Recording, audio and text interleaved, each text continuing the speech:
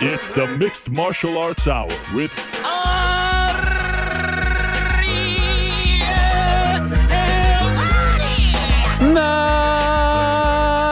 Mixed Martial Arts Hour is back in your life on this Monday, March 25th, 2024. Hello again, everyone.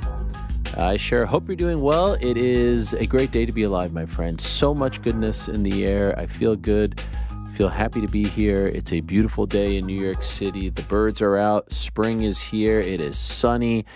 Bit of a rainy Saturday, but actually it was a crazy rainy Saturday here in New York, but all good. And what a show. What a show. Coming off a cracker of a show on Wednesday with Conor McGregor and others. We keep the train rolling along on what should be a great couple weeks in this show's history. So buckle up, my friends. Great lineup today. Much to discuss. A lot going on, as always, in the world of combat sports. And as always, we are presented by our good friends over at DraftKings Sportsbook. More on them later in the program. But as always, we appreciate their support. What about the Parlay boys? Are they off the schneid? Of course, we have imposed the UFC 300 deadline. If they don't pick up a win, that means 4 for 4 by UFC 300, which, for those that don't know, is on April 13th in Las Vegas. We'll be out in Las Vegas, by the way. We announced that last week. If they don't get off the schneid, they are done. They are being disbanded. They are finished. Kaput. Over, done, finito.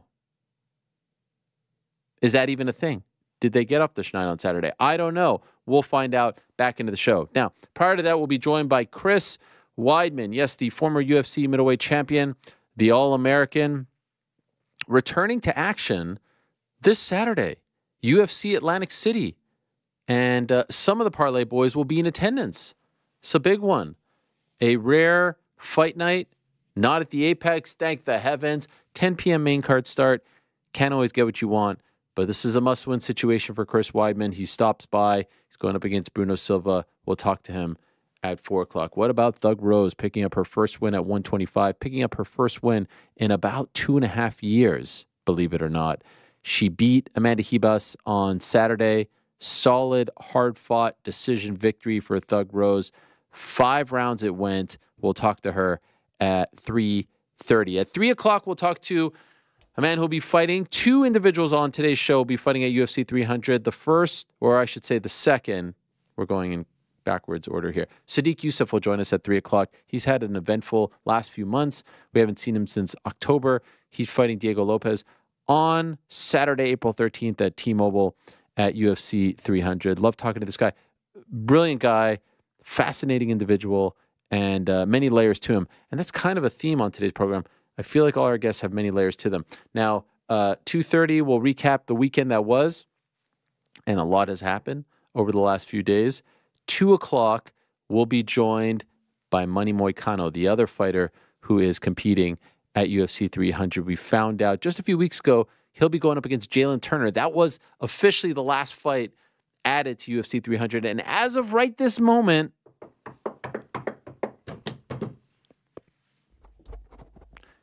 no replacements, no withdrawals, no injuries, right? I think I'm right on that. Nothing has changed. So hopefully that remains intact. Manon Moicano, he's become a favorite. He's killing the game. Everyone loves him. He's must-see TV. Always a pleasure to be joined by him. That will be at 2 o'clock. Erin Blanchfield will join us at 1:40. She is headlining the UFC Atlantic City card this Saturday in AC, and it makes a lot of sense. She's a proud Garden State native. She's going up against Manon Fiorot in what is expected to be a #1 contender fight. The winner expected to fight the winner of Grasso Shevchenko 3, which is hopefully going to happen later on this year.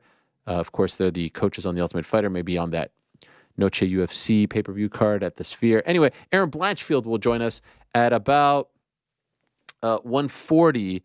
And then prior to that, in about 10 minutes' time, Payton Talbot, who was one of the big winners from this past weekend's card, a fascinating individual making his show debut. He stopped Cameron Saaiman, beautiful knee, a vicious knee, and he is considered to be one of the rising stars in the UFC's bantamweight division. He's now 8-0, very, very impressive young man, 2-0 in the UFC Contender Series win, a product of the Uriah Faber A1 Combat promotion. So stay tuned for that. Now, since we last spoke, so much has happened, right?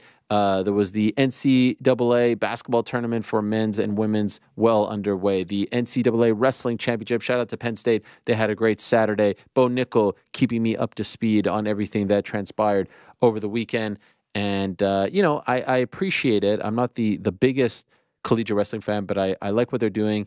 And I thought the usage of GC, Jordan Burroughs, and even our own Chael P was a very smart move on ESPN's part. On Friday, we had the first event of the new Bellator era. I'm calling it Bellator 3.0. 1.0 was the Bjorn era.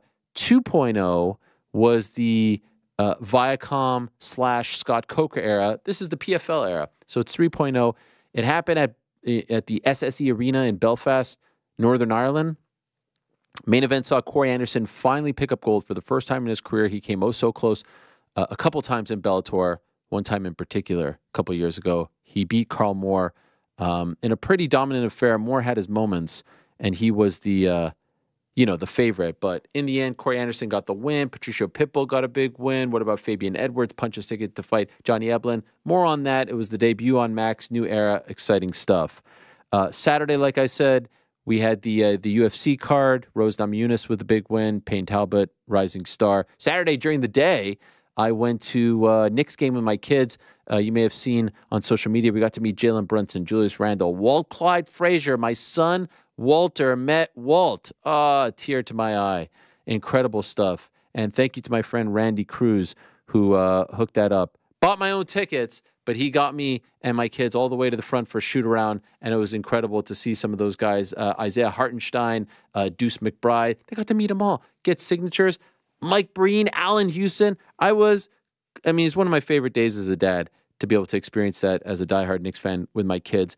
Some members of the Nets came up, very nice. Coach Jay Hernandez, assistant coach, great to talk to him in person for the first time. Dorian Finney-Smith. It was just an unbelievable day, despite the rain. And then yesterday had a nice day as well. Today I wake up to the news that my sister has given birth to her third baby girl in the span of 5 years, 6 years. She's an absolute machine, healthy. Everyone's doing well. 9.4 pounds. So mazel tov to her and her husband, Mike. Very, very happy for them. Very excited for them. It warmed my heart, and I can't wait to meet the little angel, hopefully in a few days. So that was great news. So much to be excited about. So much to be happy for. But some are saying on the internet right now that the biggest story of them all, the biggest thing that happened since we last said goodbye on Wednesday of last week was the fact that our very own GC Connor Burks shaved it all off. Yes, could we get some breaking news music? Oh, there he is. Who's that? Is that Goram? Who is it? Who is that? Is it Kyle Nelson? Yes. So before I do it, I just have to say I told this to Frank. I did it on Thursday, and I've been looking in the mirror, called my parents, family, friends, was with friends all weekend. Have started getting used to it. Told my girlfriend, everything like that. So I'm used to it. And then as I was walking into work today, I'm like, and I'm gonna have to sort of rehash the whole I so you're exhausted. You're tired of this? I'm tired of it. But okay, sorry. Thanks for indulging us. Let's get the headphones off here for a moment. I want to see it just in the. Take a nice 360. Wow. Shape, everything. It's a nice shape. Is it a little fade there? Did you get a little taper fade? What do we get? Was that a sorry, you didn't have your headphones. I told you to take them off. Yeah. Little taper fade. What do we have there? Yeah, a little fade. A 0.5. You had to fade it into the beard. People were like, "Did you do it yourself?" I'm like, "No, this is my guy Ibrahim. You don't get this fade. No, you can't do into that. The beard. Just like that. Was real nervous going into it. I was like, "How's the head gonna look?" Shape is great in my opinion. I dig the shape. The barber next to us was just like, he was like, "Oh, I can take a deep breath. I was nervous for you. You got a great head shape." I'm like, wow, that makes me feel much better. And yeah, it feels good, man. Don't have to do my hair in the morning. Wake up looking the same. I never really had any good hair days, but I definitely don't have any bad hair days now because I just don't have hair. Was growing the beard out for a reason. Yeah. A lot of people were like, man, you're really letting the thing go. I was like, yeah, I kind of wanted to offset because these plans were in place. It wasn't like I woke up and was just like shaving it. Had a few weeks to really belabor on it. Knew I was going to do it eventually, so we pulled the Band-Aid off, and there's no looking back now. And you're happy? I'm happy. You'll never have long hair again. Do I think I look better? Okay. Well, I didn't ask that, but go ahead. I can't. Well, that's something that I keep asking myself: is do I look better? I don't know. There's but really do I only like it more? Yes. I'll answer that for you. There's really only one opinion in that conversation that matters, and that would be the one of your significant other. Correct. What is her answer to that question? I think I need to see her in person. Oh, this hasn't happened yet. No, I haven't seen her in person yet, just FaceTimes. Okay. So, she had a busy weekend working, obviously, with she's been unavailable? So, I mean, that might be a problem.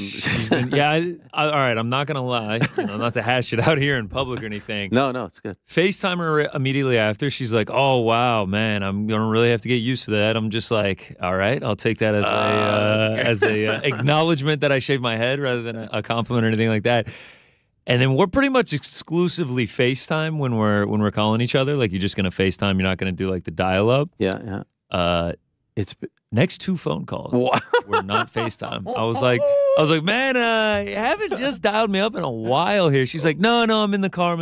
Then the next one, I was just like, well, we're going right back to the no FaceTime here. I was like, this feels a little concerning at this point. Yeah, my dad was like, oh, it looks amazing. My dad, by the way, did not inherit his hairline. He is like 67 years old, and hairline just straight across, nice, thick, dark hair. I'm just like, here's your son, 36 years younger than you, who is now 100% balder than you. Got my grandfather's hairline, which is great. But he was like, oh, man, it looks great. This is awesome. I'm so glad you did it. My mom was like, very similar to my girlfriend. She was like, this is going to take some getting used to. But now that I'm used to it, I'm like really starting to like it even more. Now you're going to own it. Yeah, now that I kind of had poofy-ish hair. Now that I am used to not seeing it there, I'm getting used to it more. First of all, your life is going to be so much better now. Happier, I'm ready for work at ease. 10 minutes. Not only that, I feel like when I cut my hair, and I do it once a week, I feel like I'm in the best mood possible on the day after I cut my hair. You feel lighter. You feel fresh. Oh, it's great. You feel clean. There's nothing in the way. You're going to be infinitely happier. Then you go for a run. It's just like the wind is just going to like glisten off your skin. The first shower was amazing. First shower, it's so much better. The internet was great. I got to share a couple of things from the internet. Obviously, the first and foremost was the comparisons to Garam. So I just want to break it down real quick. Garam, GK instead of GC. It is incredible. He's bald. He has a beard. He's from Georgia. Wow. And he was born in the early 90s. Goes on my resume. GC, bald, beard, from Georgia, born in the early 90s as well. It's pretty remarkable. We even got the fight announcement. From Marcel Dorff. I mean, that was huge. Ariel Helwani versus Connor Burks at the MMA Hour on March 25th. And then I was actually getting a little bit worried. I got the Christian Eriksen jersey here. I thought I might have to retire this from the back wall. Yeah. I thought I was going to have to put it away. But then I get the breaking news: Denmark playing friendly, and there's Christian Eriksen shaving his head this week too. He didn't have a shaved head last week. That is insane. So he went from normal hair to like a buzz cut. Wow. This is my first time seeing him where I'm talking like, this is me right here. This is even a mannerism I would make. Like if I smell something weird in New York City or something like that. That is amazing. This is amazing. If I shorten up the beard, I mean, we might as well be one and the same. Oh my God. Another one was Kyle Nelson. Yes. I mean, pretty similar. He's really just bald with a big beard. But yeah, I do have one video. I thought this was my official transformation on Thursday that a lot of people pointed out. I mean, here I am, happy, young, into my Garam era, and there I go. Feels good. Man. Feels good. Well, you look fantastic. Well, that Thank is you. uncanny right there. That is amazing. This is, I mean, look at that. Smile's great. Oh my gosh. Well, welcome to the club. Feels good. I mean, yeah. Now I see bald guys on the street, You're like, and "What's up?" like it's almost like the when you have a Jeep, you do the Jeep wave or whatever. It's the bald there's a show of respect. You get the head nod. It's an unspoken bond of the brotherhood of baldness. Okay. Well, welcome to the team. You look fantastic. Don't worry about what your girlfriend and mom, do they really matter? Yeah, definitely won't. Yeah, my girlfriend. Yeah, for sure. And way to rock it. So we'll go from one guy who has considerably less hair to an individual who has an incredible head of hair and does not seem to be interested in touching it. And why should he? He was victorious on Saturday. Another thrilling victory for him. To me, it was one of the best performances of the night, and he is 1,000% a rising star for so many different reasons. I'm so excited to have him on the program for the first time. He is Payton Talbot, representing Reno, Nevada. There he is. Payton, what's happening, my man? Thanks for joining us. Yeah, of course. Thanks for having me on. It's a pleasure, and congratulations on the win. So excited to have you on because there's so much I want to talk to you about, and it seems like the fans are interested in hearing more from you as well. So this is great stuff. First off, tremendous win for you, and what a knee that led to the victory. That knee, man, like I was saying earlier, it sounded like when you're a kid playing baseball with an aluminum bat. Like that sound isn't like a normal sound that you hear. When you feel that connection, when you feel that impact, when you hear that sound, what is going through your head? It was super loud, but watching it back was even louder. That's what was crazy. But it felt really good. Like it's just hitting that sweet spot. Like right when you, I think I landed it right here, but right when you feel bone, like on a sharp object, like your knee, that's exactly what you want to feel. And, I was surprised that he didn't go down. Yeah. But eventually that was sort of the beginning of the end. It was, an incredibly impressive performance from you once again. And now I feel like you get the Contender Series fight out of the way, you get the UFC debut out of the way, you get the second one out of the way. Now do you feel like you're just now you're just in the UFC career, right? Like this is now a thing for you. You don't strike me as a jitters kind of guy. You don't strike me as a nervous kind of guy. You can correct me if I'm wrong, but now it just feels like you're flowing now with the career. Yeah, it feels extremely normal. I think even leading up to that fight week, I was like oddly calm and didn't really have many nerves, and my mind was like wondering. I felt so present walking into the cage. So I was like, is this a problem? But I think it's just it's just normal. It's my career now. Are you usually typically in your career prior to this fight a nervous kind of guy before a fight, an anxious kind of guy? No, I mean, I have some nerves, but they usually come throughout the day when I'm just waiting around for the fight. But as soon as I start moving my body, I feel great. Like I don't have any nerves. Okay. Can I ask about the celebration? Last one was interesting. I saw this time on the ESPN MMA account, you said you didn't quite hit the celly. The celebration I enjoy. It's different. Why didn't you like it? And what is up with the celebrations? That's like a crumping move. It's like somebody getting like shocked and like, stomping or whatever. But I've like done that before when I'm like out dancing with my friends, and it looks sick when you have like clothes on because the clothes are shaking, like especially if you have baggy clothes or whatever.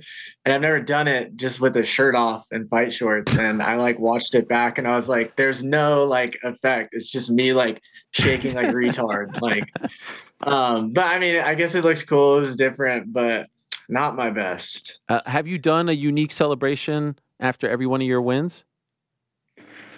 Yeah, most of them. It's usually that slow-mo walk. That's kind of my thing, but I like to change it up every once in a while, just like with my walkout music and everything. I like to keep people on their toes. So I know that people have asked you a lot about your hair, and you said you have no interest in braiding it. There has to be like a point where you can't let it get much longer, because at some point and I know you said it's like a force field that protects you and all that stuff, but it's rare to see a fighter with such a large amount of hair. Do you feel like there's a point, or are you just going to keep letting it grow? No, I trim it. I'm going to keep it out of my eyes. I've actually been in the back room, like warming up. And if there's like a lock, like over my eye, I'll just grab the scissors and just cut it. Okay. So I'm not like too attached to that, but one of these days you're going to see me looking just like you. I'm going to shave my head and just like surprise everyone one of these days. Yeah. I've been bald. I was bald for like 9 months straight. really enjoyed it. Like so underrated, just being bald. I'm sure you understand. Yes, I used to have a massive afro too when I was in college. Like essentially the same style of hair, very thick hair, very curly hair. And then one day, after a year and a half of not touching it, I went to this and haven't looked back. That was like 40 years ago. Yeah, yeah. I'm sure you had a big fuzz ball on your head. Yes. So I can understand the appeal of this. In my case, the girls didn't like it as much. A lot of the girls were telling me to cut it. They liked this more. I feel like in your case, the girls like it. What do they say? What do they say about the hair? Yeah, I think if they saw me bald, some of them would get scared away. I look kind of scary when I'm bald. Okay, all that's great. Now, can we get into the YouTube channel? Because I was doing a little prep, as I like to do before guests come on, especially for the first time. And I came across your YouTube channel. And this is a piece of work, my friend, because we have a lot of fighters right now doing YouTube stuff, right? They're all doing breakdowns. They're doing clickbaity stuff. They're doing debates. Yours couldn't be any further away. Some of the responses that I got, I tweeted about your YouTube channel, just telling people how fascinating I thought it was and that they should check it out. And then some of the replies to the tweet were hilarious, made me laugh out loud, just comparing it to like old 90s and one mixtape VHS, compilations and like being on an acid trip and just like avant-garde type stuff. And we're showing some footage right now. Could I ask, what is the inspiration behind doing videos like this on YouTube? First and foremost, well, like, what are you drawing from when you're doing this? Just my brain. Like, I feel like those videos are, somewhat oriented towards fighting in the day-to-day, but I try to get as much of just like my brain and subconscious out onto the screen as possible, me and my editor who I worked with.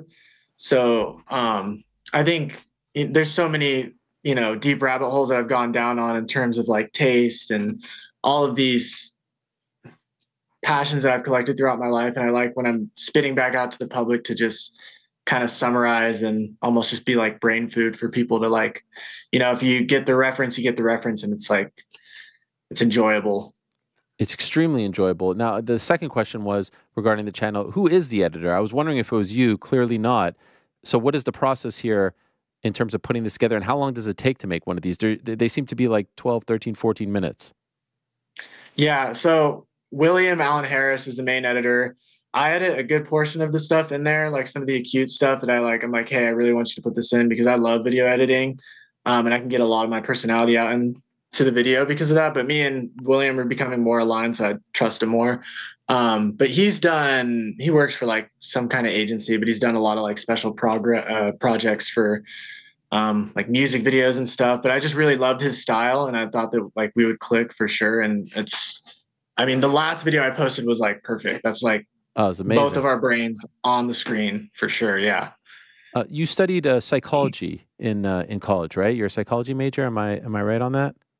Yeah. What got my bachelor's in it. What kind of psychology? Like, is there a specific type that you studied, or just general? Well, I did general, but towards my later years, I got super into the neuroscience courses, and those were more interesting to me. But I started out wanting to do clinical. Okay, and so how did you end up in fighting, in cage fighting? I got into that when I was a senior in high school, like right when I graduated. I like didn't have sports anymore, and I was just super bored. And I'd always been interested in psychology, so I did both of those. I was an amateur fighter and pro fighter while I was still in college, getting my degree. Did you grow up doing martial arts? No, I wrestled in high school, but that's it. So how did you transition to just even taking an amateur fight?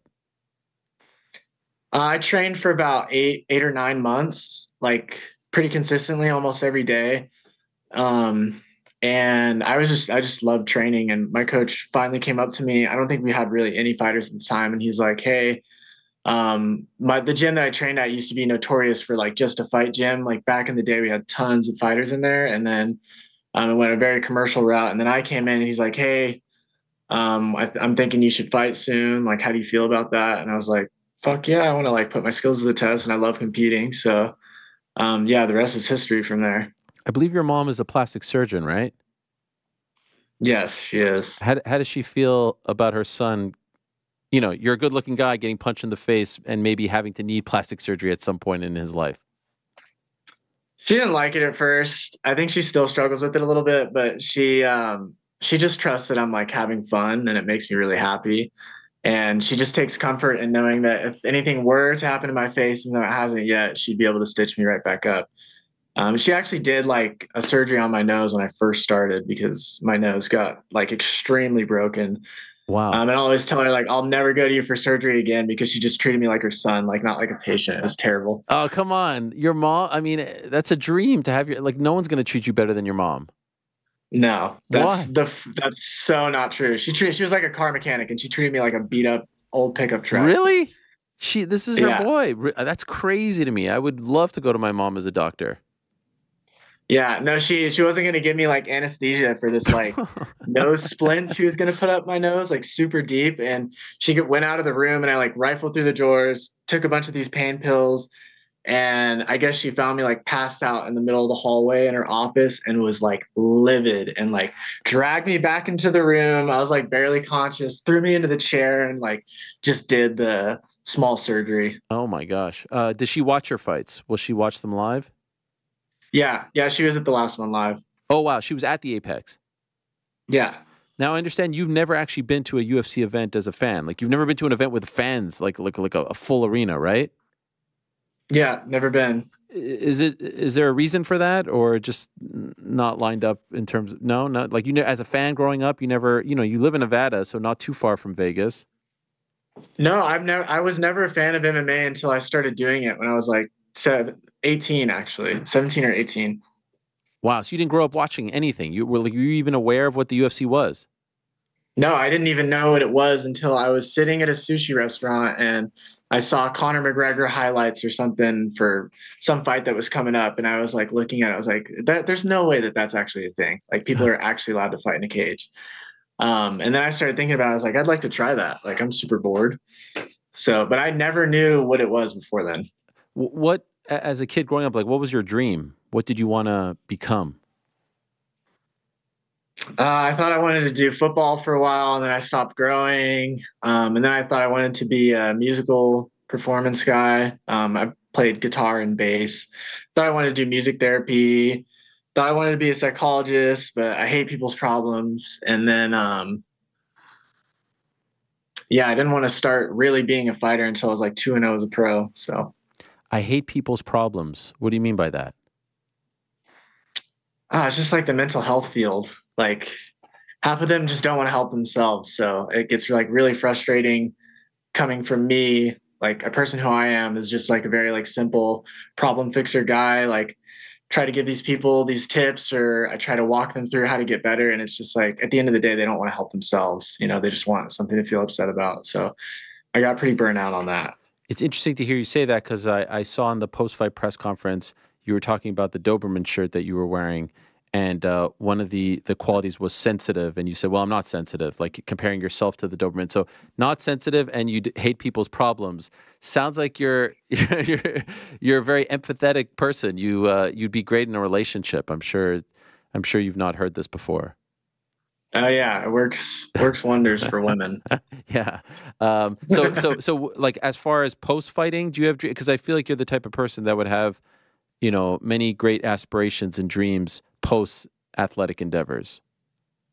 Yeah, I have a lot of stuff that I would like to do. I'm like picking up trying to learn how to DJ right now. So being able to do that with more time on my hands would be cool. I'd like to do something with clothes in the future. Or I want to see where this YouTube thing kind of goes with all these videos. And I'd like to do something more creative and more, not so focused on fighting, just kind of have it be its own thing.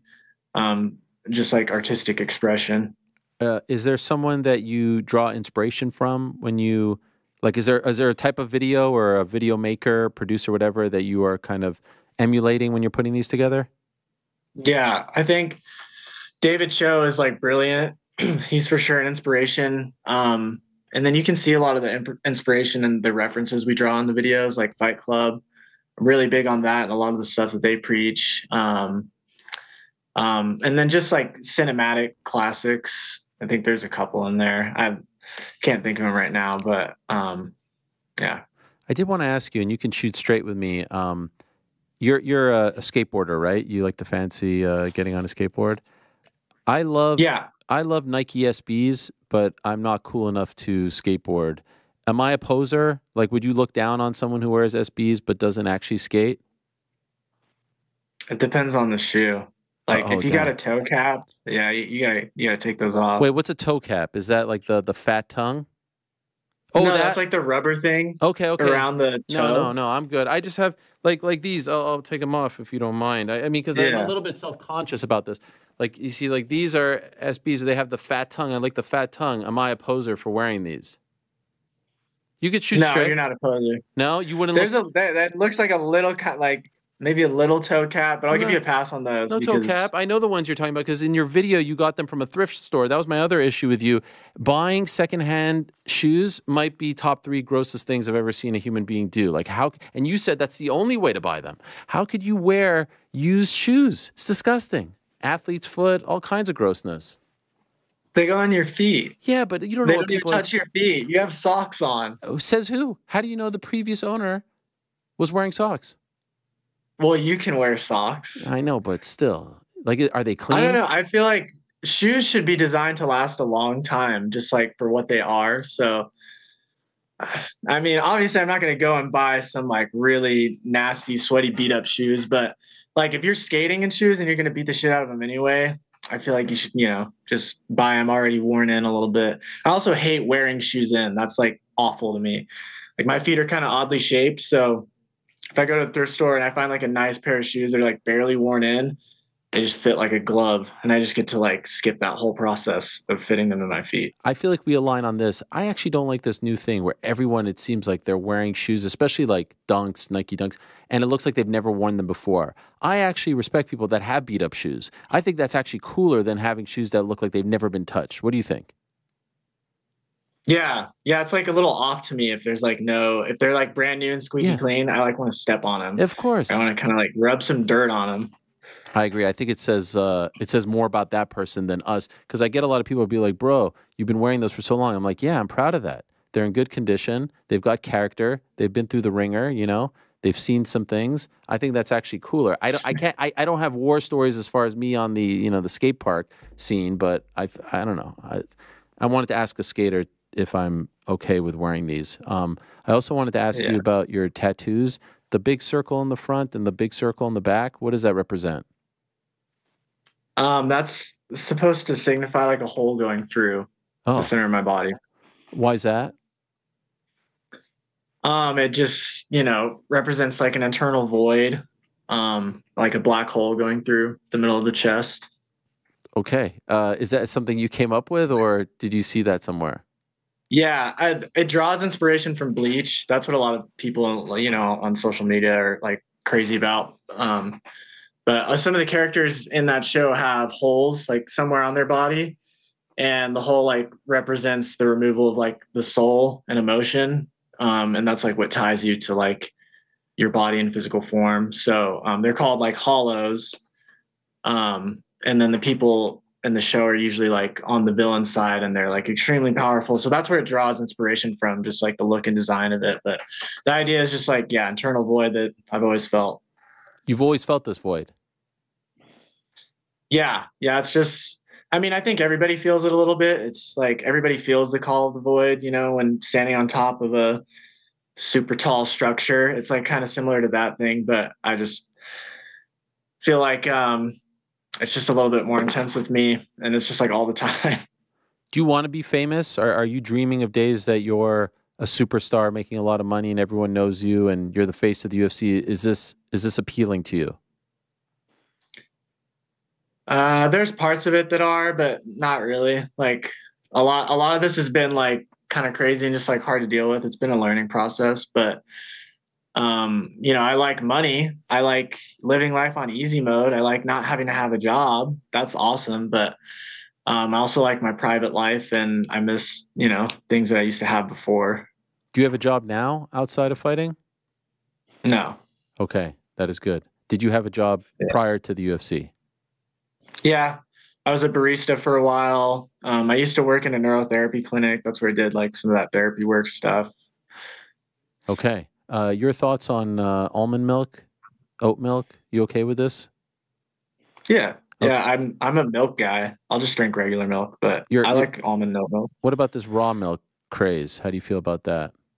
Like I unpasteurized? haven't actually tried any, so I don't know, but I mean, the idea sounds right. I feel like milk from when I was a 10-year-old, I used to drink gallons and gallons of milk like all the time. And I feel like there was a day I was like drinking milk and I was like, this does not taste right. This tastes different. And from that day on, I like couldn't go back to drinking it. Like they must have done something. But recently I've gone back to drinking like the pasteurized stuff or whatever, like the healthier stuff. And it kind of tastes like how I used to drink when I was a kid. The fingernails, you're missing one nail as far as it being painted. Is there a reason for that? Yeah. And I was, like I said, you got to keep them on their toes. Yeah. I usually just like leave one out. Yeah. Okay. Is it always black? Usually. Yeah. Oh, but I do white sometimes. But on that one, the one that's missing is the pinky. Wow. You are an enigma. That is something. How do you feel about when people compare you to Sean O'Malley? Do you like that? You know how I feel about that. I hate that shit. Oh, actually, I don't know. Well, have you talked about this? I'm sorry if I missed it. Yeah, people just do it all the time. I've said in a couple of interviews, I don't like being compared to them because I don't think we fight very similar. I think we have some similarities. Like I get it. We have the hair, we have like the long 1-2s, and we do like some movement things well. But if you were to see me and him fight, it would be a very different stylistic fight. You know, I'd be pushing the pace and I'd be trying to be up in his face and make it a dog fight, and he would be drawing out reactions and feigning me and, you know, technically trying to outclass me. Mm-hmm. I feel like you're the kind of person who would rather not be compared to anyone. Yeah, exactly. That's mainly what it is. It could be, I mean, Sean's a cool guy, so it doesn't really piss me off too much, but yeah, it could be anyone. I don't want to be compared. Yeah. But I've heard you say that Dennis Rodman is your spirit animal.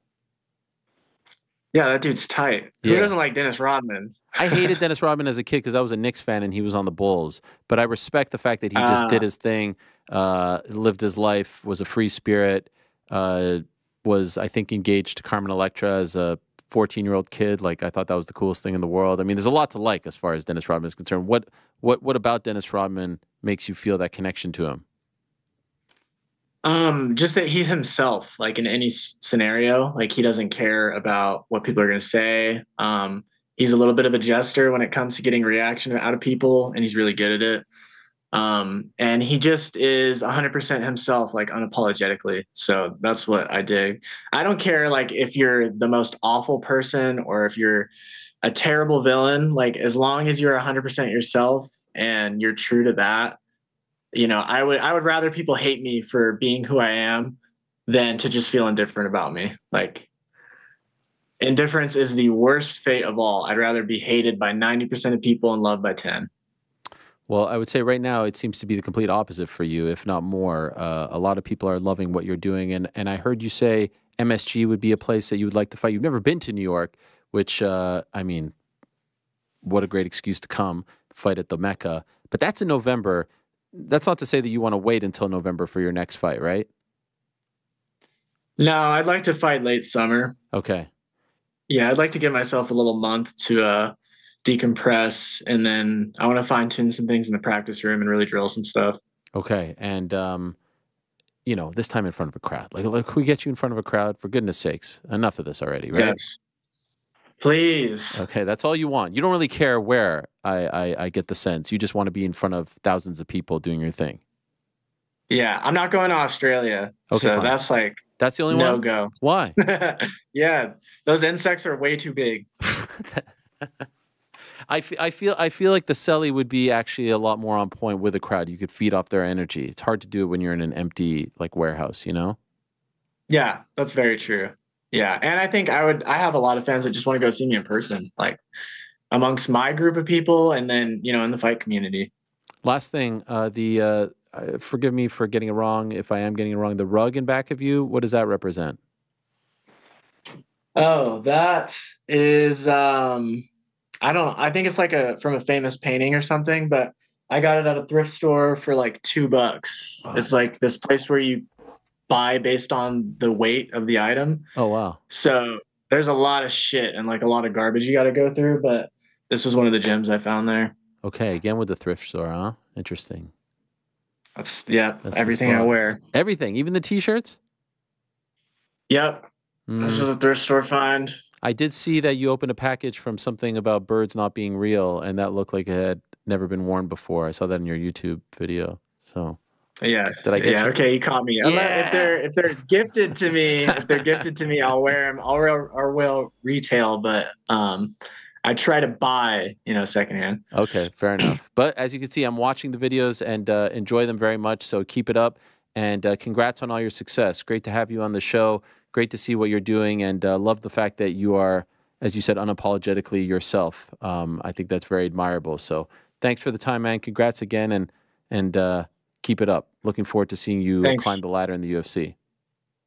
Thank you, Ariel. Appreciate it. All right, there he is, Payton Talbot, who is a rising star. Remember that name, someone we are undoubtedly going to be talking about for a very, very long time. Now, he is on his way to becoming a contender. Someone who is right there knocking on that door is one half of the next UFC main event this Saturday, Atlantic City, the pride of New Jersey, the pride of the Garden State, the pride of Montclair State University. Erin Blanchfield joins us right now. She's going up against Manon Fiorot this Saturday in New Jersey. What an opportunity for her. Hello, Erin. How are you? Thank you for doing this. Hi, I'm good. How are you? I'm doing. Thanks for having me. Of course. So big opportunity for you. And of course, originally you weren't supposed to be the main event. Now the whole thing is built around you. When you got the call that you guys were getting bumped up to the main event slot in your home state, what was that feeling like? Oh, that was awesome. I knew right away when there was an Atlantic City card, like in New Jersey, that I wanted to get the main event slot. Didn't get it right away, but ended up getting it, and I'm super pumped about it. Obviously, you fought in New York at the Mecca at MSG. This now actually in your home state. Does it feel different or more of the same feelings? I feel like it's going to feel so different because obviously I always wanted to fight at MSG. I thought that was awesome. I feel like who doesn't want to fight there?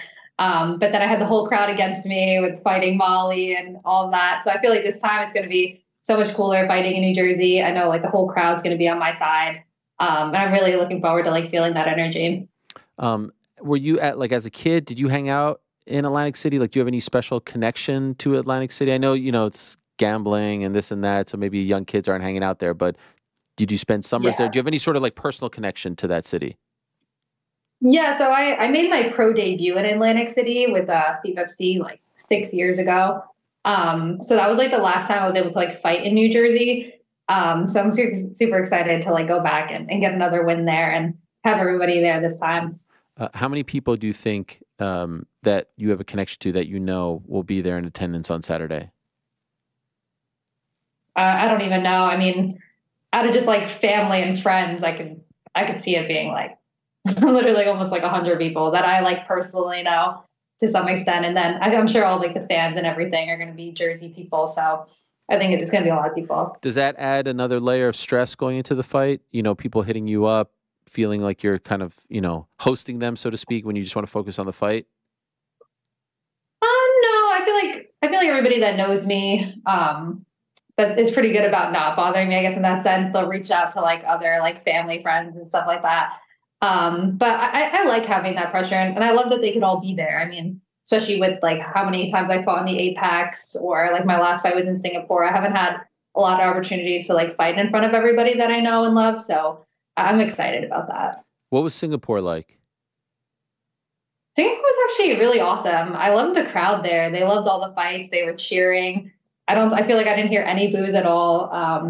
Yeah, I really liked the energy there, and it was a beautiful place. I went there like 2 weeks early, so I felt like I was kind of like a tourist like the first week, and then fight week I had to like settle in more, but it was awesome. I've heard everyone there is so nice, respectful, and also it's such a clean country. Like everything is just perfect. Like I've only heard amazing things about Singapore. Was your experience the same? Yeah, I would say so. Everyone was super nice. It was clean. Beaches were nice. Like everything was nice there. There's no complaints. And you got to be there for the Korean Zombie retirement, which was a little bit emotional. Were you in the arena for that? No, I think they already had sent me back to like the hotel for that. But obviously I was like there, and I think I was in Holloway's locker room, so I kind of got the feel a little bit. But okay. Yeah, I always watched it too growing up, so that was a little sad, but So that was in late August, very late August. Now, of course, it's late March when you're fighting again. Why such a delay between fights? I mean, no particular reason. I guess it's just, I guess at this level, there's not a lot of people to fight. And then I know Manon fought in like September, and I was just pretty much, I knew that she was probably going to be my next fight after the way that the Alexa and Valentina fight went. So I guess it's just a matter of time of matching us up. It seems like, at least on paper and based on where you're both at 125, that this is a number one contender fight. Have you been told that this is a number one contender fight? No, I haven't been told anything in particular. I feel like it's pretty rare where there's like promises like that. But you know how it is, like winning in like in a interesting fashion or a great fashion is always gonna put you like right in that spot. So I feel like with a good performance Saturday, that there's no way I can't get a title shot. Would you be disappointed if there's another fight to be had? If you get like a dominant win over her, like would you feel like that would be enough to get you a title shot finally? I definitely feel like it would be enough to get me a title shot. You know, I know they haven't even matched up the third fight against Alexa and Valentina yet. So if that takes a while, I wouldn't be opposed to fighting again, just because I'd rather stay active than like wait until they're kind of done doing that whole trilogy. But I definitely feel with a good performance Saturday, I feel like it's like literally like my third number one contender fight, like beating Jessica Andrade, beating Talia, and then beating Manon Saturday. It's like, who else can I beat that's even better than that? I agree. And my concern, the reason why I asked that is if they're going to do The Ultimate Fighter and then they're maybe going to have the trilogy end of the summer, maybe on that Sphere card, which is September, that means you're not fighting again until probably, early 2025. That's one fight this year, which is a bit of a bummer, no?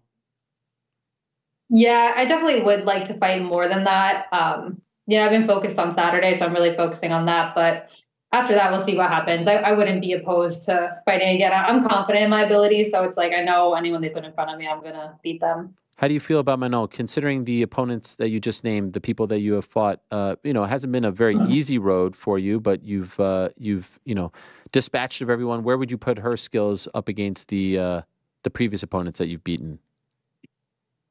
I would say that they're all like top 5. So they're all very good. They kind of just have like their own unique things that they're better at. So, she's like a kickboxer. She's obviously going to try to keep it striking. So I feel like I've been working things to deal with that.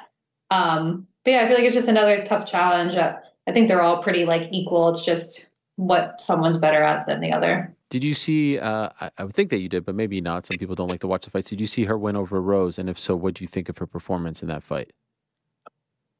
I did see her win over Rose. She fought technical the way she usually does. She uses her long strikes, and Rose is having a hard time like closing that distance. She couldn't get the takedowns. I feel like she won the first and the second, and then at the third, I felt like she was fading, and Rose kind of put the pressure on and won. And I think she did win the third round on the scorecards. So she did pretty well, but you could definitely see holes in her cardio as well. Did you watch Rose's fight on Saturday? And if so, what do you think of her performance? And perhaps who do you think won the fight?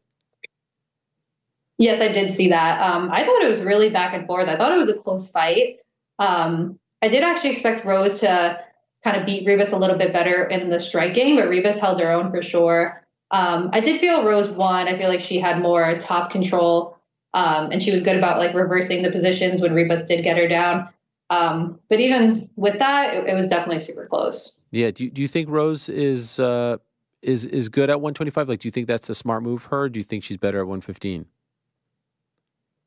I think she's better at 115. I think just moving up a weight class, like 10 pounds, like from 115 to 25, like it's a big percentage of like your body's like weight, and especially when you're that small. So, I mean, she won against Ribas, but Ribas is also someone that's fought at 115. She's not that big of a girl. She had the one fight against Manon and she lost that. So I think she's a great fighter, and I think she has a lot of skill, but I think she's going to be a little outsized at 125. She mentioned your fight afterwards. Is that like a dream fight opportunity for you, considering what she's done in the sport? Is that someone at some point, whether it's a title defense or whatever, is that something that you'd like to happen? That actually would be awesome. It was cool seeing her calling me out. I mean, I've been watching Rose for forever, probably since I was like in high school. I never thought I was going to have to fight her because she was always at 115. But it definitely is cool. If I got the chance to fight her, I would definitely take that opportunity. Who was your favorite fighter when you were growing up? Who was your person? I feel like I remember watching like Ronda Rousey and Miesha Tate. I really liked them. I remember that was like the first fight really paying attention to. And then I like watched their careers all through UFC. Okay. I really wanted to fight Miesha Tate when she came back too. I thought that'd be cool. Oh my. Have you ever met either of them?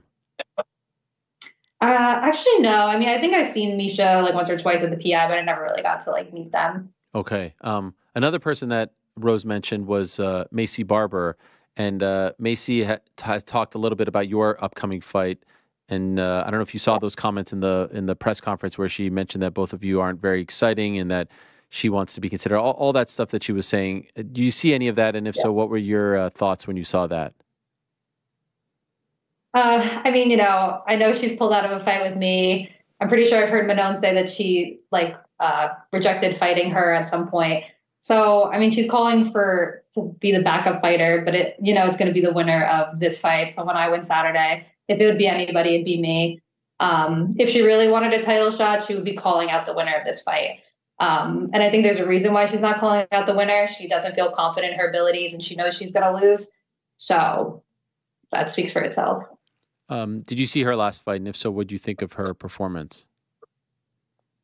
Yeah, I did see her last fight. I mean, I think she did well. I do think she's a pretty good fighter. I think she's just strategic about who she fights. And she's trying to like move up the rankings, like trying to take the safer fights. I know Kaylin is a great fighter, but she went through a lot that past year. And I feel like you could see that in the fight. And she just kind of edged her out a little bit. Her saying that you guys were boring. What's your feelings on that? I mean, I totally disagree. I have 6 wins in the UFC, 3 by finish. I plan on getting another finish Saturday. I think my fights speak for themselves. Yes, I would agree with that as well. I think your fights are very exciting, and it seems like you're always going for the finish, even if you don't get the finish, which is, half the battle. And just curious, what do you think about Alexa and Valentina 3? Who do you think wins that fight? I don't know. I feel like they're so especially I guess they've been fighting 2 times now. I feel like they're so close in skill level that I really don't know. I can see either of them finishing each other. If I had to guess, maybe Alexa. I know she rocked Valentina in the second fight, and it did end up in a draw, but I really don't know. I could see either girl winning. I saw that you did commentary recently for I think it was CFFC. Yeah, CFFC's Fury grappling. Yeah, what was that like? Did you enjoy that? I did really enjoy that. I wanted to get more into that, and a manager was able to set me up with that. So I commentated all night long for all the grappling matches, and it was really fun. I was kind of breaking down all the technical grappling that was going on, and I had a ton of fun with it. I want to do that more. Was that the one that Aljo was on?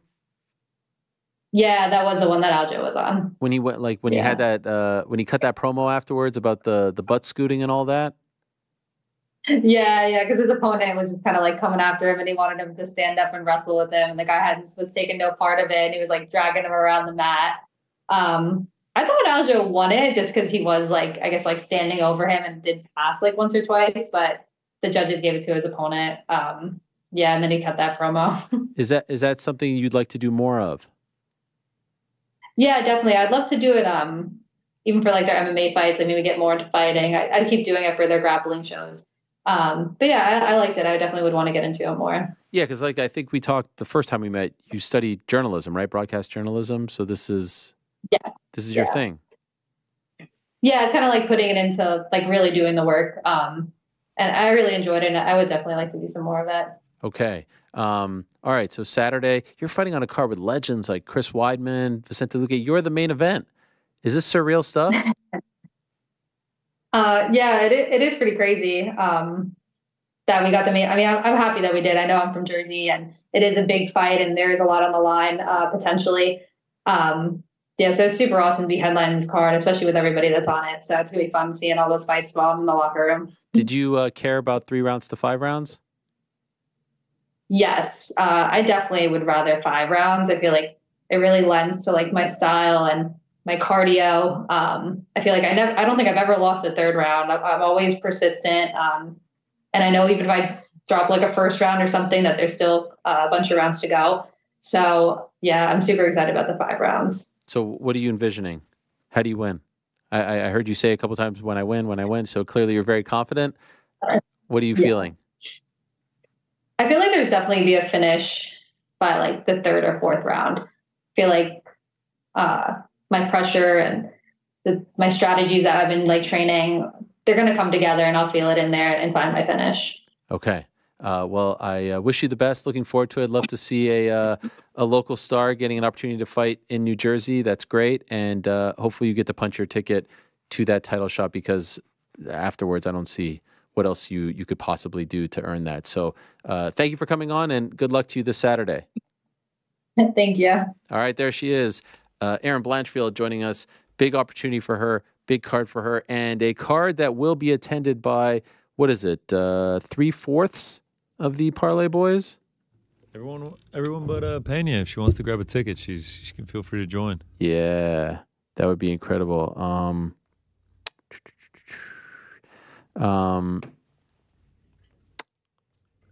Is she going to be in town? Probably not, right? No.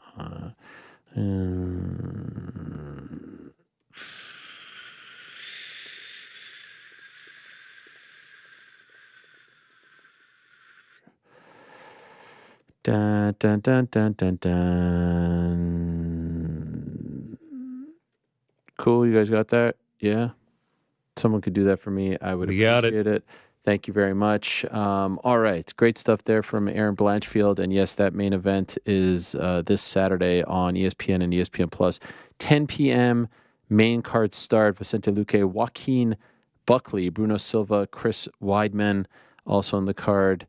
And the aforementioned Kyle Nelson on the card as well. Among others, Nate Landwehr, Reese McKee, and our good friend Virna Janjiroba. Yeah. All right. So a couple weeks ago, we found out that one of our favorites, and someone who has turned into a massive fan favorite, even last time he was on the show, Action Bronson texted me saying, this man needs to be a staple. Every single episode, there needs to be some kind of presence on the show from this man. Some saying the money minute, the Moicano minute, something, because he is just money.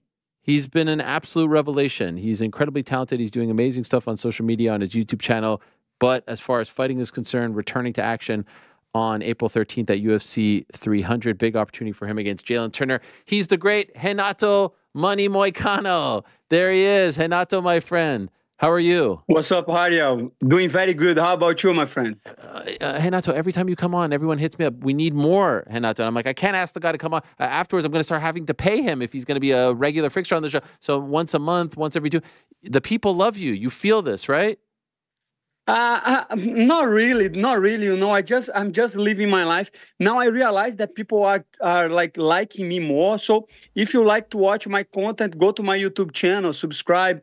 Instagram, I'm trying to post as much as possible. This next 3 weeks is going to be hard to post a video because I have a fight, and you know that I got paid by fighting, not by YouTube. So will be a little bit hard for me, but I like to make videos. And if you want to hear me talk, YouTube, Money Moicano, subscribe and like the videos. I love it.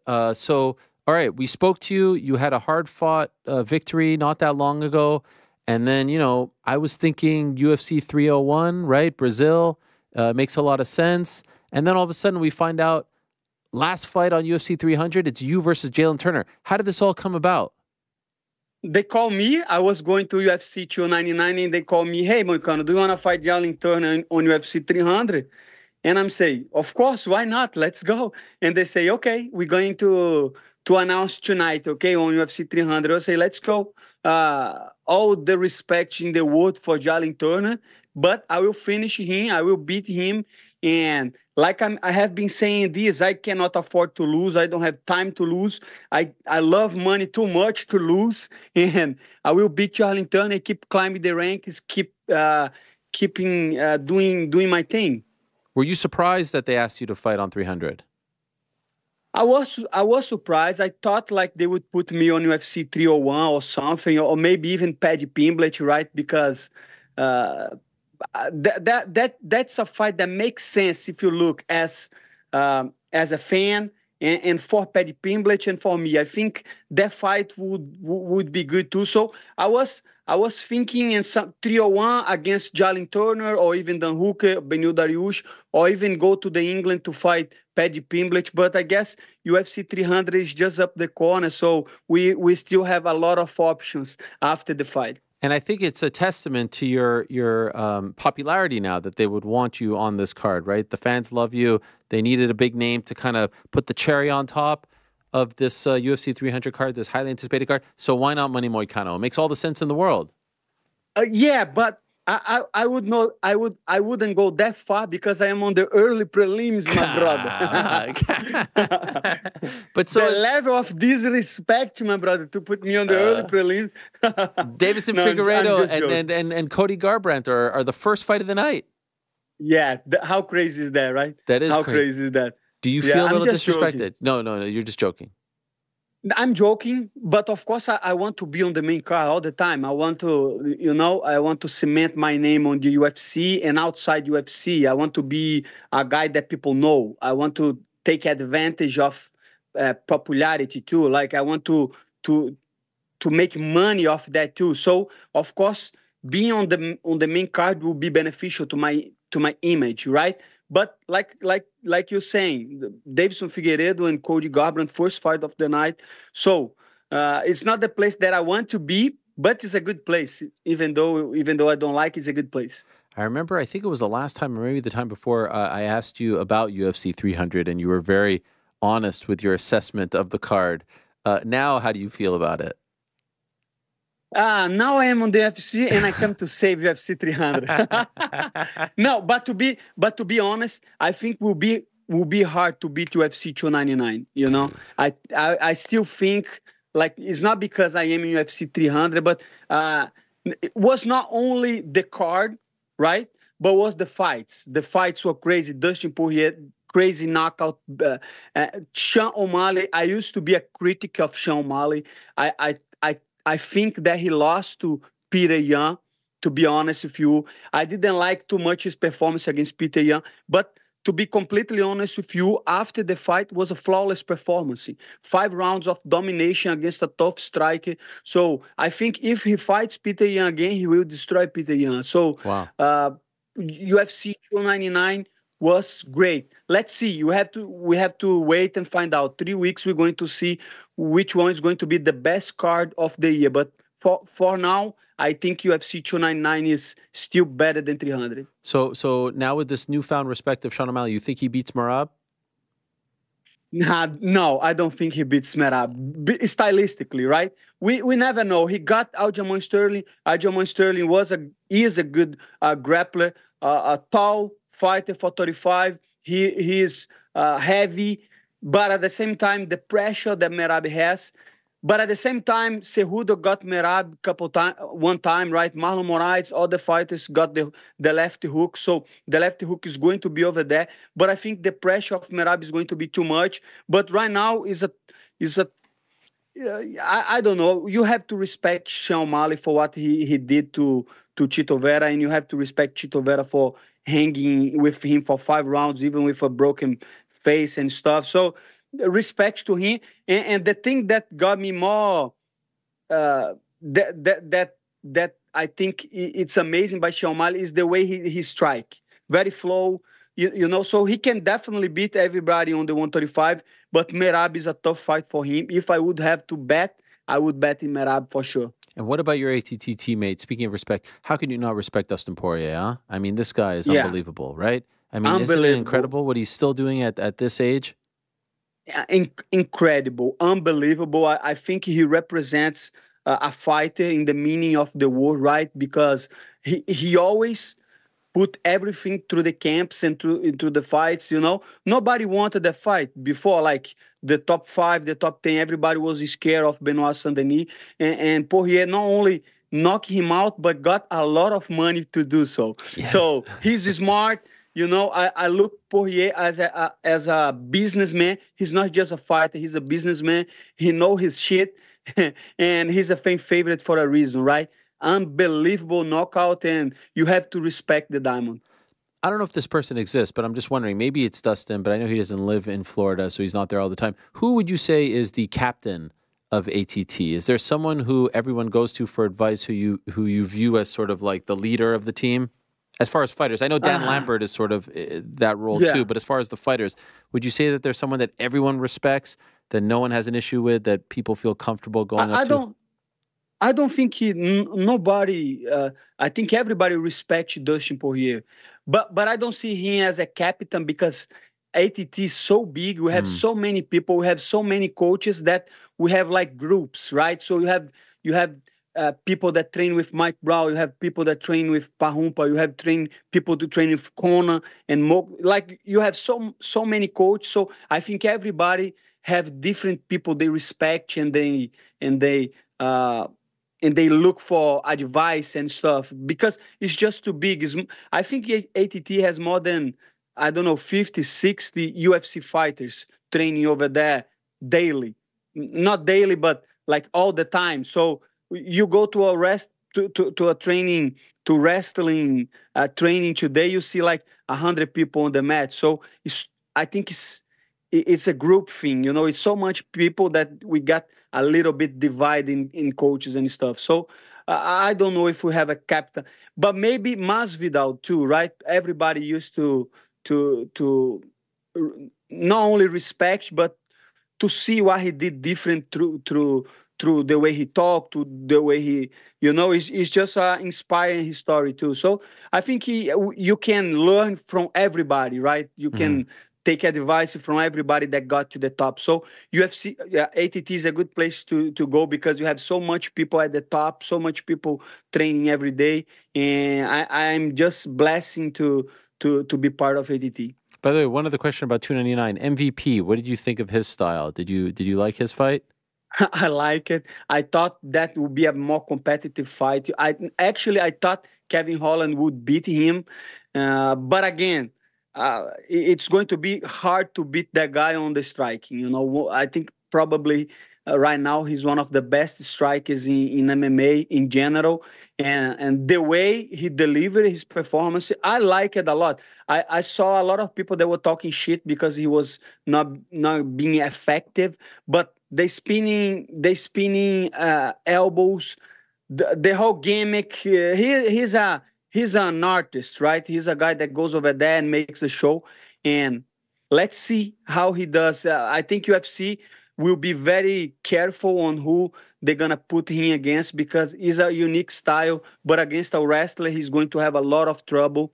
We saw like his takedown defense is not the best. Kevin Holland took him down once and like was controlling him. So imagining against a wrestler on this division, it's not going to be easy for him. He said last week on the show that he wanted to fight Ian Gary, but since then Ian said he wasn't so interested because he was ranked lower. Do you like that fight? I love that fight. I think that would be a great fight. What do you think?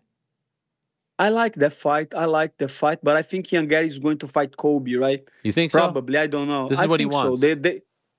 He wants, yeah. And Colby is talking shit through him too. So I think they're going to make that fight. But I would like to see MVP and Ian Gary. Who wins, Ian or Colby? I think Colby. Wow, really? I think Colby. Why? Yeah. The wrestling? The wrestling, yeah, the pressure. A lot of people are giving shit to Colby Covington, but he's still, he's not young, but I think he still can. I think Ian Gary. I didn't like his last fight against Geoff Neal. I don't think it was a competitive, like exciting match to watch. And I don't know. I think he would have trouble against Colby. Did you like being teammates with Colby? At the time, yes. At the time he was good, you know. But he was like, "Oh, I do that for just for the views, you know. I don't disrespect Brazilian." He was a character for sure. But at one point, right? At one point, people get how do I say that? People don't know who is the real Colby, and you know. Mm-hmm. So So I just don't pay attention to him. I don't give a shit to him. Okay, fair enough. And by the way, I love getting your opinions on different things. What did you think of? Course. What did you think of Roadhouse? Did you watch Roadhouse? No, I didn't. Okay. I didn't. Are you gonna watch it? Yeah. Not really. I'm not having many time. I will starting a podcast here in Florida. Oh, nice. You know, yeah, with Home of Fighting. On Instagram, they're going to have a podcast. So I have been doing so many stuff, like training and doing so much stuff. I don't have much time. I'm not right now, at least to watch movies and stuff. And I'm still trying to learn so many things.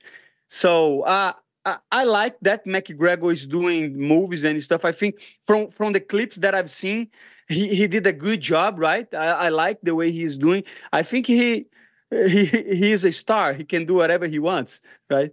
Yes, and now it seems like hopefully we're going to get this fight. Who do you like in it, Chandler or McGregor? I like McGregor on the fight. Wow. I like McGregor on the fight. I think I could be wrong, right? McGregor, long time he did the fight. We have the leg injury and stuff.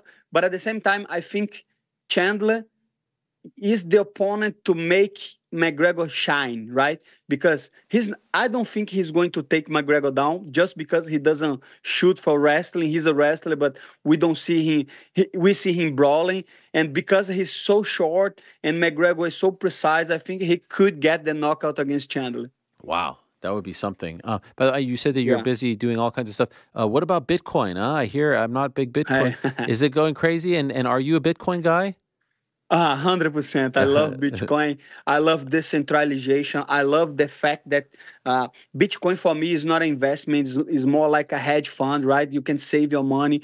Because look, Ariel, before I start to learn and understand about economics, policies and money, I used to keep my money on the bank. But people that keep their money on the bank are the biggest losers. And they are losing the biggest losers. The biggest losers, the money that you have on your bank account from 5 years ago, you cannot buy like anything. Like let's see the inflation, the houses, the cars, the whole market. Like every year because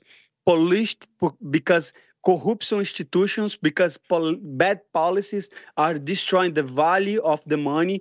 And if you keep the money on your bank, you're just losing money. So I like Bitcoin. Bitcoin is like a way to get your money safe and to get value of the money with the time. It's not an investment because it's not sure. It could go up and down every time, but it's better than trust in a money that is backed by politicians and promises, right? So the dollar is not on the best place right now. That's why they are paying a lot of interest, right? 5% interest in some bonds and some high yield accounts. So I like Bitcoins. I like what Bitcoin is doing. Is a revolutionary technology. And soon, if you don't, and I always say that, what is best, to have a gun or to know how to use a gun? So if you don't have money to buy Bitcoin, try to learn about Bitcoin, because in the next couple of decades, that's going to be revolutionary and that's going to change a lot of the financial institutions, in my opinion, at least. Golly, you're such a smart guy. I can never give No, I just listen too much podcast and too much YouTube. So what do you listen to? You listen to just money podcasts? You don't find that boring? Depends. UFC nowadays we have like it depends, because when I start to talk about money, I say, okay, I have to understand what money is, right? And then I got back and start to learn about history, why they create the monetary system, why money was backed by gold, how USA start to be the currency reserve money from the world. And then I start to read some Austrian economic books, some books that teach about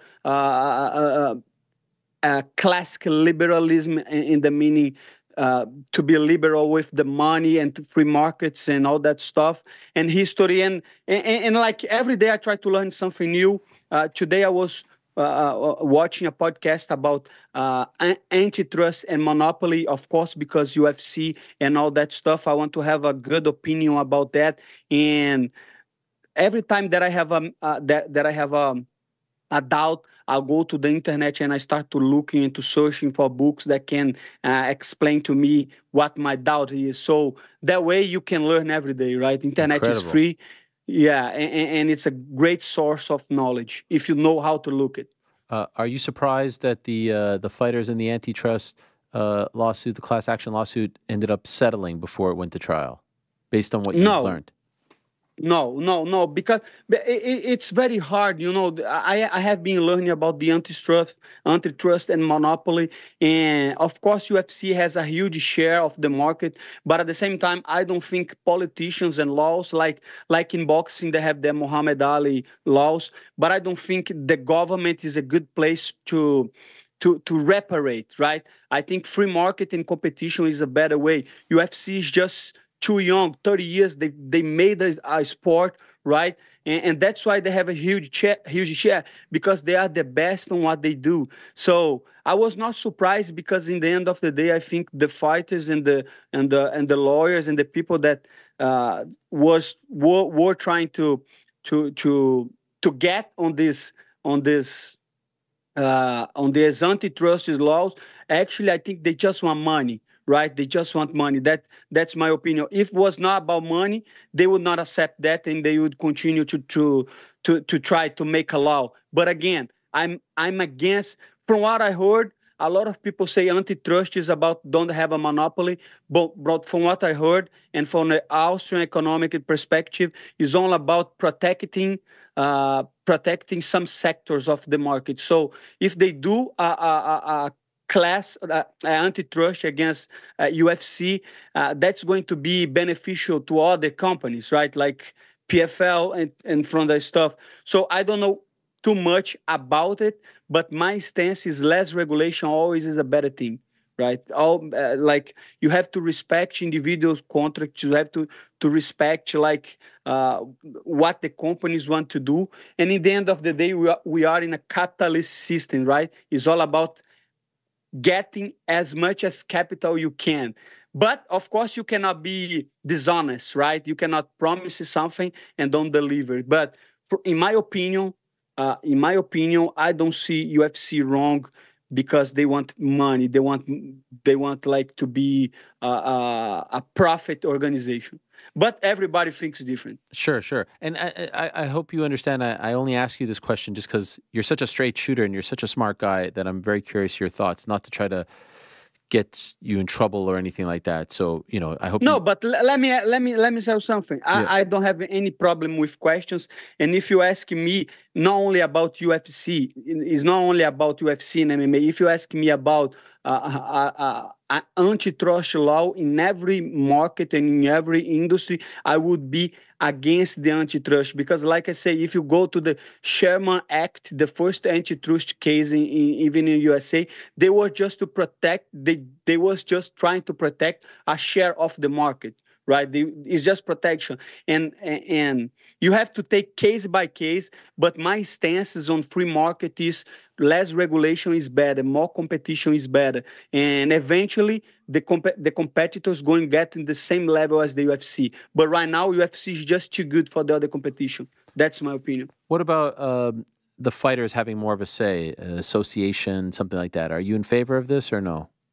I don't know. Like every fight has to decide that, and if they want to unionize or do an association, that's up to the fighters. I would not be in the same board, because to me, like if I don't like a contract, right, I don't sign. If I don't like the money, I will not sign. But if me and the private company they have agreement, I think we should respect, and we should not depend on like third parties to see if this is good or this is bad. This is regulation, and again, I'm against regulation. I think a free market society has to decide by themselves, and individuals have to take the responsibility, and they have to decide by themselves what is good and what's bad for them. By the way, I love listening to you talk about business and money. There's just something very endearing about it. I'm not quite sure what it is. Yeah, it's the broken English. There's something about it. It's just, did you graduate from university? No, I dropped university to pursue my dreams in fighting. Amazing. And that's amazing because that's the only thing that worth in your life. Do what you really want. I always talk about money, but that is something that is more important than money. And it's like what you want to do with your life. And once you realize what you want to do with your life and you are good at, you're going to make money anyway. So that's my advice to young people that don't know how their life is going to be and how hard it's going to be. Just find something that you are good and that you like, and you're going to be fine. How old were you when you realized what you wanted to do with your life? I always want to be a fighter, always, since the beginning. But my parents, they didn't like the idea, right? So they want me to go to the college and to graduate. So I right from the beginning, I realized what I want to do, and I didn't talk to people, but every day I was trying to make a plan to make it worth it, to make it work, and like fight, and like study, and then training, and then doing all that stuff. But since I was a kid, I knew that I want to be a fighter and I want to be an athlete, you know. But at the same time, I didn't believe in myself too much. So I was always worried. But after my second MMA fight, I decided that doesn't matter if I'm going to be poor or not. I'm going to do that because I like it. I like the competition, you know. I like, man, if you never fought, you should try at least once, because what you feel after when you win is amazing. It's just unbelievable, because it's so much at stake when you're fighting, not only your physical health, but your mental health, and like the way people see you. And a victory in MMA is unbelievable. It's unbelievable. And that's what I think, man, I want to do that for the rest of my life. And now you're doing so well. And I love the fact that last time you said no more Apex, they put you on UFC 300. I mean, what's better than that, right? The complete opposite. What's better than that? The complete opposite. What's better than that? And like I say, that's why I don't like too much that stuff, because it's not like I'm going to decide or UFC is going to decide. It's like it's a mutual agreement, right? If I'm doing good for the company, they're going to put me in the good places. If you're not doing good, they don't care about you. So it's all about what you want to do, and if you agree or not with the terms, right? So that's why I love what UFC is doing, and let's go. UFC 300 is right around the corner, and Moicano is winning. And what about Paddy Pimblett? It's rare that he calls people out, but he seems to want to fight you. I think he said that you owe him some money. What's going on over there? He seems to be a very tough guy when people have fight schedule, right? Because he all the time, when I got the fight and then he make a video calling me out, if the video was 2 weeks before, 100% I would accept to fight him. But don't worry, Paddy Pimblett. You be careful what you wish for. And if you wish, and if you want to fight Moicano, I'm going to fuck you up, my brother, and I'm going to steal your fucking money. Doesn't matter if it's England, in Brazil, Las Vegas, you in fucking trouble, my brother. But again, I'm not thinking Paddy Pimblett, I'm thinking Jalin Turner, because he is a tough competition. He is on the top 10 for a reason, and he's been in UFC for a long time. He faced better competition than, of course, Paddy Pimblett, and that's why I'm focused and training to beat Jalin Turner. But I will, don't get me wrong, I will beat Jalin Turner, and then I can think about this fat motherfucker. and it feels like the timing is perfect. 300, then maybe you fight in July in England against Paddy, right? Yeah, the time sounds great, but again, I'm not taking easy on Jalin Turner, so I'm not making any plans. My only plan is to have my hand raised on UFC 300 and then give the microphone. I'm gonna talk some shit, and then we can talk about all the stuff, you know? Okay, fair enough. By the way, what about the fact that you're the betting underdog going into this fight? Does that bother you? Not at all. Not at all. I don't care what people think, you know, because in the end of the day, when you got in the octagon, I will. Doesn't matter. Like, if I could bet, I would bet on myself, but I can't. So I advise you, if you are a fan, if you are an MMA fan and you like to bet, that's a fucking free money. Money Moicano, plus money. Are you kidding me, my brother? I love it. That sounds like free money. Jalen's looked good. His win over Bobby Green was vicious. That was an incredible finish. Yeah. How do you feel like it plays out? What do you think?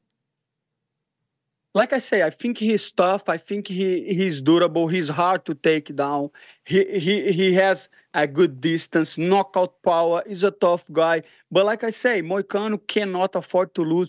Moicano is not losing. Moicano is over in there, put a good performance and finish Jalin Turner. Okay, last question. Someone asked me this last week to rank my favorite fights on 300. I'll just ask you one. What's the most interesting fight on the card, in your opinion, other than yours? What's the one that you think is the most interesting fight? Man, I like the Charles Oliveira in Sarukian, and I like Max Holloway in Gaethje. I think the way that two fights play out gonna to change the landscape of the lightweight. I think imagine if Max Holloway beat Gaethje, he's going to be a top contender, and he's a guy that he's a fan favorite, and he can cut a lot of lines, right, to get to the belt. And at the same time, I want to see how the Charles fights Sarukian. I think it's going to be a good night for the lightweight division, UFC 300. It seems like Islam wants Dustin, huh? Would you be okay with that? No. I know the history, and like Dana White say on the press conference after the fight, like the stocks of Dustin Poirier went up to the sky, and I agree with that. I think he deserved that, but at the same time, I don't know. I want to see somebody new, right? I want to see people that didn't have the shot, right? But let's see. Like I always say, I don't make the rules. I just play the game. You know, and UFC knows better than everybody how to make fights. That's the truth. That's the truth. The UFC. That is one thing UFC is good, is making the fights that people wanted. Of course, sometimes you make so much good shows that we got UFC 300 like we didn't know, but it is what it is. UFC 299 great, UFC 300 great. Let's see what's next. MoneyMoicano.com. You can get the merch. Patreon.com. Yes, thank you so much. Yes, I almost forget about that. I would kill myself. Yes. You see these hats? It's beautiful.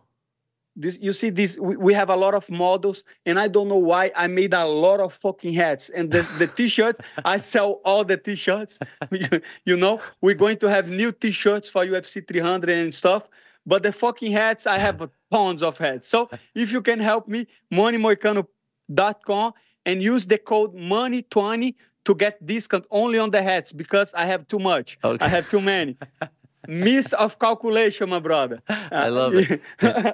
Patreon.com/MoneyMoicano, and then the YouTube channel. You're killing it. It's such a pleasure to have you on. I really enjoy talking to you, and very happy that you're a part of 300. You know, I was not so excited about 300. They put Money Moicano on there. I'm all in. I'll be there. I can't wait. A lot of people are, and they keep asking me, and they say, "Hey, what you going to say after your next fight?" I don't know. I don't plan that shit. But one thing is for sure, cheer for me, right? So after I win, I can talk a lot of shit in a broken English way. I love it. Thank you, Renato. All the best to you. Good luck on April 13th. Appreciate the time as always. Thank you so much. I want to give a shout out to all MMA fans, all the MMA YouTube. And thank you so much. When MMA Guru, he sent people to my channel and he helped my channel to grow. Not only him, but everybody that is on the MMA YouTube community. Thank you so much, Ariel. Okay, God bless you. There he is, Renato Money Moicano. What a fan favorite he's become. Great stuff from him as always. And yes, he is a part of UFC 300. How many fights are actually on UFC 300? UFC 300. I think it's 13. I never get this right. UFC 300 events. There it is. It is Oh, there's no number next to them. What happened, Tap? Oh, here they are. Okay, they're in the middle. They've changed it. 13. They still have that flag or whatever that is. It's a flag? What is it? It looks like a flag. The poster. Have you guys seen the new Tapology? They've updated it. Does anyone notice this? There's nice little wrinkles. Yeah, it's good. It's good stuff. I'm pretty excited about it. I don't know about you No guys. numbers on the 300 one. I feel like Ariel is looking for a real hard sell. I know they actually updated a lot. What do you mean no numbers? They're in the middle. Yeah, you just said no numbers. Oh, because they used to be on the left side. Now they're in the middle. Yeah, no, it's right in the middle. It's good. Yeah, I know. I didn't see it. They used to be like 1, 2, 3, 4, 5. Looks good. How many title defenses in a row? Yeah, there's a lot. Nah, I don't know about this. The one next to Gaethje. With all due respect, Defending champ. it's not a real title. BMF champ. I mean, he's got the belt. Who watched the NCAA wrestling tournament? Watch the NCAA tournament, not wrestling though. Okay, Not me. no, because a lot of people were talking about DC in there and Bo Nickel. Yeah, was so there trying was to- some drama on Twitter. Yeah. Okay, all good. And what about Renato Moicano? Isn't his breakdown? Man. Isn't his breakdown of the money and all that? It's just like this guy is. I will never be as smart when it comes to economics as that man. I don't even understand half the things he's saying, but I know what he's saying is legit. It's just incredible how, you know what I appreciate so much about him? How knowledgeable he is, how eager he is to learn, and also how he doesn't beat around the bush. Like even asking about Dustin, you would think, oh, teammate, yeah, of course he's a legend. Nah, I wouldn't like that. You know what I mean? There's something to be said for that. Well, that's why I think you take to it. One takes to it, rather. I'm not trying to say like you specifically, but he believes what he says, right? And that's what you want to hear from somebody. So whether he's right or wrong, ultimately he's very compelling and convincing because he you don't for 1 second doubt that he believes what he's saying. You know, Right. There's it's very compelling. There's a passion and an endearing quality to him. So still to come, Sodiq Yusuff, Rose Namajunas, and Chris Weidman, who, of course, competing on that Atlantic City card, which the boys are going to. What are the plans? What do we have lined up for Atlantic City? What's the itinerary? When are we driving down? What are we eating? What do we do? Like something. Can I live vicariously? Do we got something to share? I mean, you could come. No, I can't. But I just want to know about the plans. I just want to know what you guys are doing. Driving down Saturday morning. That's when you're doing it, Rick, as well? Yeah. Saturday morning. Yep. Yeah, Saturday morning down to Atlantic City. And then check in on the hotel, get something to eat. Don't know where we're eating yet. Margaritaville? There's a lot of options. Hit the casino. I heard they just closed the Margaritaville in Vegas. Well, good thing we're going to AC this weekend. We can still go to the Margaritaville Still there. sad. Hit the casino. And then, in there from fight one. We'll ass in seat by the time Nate the Train is making his walk. Nate the Train is the current jerker. According to Tapology, yeah. Sheesh. All right. Solid card. How do you feel about the 10 p.m. main card? It's actually been updated. Angel Pacheco, Colin Lockraine. So I will I'm surprised. ass in seat for that one. How do you feel? So 10 p.m. main card started. You gotta sleep over, right? Or are you doing the crazy? I am Rick sleeping thing? over for sure. Rick, are you driving back? Rick's like, yeah, I'm hitting the poker table till 6 a.m. Drive in, event, poker table grinding from. You're not going to sleep? Morning, drive back. I May actually or may respect not that. be That's stupid. taking Frank. I respect the hell out of that. Nah, you're not going to sleep. You're not going to have a hotel. Oh, I'm sleeping. I got a I'm great also hotel room. sleeping. I don't understand. You're not going to have you're going to have nowhere to put your stuff? What stuff? What are we talking about? I don't know. Are you going to go to sleep at any point? No. That's dangerous. Well, He's been offered a place to crash. this is like a if he needs 3-hour it. drive, Yeah. is it not? For him, maybe. For me, it's much shorter. Yeah, easy peasy, light work. I'm actually. I don't feel. I will be honest. I don't feel comfortable with this. Are you going to drive? Are you going to drive alone? He's a grown man. Frank may or may not tag along. Let's see. Maybe Frank, maybe you you'll should be able tag to along. convince him Someone he's should putting go in the car. His life On the way home? Yes. Volunteering Frank for that? I feel like that's opening a whole new can of worms. I would My not wife wanna was do that. like, "So he's gonna drive without sleeping?" I'm like, "It's a Tesla. It'll take care of whatever he can't do. It'll account for." What Rick is doing sounds like a nightmare to me. It just sounds terrible. Not only that, it sounds dangerous. Yeah, it's probably a little bit dangerous. done it many times. You very wait. confident. Didn't you fall asleep one time? No. Whoa. Look, if you need to Don't tag put me that in, out I there could drive because that's as well. not what happened. So don't. Like, I'm not. I'm legit worried you're getting mad at me. Something I'm happened. mad at you because you just said something that's like Okay, completely I'm sorry. made up. I'm sorry. What happened? Something happened when you were driving, right? I had an accident, but it has nothing to do with sleeping. I just get worried about these things. I know. I've heard the stories. I just don't know why. Why can't you go to sleep and then wake up, 4 a.m., 5 a.m., and then get on the road?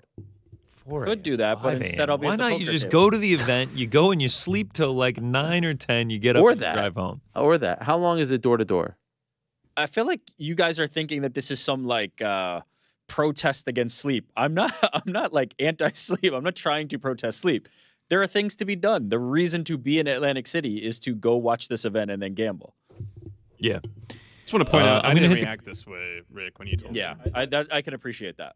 Despite being a That's why big you're allowed. sports bettor, I am not a big casino bettor, casino gambler. But I have been I've been practicing craps a little bit. I think that's going to be my game of choice this weekend. Get a little warm up before we go to Vegas. I actually got the practicing some on the computer here. Just trying to learn the rules, get comfortable. What is the casino there? Like, what's the top casino? I think there's a bunch that you can go to. Yeah. No, but like, isn't there like a crown jewel? What is the crown jewel? I've The, never the been. nicest ones are Bellagio and. They have a Ocean. Bellagio at AC. Or is it called Ocean anymore? I don't even know what it's called. Ocean was the new one, or the newish one from like 10 years ago, right? This says Borgata, Ocean, Caesar. Sorry, did I say Bellagio? I meant Borgata. And Okay. Ocean, yeah. Those are the two. All right. Hard Rock. Yeah, I mean, I can't wait. MGM Tower. Yeah, it's going to be amazing. Then we get to see the boardwalk. Iconic AC. You've never been? Never been. Can't wait. I would, curb your expectations just slightly. You don't know where my expectations stand. Okay, I'm fine. expecting a dumpy New Jersey town, a UFC event, and some gambling in a casino. All right, fair enough. You will get that. I promise that. That's pretty much on that will be point. delivered. Yeah. That's pretty much I can't on wait. point. I can't wait. We get to rep New Jersey. I love that we got Luca and Blanchfield going, repping the Garden State. I think Julio Arce, according to Tapology, also fighting out of New Jersey. Then you got the Pennsylvania guys and Bill Algio, Andre Petrosky. You got Weidman from the area. Dennis Bazooka is from Staten Island. I like it. I'm feeling good about Saturday. I'm hyped. I did just get a very nice text message from manager to the Stars, Oren Hodek of KO Reps, and he's listening to our conversation right now, and he wanted to invite you guys to the Erin Blanchfield, Bill Algio after party at the Harrah's Pool. Nice. So could this maybe entice you to stay the night? No, I'm already staying the night. I'm already there. I mean, Senor Perfect, I can Blanchfield go to after that party. too, and then gamble and then be gone. It has nothing. I mean, I'm there. Are Plan you at all. kidding me? That's amazing. Yeah. Thank you for the invite. Well, there you have it. I'm very gonna. thoughtful. I mean, that's amazing. Wow, Saturday is just really getting shaping better. up here. I mean, we're gonna get the coconut shrimp at Margaritaville into a great UFC card. And I'm talking, I'm Bronson it on Saturday. Fight 1, I'm in there. As you should be. It's not a bad card. It's a great card. Yeah, I'll it's a buy a great card. poster. I'll buy a T-shirt. I mean, the whole thing. Good luck with that. My tourist, whatever you would call it, my just being in awe of the event it's been in almost 2 years now since I've been to one. I'm rejuvenated. I'm ready to go. I didn't see the Baba O'Reilly thing last time. I've heard I got to see that this time. Crucial. That is crucial. Listen, I Yeah, was that is meeting with crucial. people, places to go, people to see, Frankie. That's where I was at last time. By the way, pretty remarkable that in the span of a month, you will cross off Atlantic City and Las Vegas from your wish list. In the span of like 20 days. Yeah. Yeah, we're warming up with AC, and then They're nothing alike. No, I know, but Other than the casinos, I I feel like these are two places that you really wanted to visit. yeah, oh yeah. I'm excited to see fights in Atlantic City. I feel like that's a very old timey thing. Like I feel like that's been happening. Yeah, for I mean, as long as boxing. time. Good reason. Yeah, Yeah. Tyson, reason. Trump. Is Trump Taj Mahal still a thing? No. I was looking that up. Not a Not thing. there anymore. WrestleMania Yeah. 4 and 5 were held in Atlantic City, by the way. Legendary, man. Legendary. I ran through the some of the notable things that happened this past weekend. Failed to mention on Sunday, Demetrius Johnson winning the Master 2 featherweight division gold medal at the Brazilian Jiu-Jitsu Pan American Championship, and also silver in the open weight division. His first opponent was 250 pounds, 6'3". His final opponent, whom he lost to, 215 pounds. This guy is unbelievable. Brown belt in Jiu-Jitsu. I can't believe he's not a black belt at this point, but nevertheless, he's competing. You know, I know the Pan Ams are a big deal, but very little people in attendance, and he's just there for the love of the game, humbling himself, competing against, you know, people who aren't household names. This is one of the greatest martial artists of all time, and perhaps at the end of his fighting career, but still challenging himself, still going out there, still being an inspiration. It's pretty damn remarkable, and my respect for him continues to grow exponentially. So congratulations to DJ on that feat. Want to go back to Friday in Belfast. So the first Bellator event of the PFL era, Bellator 3.0. It was on Max here in the United States. Did you guys feel like there were any major differences between this and Bellator 2.0, this and PFL? Or did it feel like just a PFL event with a Bellator label over it? We had familiar faces from the PFL broadcast, such as Sean O'Connell, who continues to be a delight as play-by-play man, Dan Hardy, who's tremendous. Leo McCourt was the third person in the booth. New graphics package. We didn't have Chael. Chael was at the wrestling tournament, so that didn't come to fruition. And there was another talent that did not appear. But overall, what did you guys think? Did it flow? Did you enjoy it? Did it feel more of the same? Did it feel hollow? Thoughts, feelings? Rick, I'll go to you. Yeah, quite enjoyable. I think your description, the option that you provided of PFL show with Bellator talent was probably the most accurate. Like, it just felt like a PFL event with different fighters, which is an improvement in my opinion. Like, I just don't think Bellator ever really did that very well.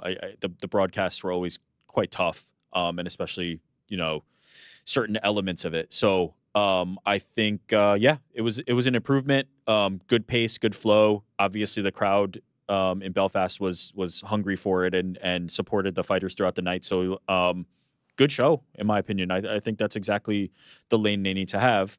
But I do just wonder if it would not be better to combine these things, you know, and maybe that's happening down the line. But every event is going to make me think that as they continue this, it's going to make me think, why is this not one thing?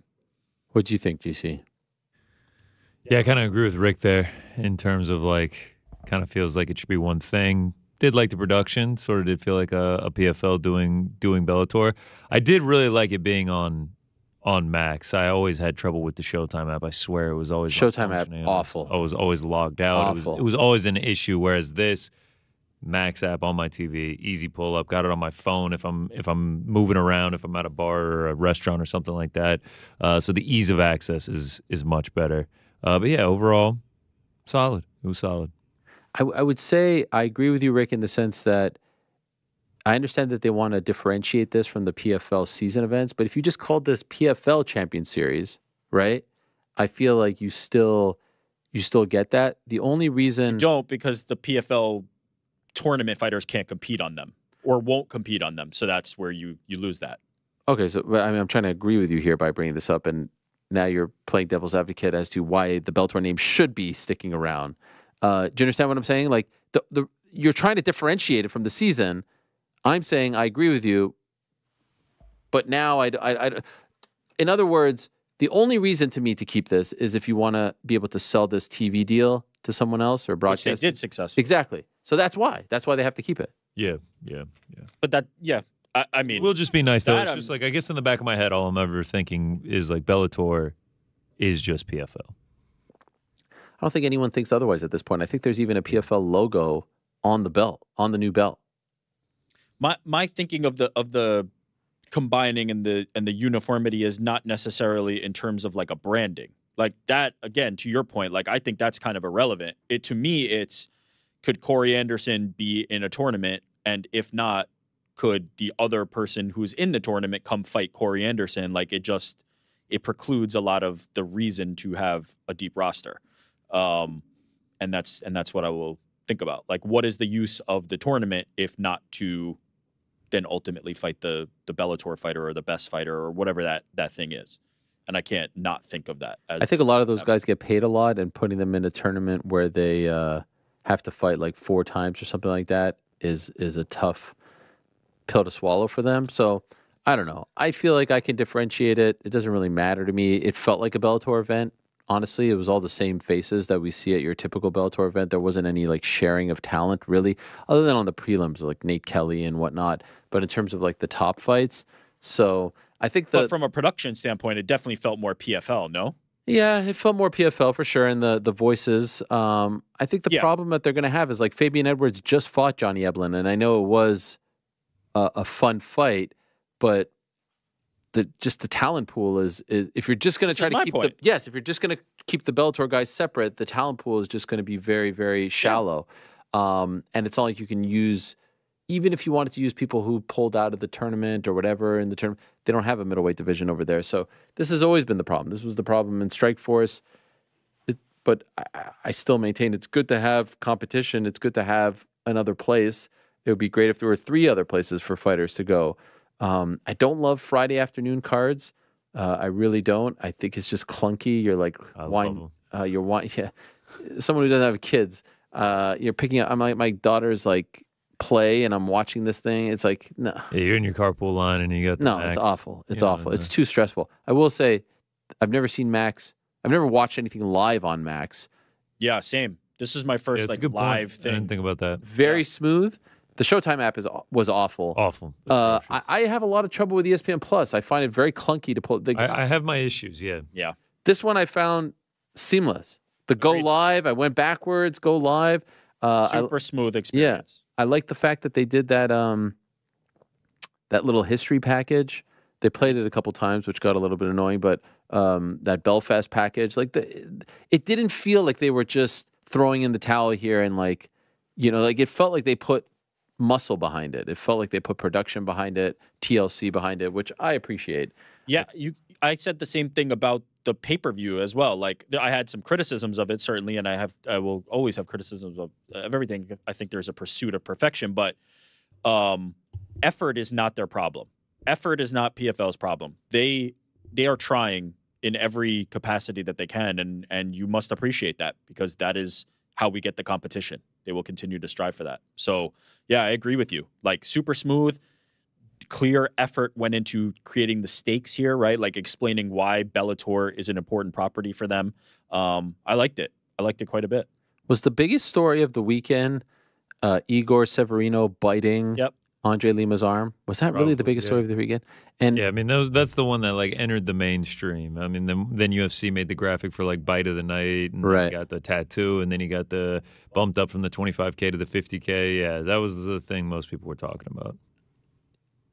If your parents are, I think this is like, I don't know if it's a Middle Eastern thing, I don't know, but like my parents and all my family members from Lebanon and Egypt have this like mark on their arm from a shot that they used to get as kids that create, do you know this? Do you know what I'm talking about? I'm aware of it, yeah. And it looked, I don't know if it was like for tuberculosis or something, but they all have it. My mom has it, my dad has it, everyone.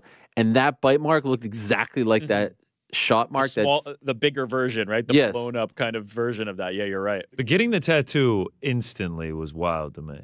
Well, my question was, did he shower? Was he 100% clean there? Because like, probably not. It felt very. Probably wasn't even clean. Did they disinfect it, or did they just go straight in with the I was worried about that. The guy went straight from. It was like he finished his interview or whatever and just walked right out the door straight to the tattoo parlor. I also feel like the tattoo was a little bit weird. It said like what was the It was the phrasing that Dana White used about the bonus. I know, but I feel like it should have said bite, like bite of the night or something. I think it should have said something. No, it was grammatically correct. It was a phrase for the bonus, right? Like I got effing bit bonus. Yeah, like was the I got terminology. Effing bit bonus. But it just doesn't seem like good grammar. No, that's right. That's all right. That's a tattoo that I wonder if in like 10 years you're like, man, should I? No, 1,000%. Oh no, definitely love that tattoo. This guy loves it. Yeah, He's got a whole he has bunch of tattoos capitalized already. on this. If it's him making these decisions, like all credit to him. If it's his team making these decisions, all credit to them. Whoever's coming up with the idea to kind of continue this is brilliant. He was the story of the weekend, and I love everything. But I will admit I did not think of the sanitary concerns and the cleanliness. Yeah. But now that you're mentioning it, certainly that's an area. Getting a tattoo is somewhere you'd want to have that at a maximum and optimally. So yeah, you're right. I did not think of that. But That was the first thing that came to mind. Also, Yeah. it is really freaking deep. Like that wasn't just like a. No. That was Yeah, like. yeah. That looks like a serious, like he was latched on. It is actually crazy that. Bit of a small jaw, no? Can you put? Do you have a photo that you could pull up? Let me see if I can, Yeah, it is a bit small of the jaw, but like, I really do think that it's almost shocking that it didn't break the skin because it was so deep.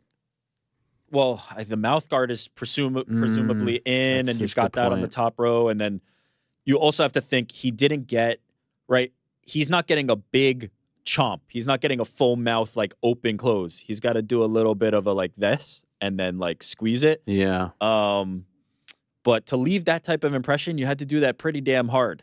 That is so crazy. we can't. Am I tripping or is that like It is small. very small? Like it looks like. Remember, he's not opening his full mouth, right? He's not Yeah, on the guy's yeah. arm and trying to chomp on Right. it and engulf it. It's a small. It looks like a opening here. piranha bit him. Yeah. What's weird about it is it's yeah, I guess you could say piranha. It is fully like it's closed. It's not like half, which if you were doing like that, I don't know. Was it legit? No, now you're saying. Okay. I'm kidding. It was crazy. Here's the tattoo. Shout out to this guy. Yeah, this is crazy. Good for him. Now they'll talk about it every time he fights. Oh yeah, Oh, for yeah, sure. big You time. remember last time? Yeah. Look at that Zoom quality. I mean, I'm Yeah. getting it back We've there. latched on to sillier things in MMA Right. than this. I'm in full support of this. The I got fucking bit bonus. Yeah, there we go. You see, yeah, I guess it's. Grammatically, it I makes guess sense. we're missing the. If it was the I got. Oh, I see what you're saying. Yeah. Like, okay, that I could buy. Yeah. Do you agree with Severino getting cut? Yep. Yeah. Probably, yeah. I mean, you bite a guy. He's not somebody who is deep enough into his UFC career to make this judgment call. You know, like he's not somebody who's. So if been it on was the like Dustin roster Poirier, long enough. do you think If he Dustin does? Poirier bites him, I think there's a conversation. Yes, I don't think Dana is just like knee jerk, like he's cut. I think it's different. But like this is a guy on the early prelims on an Apex card, Yeah. making his official UFC debut. You're not there Bite a yet, guy, boss. you're out. You're not there yet to be able to make that move. And now it seems like, according to Steve Morocco of MMA Fighting, that the Nevada State Athletic Commission is withholding his purse. As they should.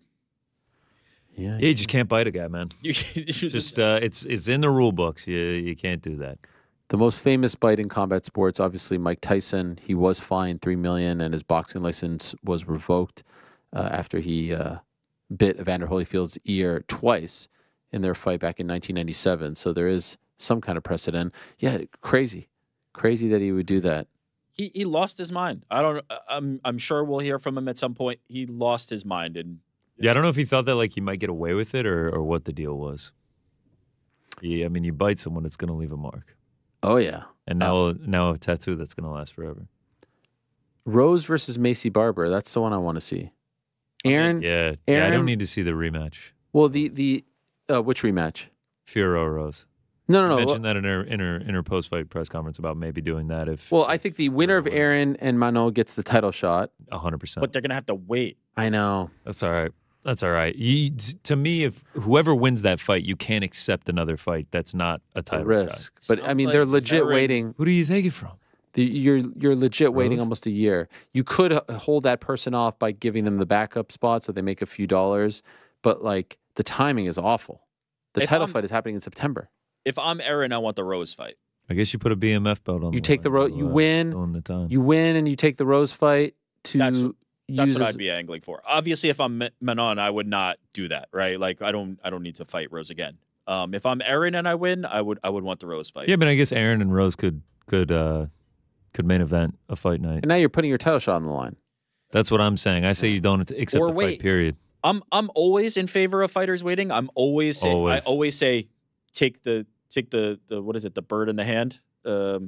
I say bird in the hand, two in the bush. Always keep it. Always take the title opportunity. But it sounded like she wants to stay active. She in fact she explicitly said it to you. She said, "I would rather stay active than wait." Right. Rose is the fight that I would be angling for. No, I know, but it's a fight she should be angling for. But in an actual like real world meritocracy, whatever, she will have done enough. Also, yeah, who knows what she's saying if she gets the win on Saturday, and now it's just like you are next for the title. You get the winner of Grasser Shevchenko. Are you still saying that you want the Rose fight at that point? I don't think the UFC would do that. Like, I don't think the UFC would come out and be like, hey, we've got this title fight coming at some point in the future. You're definitely next to her. Doesn't strike me. Of course, yeah. I mean, they could have said that after this but I'm fight. just saying, like, I feel like her management, all of her team at that point is just like, all right, I mean, because whoever loses on Saturday, that's going to be their first UFC loss. They're both 6-0. They're both, like, incredibly high in the rankings. It just feels like a no-brainer. Whoever wins is going to get the winner of this trilogy. I would have said that last fight too. Shout out to Rose. Carl Williams with a win over Justin Tafa. Emin Shabazian with a very impressive win over AJ Dobson. What about Payton Talbot? This guy is... Big one. He's just so fascinating. I really just enjoy his vibe. He's just so different. I find him very... The juxtaposition of you and him was very entertaining. How so? I mean, he's just this young, very young kid. And you know he's and what like am I? He's more a little hip and cool for his generation. And what am I? Of the last generation? Wow. You know. Jeez. All right. Tell me how you really feel. You're older millennial. He's Gen Z. There you go. The contrast is very nailing it. Apparent. What's the cutoff between older millennial? Yeah. Old and millennial or millennial and Gen Z? Older millennial and Gen Z. Like how do you go from Gen Z to is it millennial Gen Z? I want to say Gen Z is like 98. 98? Born in 98? I think so. Golly. He's born, let's see here, 98. 97 to 2012 is Gen Z. 97 to 2012? Meaning what? If you're born in 2011, you're Gen Z? Yeah. Yeah. What if you're born past 2012?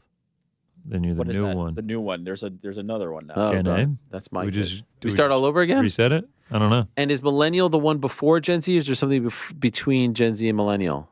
Nah, it's millennial into Gen Z. So we're like right there. But you're on we're neck and neck. You're on the other end of the spectrum. I'm closer to pre-millennial. What's pre-millennial? Generation X. Fuck. What's that? Yeah. Well, what's the cutoff Gen there? Y, no? It's like the 70s. No. Millennials is Gen Y, but we got nickname millennials. And then there's boomers. I'm not a baby boomer. And then I think the golden generation. Yeah, shout out to them. Anyway, I like Payton, and I like his YouTube channel a lot. Yusuff Zalal, big win for him over Billy Q. My favorite part was for Billy. When he came on the mic and said, Las Vegas, guess who's back? And there was 4 people going like, yeah. Like his energy was great, but it's just... Yeah, he brought it. It's just the fucking apex, man. I don't know what else to say. I used to think that the 10 p.m. main card FS1 cards were killing my soul. I've said it on the show. Those were killing my soul. 10 p.m. main card apex. No, it's the death of my soul. It's just, I don't know what this is. I don't even know how to put it into words. Why? And because they want to save money. Please, one of the great people who are at one of these events, I've never asked you to do anything, but it's now your time. How is it that we've been doing this for, 4 years? Not a single person, correct me if I'm wrong, but I haven't seen it. Just ask them. Ask Dana White the question. Why? I just want to know why. I want to hear it. Why do you continue to do the events at the Apex? Why are you doing, what, a third of your events at the Apex? Is that fair if there's 40-something? Why? I want to know why. You can't give us the, well, when the world starts opening up bullshit anymore. Please just tell. I want to hear it. Why do you keep doing it? And I'd love if someone did an interview with an ESPN bigwig. Why are you okay with this? Why is this all right? Why can't you just say, can we just go back to how it was in 2019, beginning of 2020? Every event was on the road. And to the people who say, at least we get the events. No, every event was on the road back then in a different country. Same amount. Exact same amount. All over the world.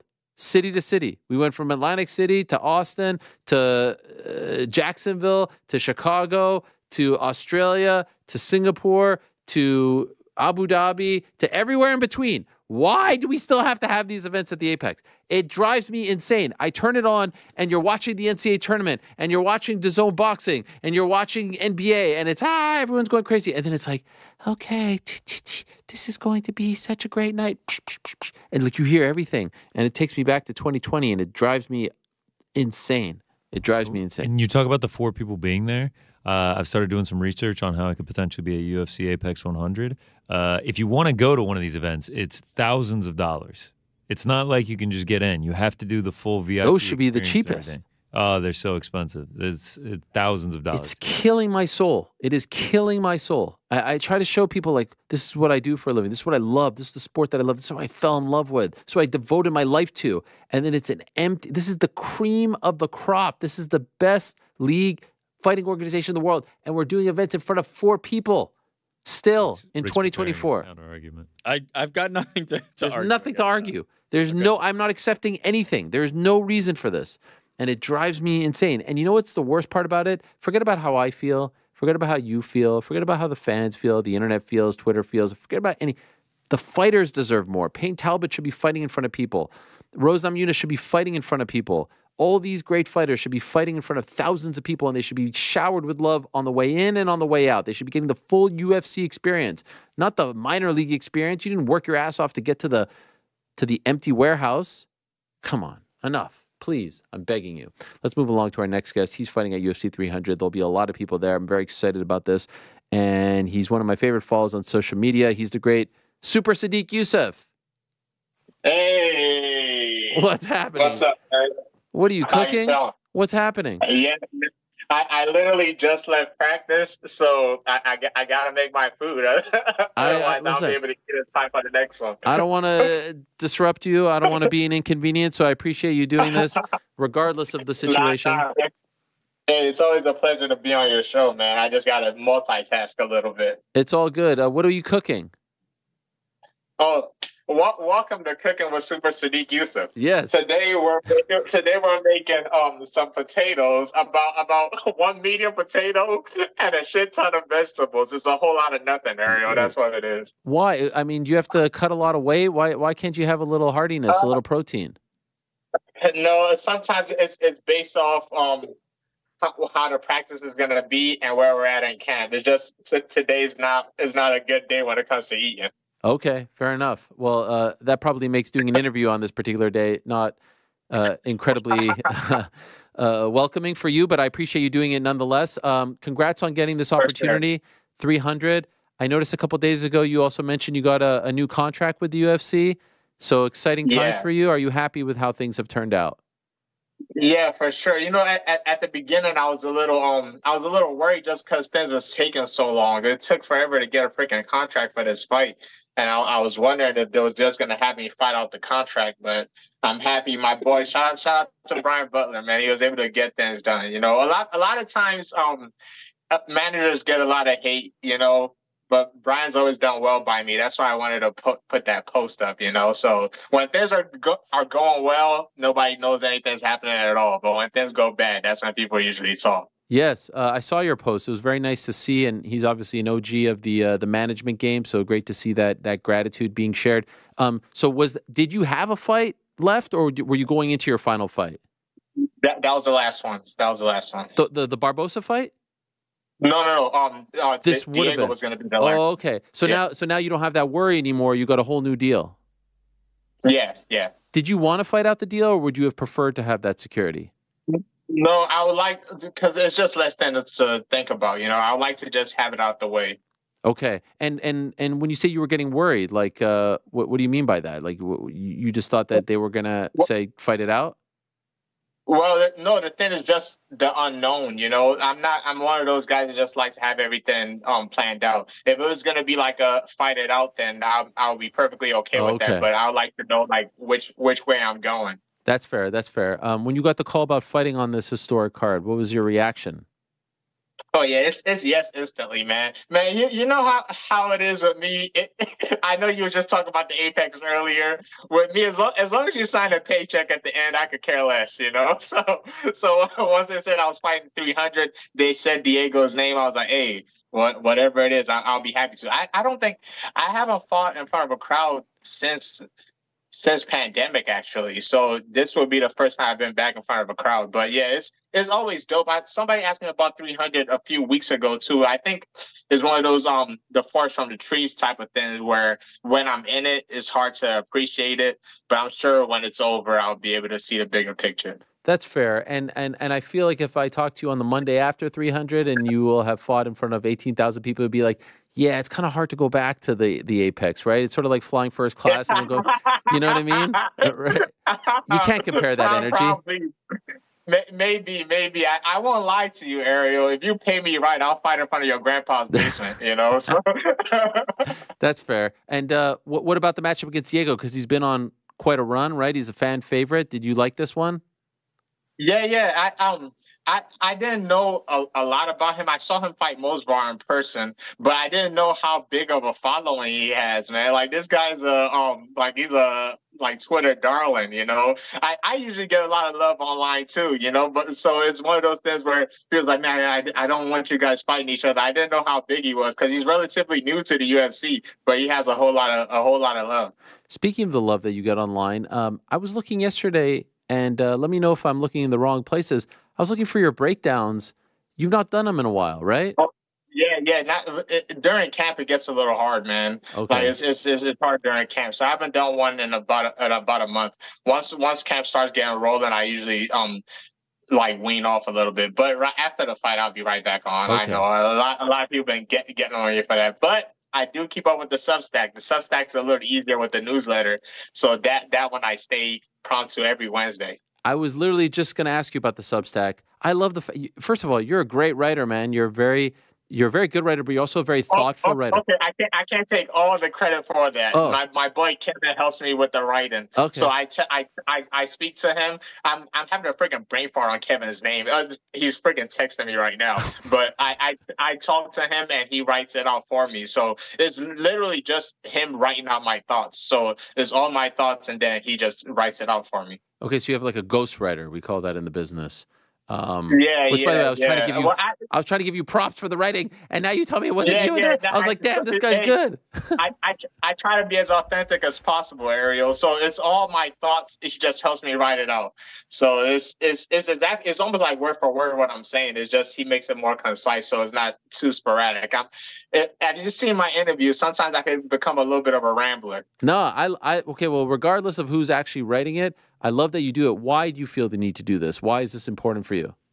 To be honest, man, you know, shout out to your fellow Canadian. When I was a kid, GSP was my favorite fighter, you know, and one of the things I really liked about him was his honesty. And I feel like that really helped me out in my career. You know, GSP was one of the few fighters I used to hear talk about being scared back in the early days of fighting. You know, everybody else was still trying to put on the bravado as if they're superhuman, you know. But GSP was one of those first few guys where a lot of things that he said as my career went along, I was able to resonate with it more. And I feel like that type of stuff is important for the future fighters, you know. And even I think there's some stuff in there that even like the people, my peers, could get a good gauge of. And it wasn't until I started doing the newsletter and the Substack that I feel like I finally started having fans. You know, every once in a while, someone will come up to you and be like, hey, Sodiq, I'm a big fan, but they're not really a Sodiq fan, they're a UFC fan, you know? So they'll like any fighter that's fighting the UFC. But since the Substack, like people have been able to connect like more individually. And it's growing slowly, but that's where I feel like I could find like my real base. Yes, and you give people a window into your soul. And it's a really great window because the recent post on Ryan Garcia was just, like I said, incredibly heartfelt and genuine and smart. And so I'd love to ask you about that because you wrote, and I would urge everyone to go check out your Substack. It's on your Twitter page. You have it up there.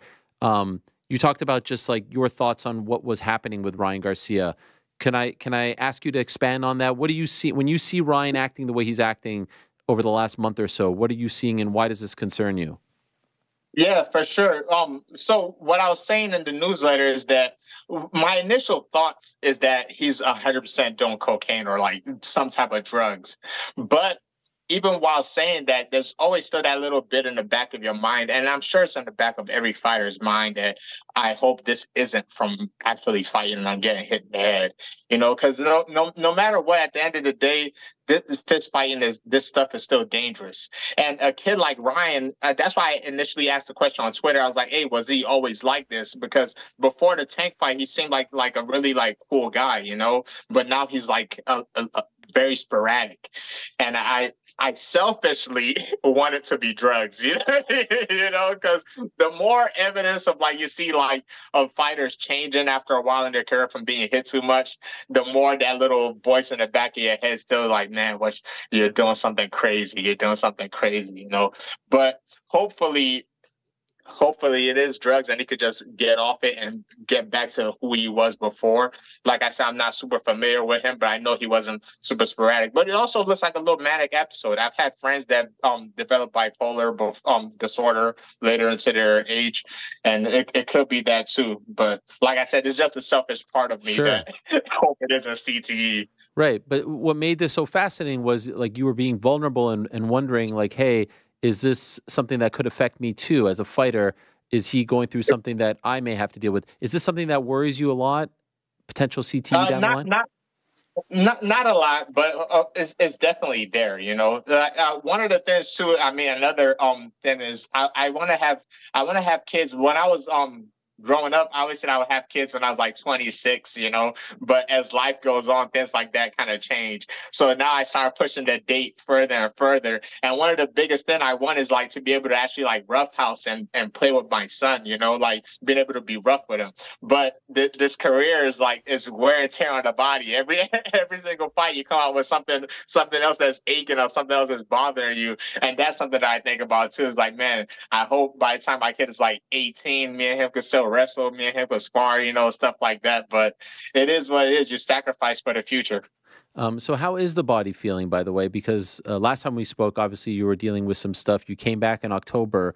Now, how are you feeling? Yeah, it's about the same, man. I think now some of these injuries are just, you have to make a lifestyle change, I took a year off because of my back, and fingers crossed it hasn't had any really bad pops, but it's just one of those things that every single day you got to have your routine. You have to warm up this way, otherwise practice is not going to go well. Set aside 20 minutes before practice to warm up your back, to loosen everything up, otherwise you're going to have a bad time. But it's so funny, when I was younger, I used to be one of those guys that would look at the older guys on the mat and be like, man, let's just get started, Yeah.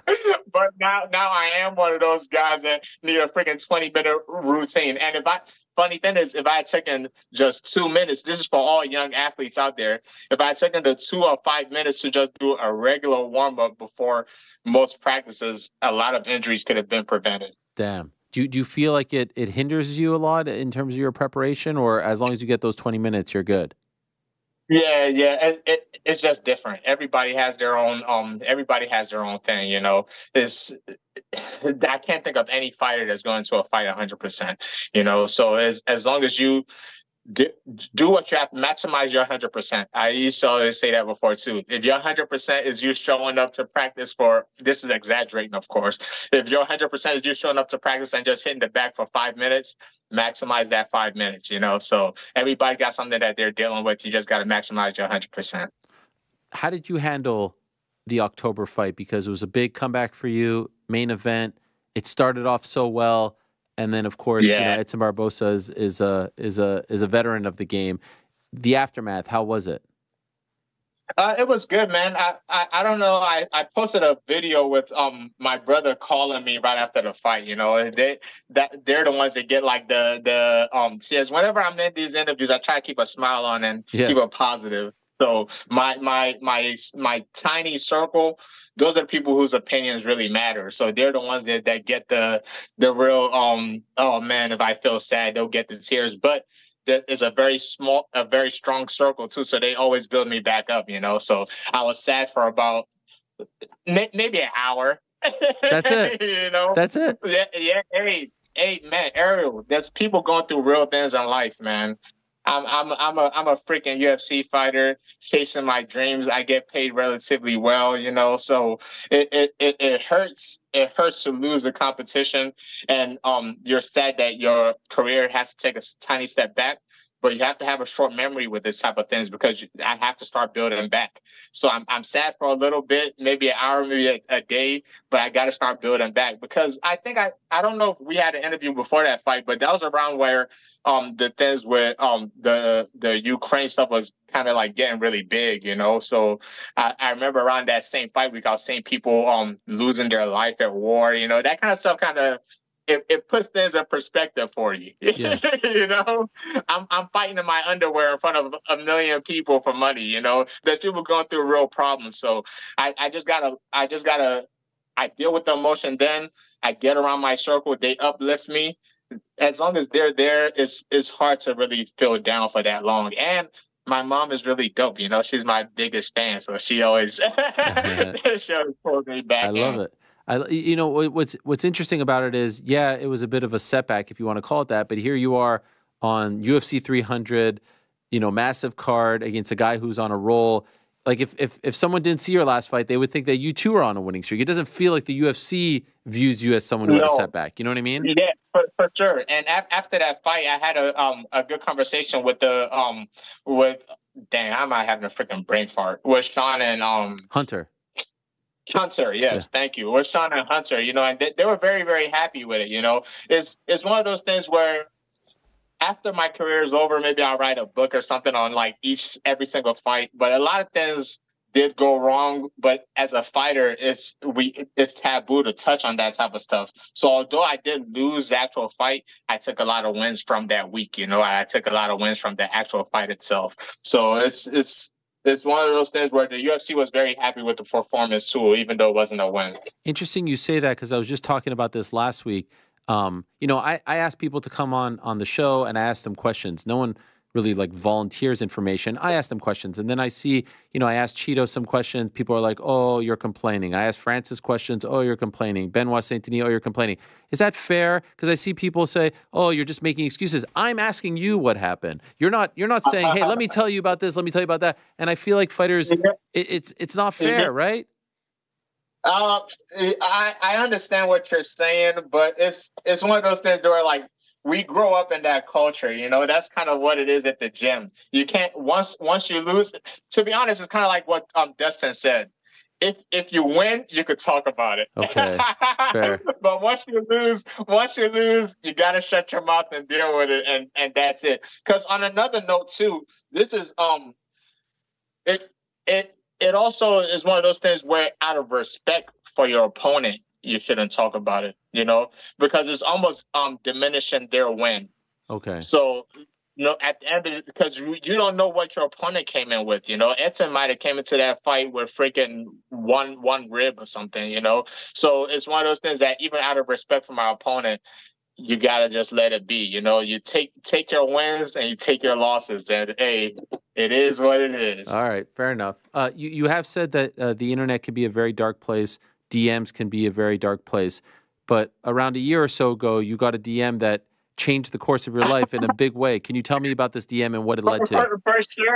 For sure, man. You know what's crazy, man? It's every once in a while I do reply to people in my DMs, you know, and I don't know why I randomly reply to the guy, and in these replies, as long as you're cool, you're not like a troll, I'll hold a conversation if I have the time, you know.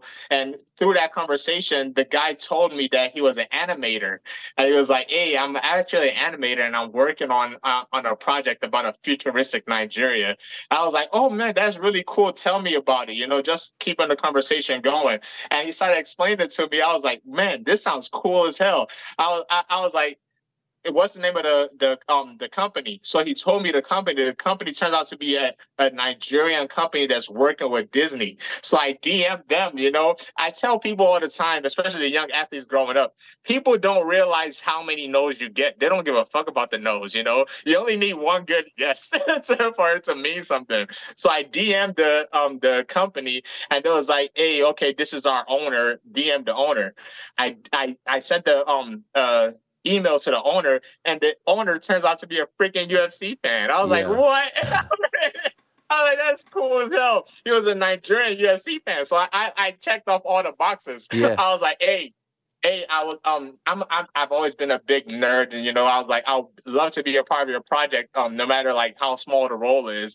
I was like, all right, man, you come do, I think it was like 3 lines. Like you could come do 3 lines for one of the characters. So I don't know if I even got a chance. I think I did the one day of doing my roles, and then they called me back and it's like, hey, let's give you a real character. You know, you could get 6 episodes, and it was so dope, man. A freaking Sodiq Yusuff. You know, now I'm a freaking Disney. I'm in a Disney show. Yeah, and all because like you just shot your shot. No, it wasn't like an agent went out there and you just went out there. You will be surprised, Ariel. My DMs is full of me shooting my shot at like a million different things, you know? and yes, I get no's all the time, but it doesn't matter how many no's you get. You just need a couple yes every once in a while, you know? If you Google my name, you always see me in random things that makes no sense, you know? I think we were talking about the Sway interview last time I was here, you know, because it's just if they say no, what's the worst that could happen? You know, right. Hey, no, blah blah. Okay, sorry, thank you for your time, and then that's it. And so I want to get it right. The name of the series on Disney Plus that you did, it's called is it Iwaju? Iwaju. Yeah, it's called Iwaju. So in my language, in Yoruba, Iwaju means like in front of you or in the future. You know, so it's about like a futuristic Nigeria, and I played a character Sunday. And have you ever done anything like this? Voiceover, acting, anything like that? So the only acting I've done, I did act on HBO Hacks. See, another random thing. I'm the master of finding myself in random things, you know? That's incredible. I always find myself in random things. So I did the HBO Hacks with Paul Felder, but that was more, it was more stunt work, you know? It was just us fighting, us playing ourselves. So that was really fun. And then I got the Disney thing, but I really, really liked it. And remember when I hurt my back, I told you I was trying out a bunch of stuff. I did like acting classes and stuff like that. And it's just funny that now my only 2 roles are with HBO and Disney. Yeah. Hey, it's straight to the top. Yes. There's no Apex like gigs there. You're competing with the big boys. Yeah, it's straight to the top. Hopefully I get something else in the future because I really liked it, man. It was really fun. Was it tough? No, not at all. Man, listen, I fight people in my underwear. That's true. For a living, you know? Even when I was in the acting classes, like, people would be getting nervous and stuff like that. I feel like I've kind of, like, broken my nervous meter. And to go on a tangent, rambling again, I was having a conversation with my fiance, and she was like, hey, when I walk down the aisle, are you going to cry? And I didn't, I try to be honest, you know, because I don't want to disappoint. I'm like, hey, come on, like, you know the type of lifestyle I live. If I don't cry, please don't be disappointed. I was like, I think I broke all of like the butterflies and the nervous stuff in my body a long time ago. Does anything make you cry?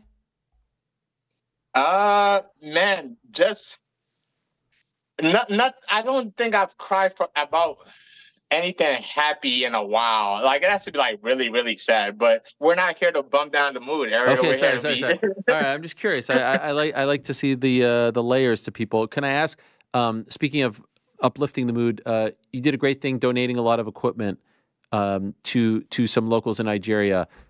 Can you tell me about that? And so, is that something you're doing on your own or with a bigger group?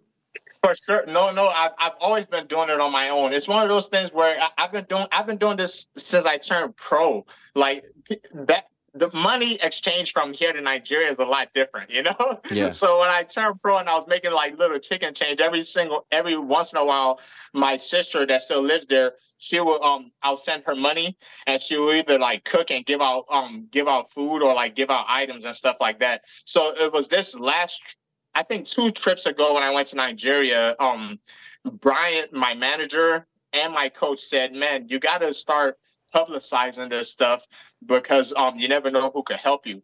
But it's one of those things where it's silly. I understand it's silly now, but in my mind, I was always like, if I start sharing it, it will look fake. You know, it will look like it's not authentic.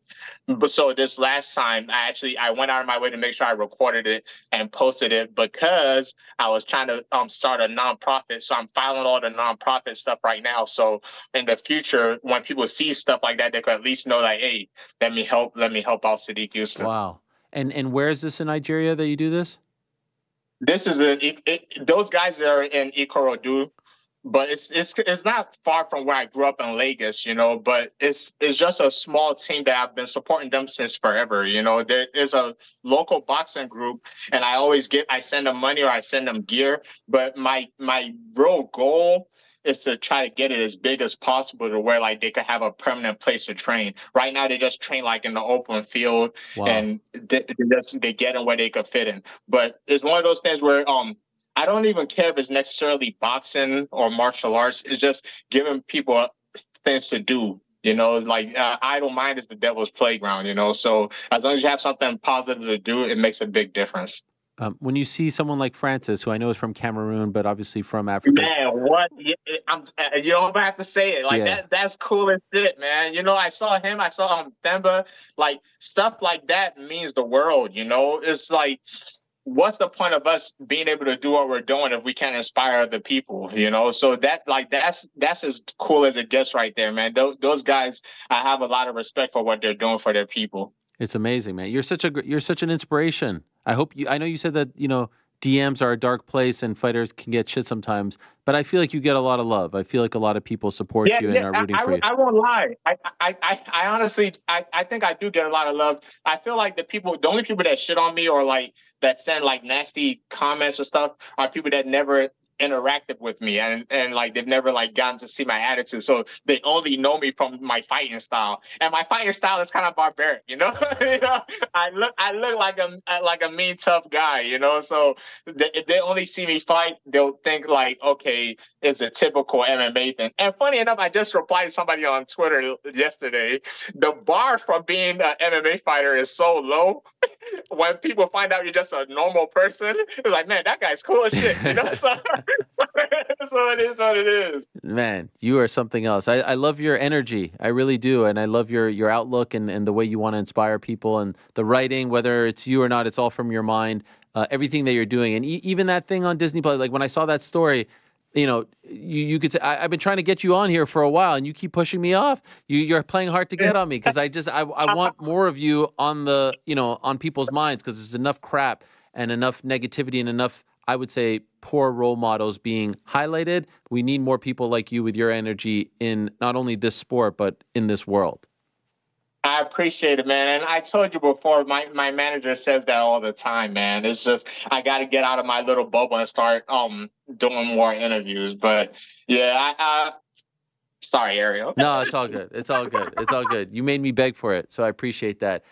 Good luck. Good luck with the soup. Good luck with the fight on April 13th and with everything else that you're doing. Is there going to be, last thing, is there going to be another season of this show on Disney Plus? Like, is there something in the works? So it was a limited time series, but hey, you never know. You guys run the numbers up, you know, because it's been doing very, very well. The Rotten Tomato scores are great and the viewership is great. You never know. They might invite us back. And if anybody out there want to put Super Sodiq Yusuff in another role, man, I'm always open for it. I love it. Tonight with my daughter, I'm going to show her that. We haven't seen it yet. She's 7. I'm going to say, I know that guy. What episode are you in? I'm in episode 2 on. So they show my character in the first episode, but I don't have any lines. So from episode 2 on, I have lines in every single episode. I love it, man. I love it. Congratulations on all of that, and good luck on April 13th. Thank you for coming on, and congrats on the new contract as well. Thank you. Thanks for having me, man. All right, there he is. Super Sodiq Yusuff, kind enough to join us. I mean, what a personality, right? What an energy. How could you not love that guy? How could you not root for that guy? It's a beautiful thing, and I get so excited when we get, when we get introduced to these new characters. And he's been on the show before, but people like him, people like Payton, it's really nice, and I hope that those are the people that we show to others when we talk about being an MMA fan. That's what it's all about. These personalities, these characters, you can't get them in other sports, or at least we don't get access to them, and they don't feel comfortable opening up. When there's all these PR people and other people involved, it's amazing. It's honestly the best part about doing this show is, I mean, the dude's like, he's making soup and he's just chilling with us. Has anyone seen that show on Disney Plus? Rick, have you seen it? GC, have you seen it? Anyone seen it? Frank? Nah, haven't seen it yet. All right. I got Disney Plus right now. Do you have Disney Plus? I don't know. What do you mean? You don't know? At some point, I don't know if I cancel it or not. Oh, wow. I mean, I rarely use it. I don't have kids. I mean, they've got some adults. Yeah, they got good stuff on there. But Star Wars, aren't you a Star Wars guy? yeah, but do I need to pay $20 a month to be able to There's a watch Star bundle. Wars Isn't there a bundle with Hulu? You're a big Hulu guy. You big Hulu guy. I don't know. I got to check. Okay. I haven't seen the show, though. All Excited right, to see fair it. enough, fair enough. The Substack is great. I highly recommend it. And his most recent post about Ryan Garcia was really well written.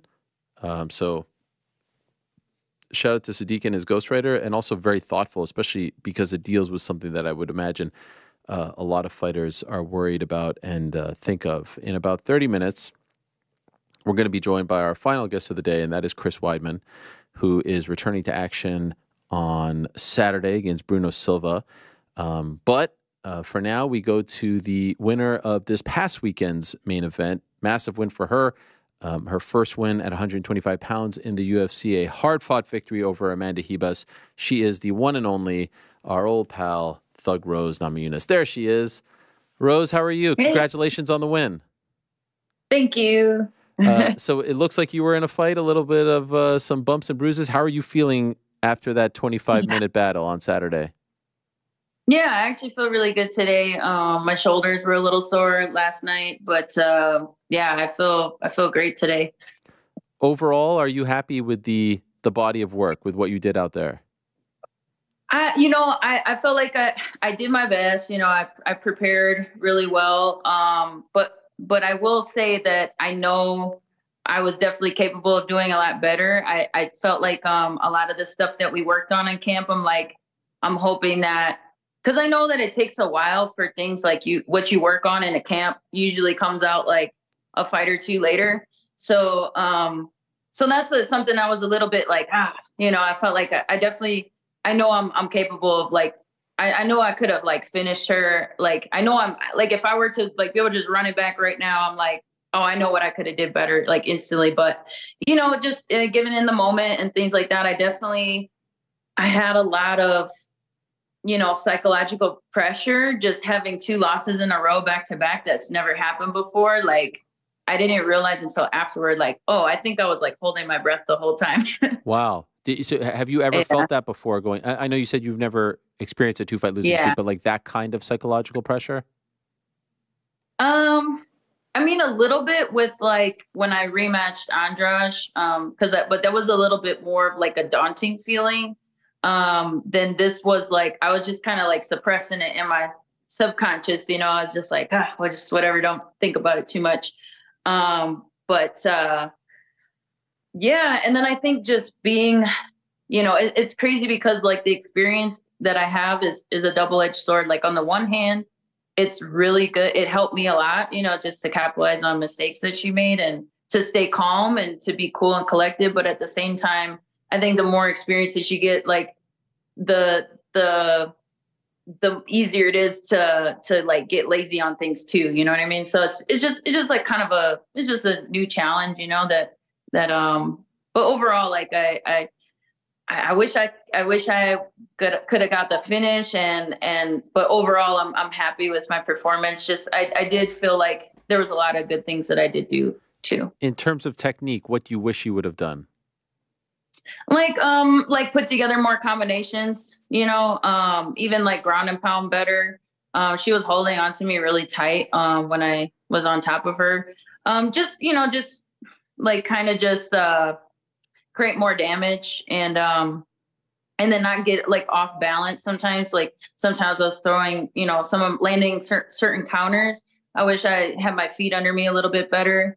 But I do think I'm also still getting adjusted to, I think, like the new muscles and the new physique that I have at this weight. But yeah, so I think it's just like mainly putting more combinations together, and then even like, the ground and pound for sure would have been nice, and like passing guard. Yeah. I was just going to ask about the new weight class. So second fight now, 125. Any difference in how you felt this time as opposed to in September? Yeah, I definitely felt stronger. It was, like I said, it's weird because I think I was able to put together, it was weird. Like I was fighting with, a dislocated finger, but for some reason I was able to like string together better combinations in that fight, like sort of, yeah, I mean, credit to Amanda too. I mean, she's very offensive, and she doesn't really, let you take a turn. Like she's not like okay, I'm gonna take turns kind of, but she's a very volume puncher and things like that. I didn't feel like I wasn't fazed by anything that she was throwing at me though. You know what I mean? Like I wasn't like Manon, she has more power in her shots. I was like, okay, I can't let too many of these punches land. But I was a little bit complacent with Amanda, in the like, I guess, like not really caring about certain things landing, How's the finger feel after the fight? Oh, great. Yeah, great. Definitely had, a better, it's just overall, I mean, wasn't a concern at all. Okay. And just curious, going back to the pressure that you spoke of, was it because you just didn't want to be on a 3-fight losing streak? Did you tell yourself, if I do this, I'm not, like what was the pressure that you were putting on your shoulders other than just wanting to win the fight? I mean, I had no doubt in my mind that I was better than Amanda in every aspect of the fight. Like leading up to it, I knew I was the better fighter. Like there's no way, but it was okay. Do I want it as bad? Am I going to show up? Am I still going to do what I know that I've done in the past? You know what I mean? But not only that, what was I going to say? Oh, so leading up to the fight too, like I had three really, I have really vivid dreams a lot of the times. And sometimes I'll be able to visualize the fight. And for this one, I've never had this happen before, but I literally seen in my dreams, I lost 3 times. Like the first time, and first 2 times there was like unfair circumstances that like one, I got robbed. And then the first time it was like, it sounds crazy, but I was supposed to go fight her. And then at the last second, they switched it to like a dude. Wow. So I had to I had to fight a dude. And then I was getting beat up. And then all of a sudden, like I ended up like falling into a rear naked choke and finishing the person. But then like they still gave it to them. So that was weird. I was like, that doesn't make any sense. And then, the third dream that I had, nightmare, I should say, I had the feeling of I lost, but I don't remember what happened in the fight. And I was just like trying to piece it together. And like, it was just that post-loss feeling in the locker room where it's just like, you're just like, oh, like it just sucks. And I was like, did I get knocked out? Did I get choked out? Like what happened?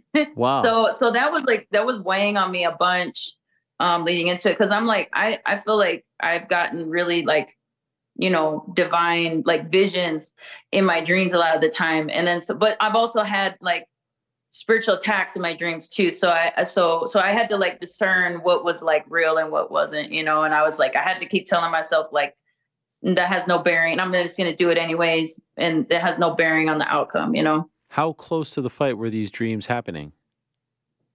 Within like once a week, within like the last 3 weeks of training. So like a month before the fight. And ever to the point where it felt so real, like you felt like it was like a message being sent to you to not fight?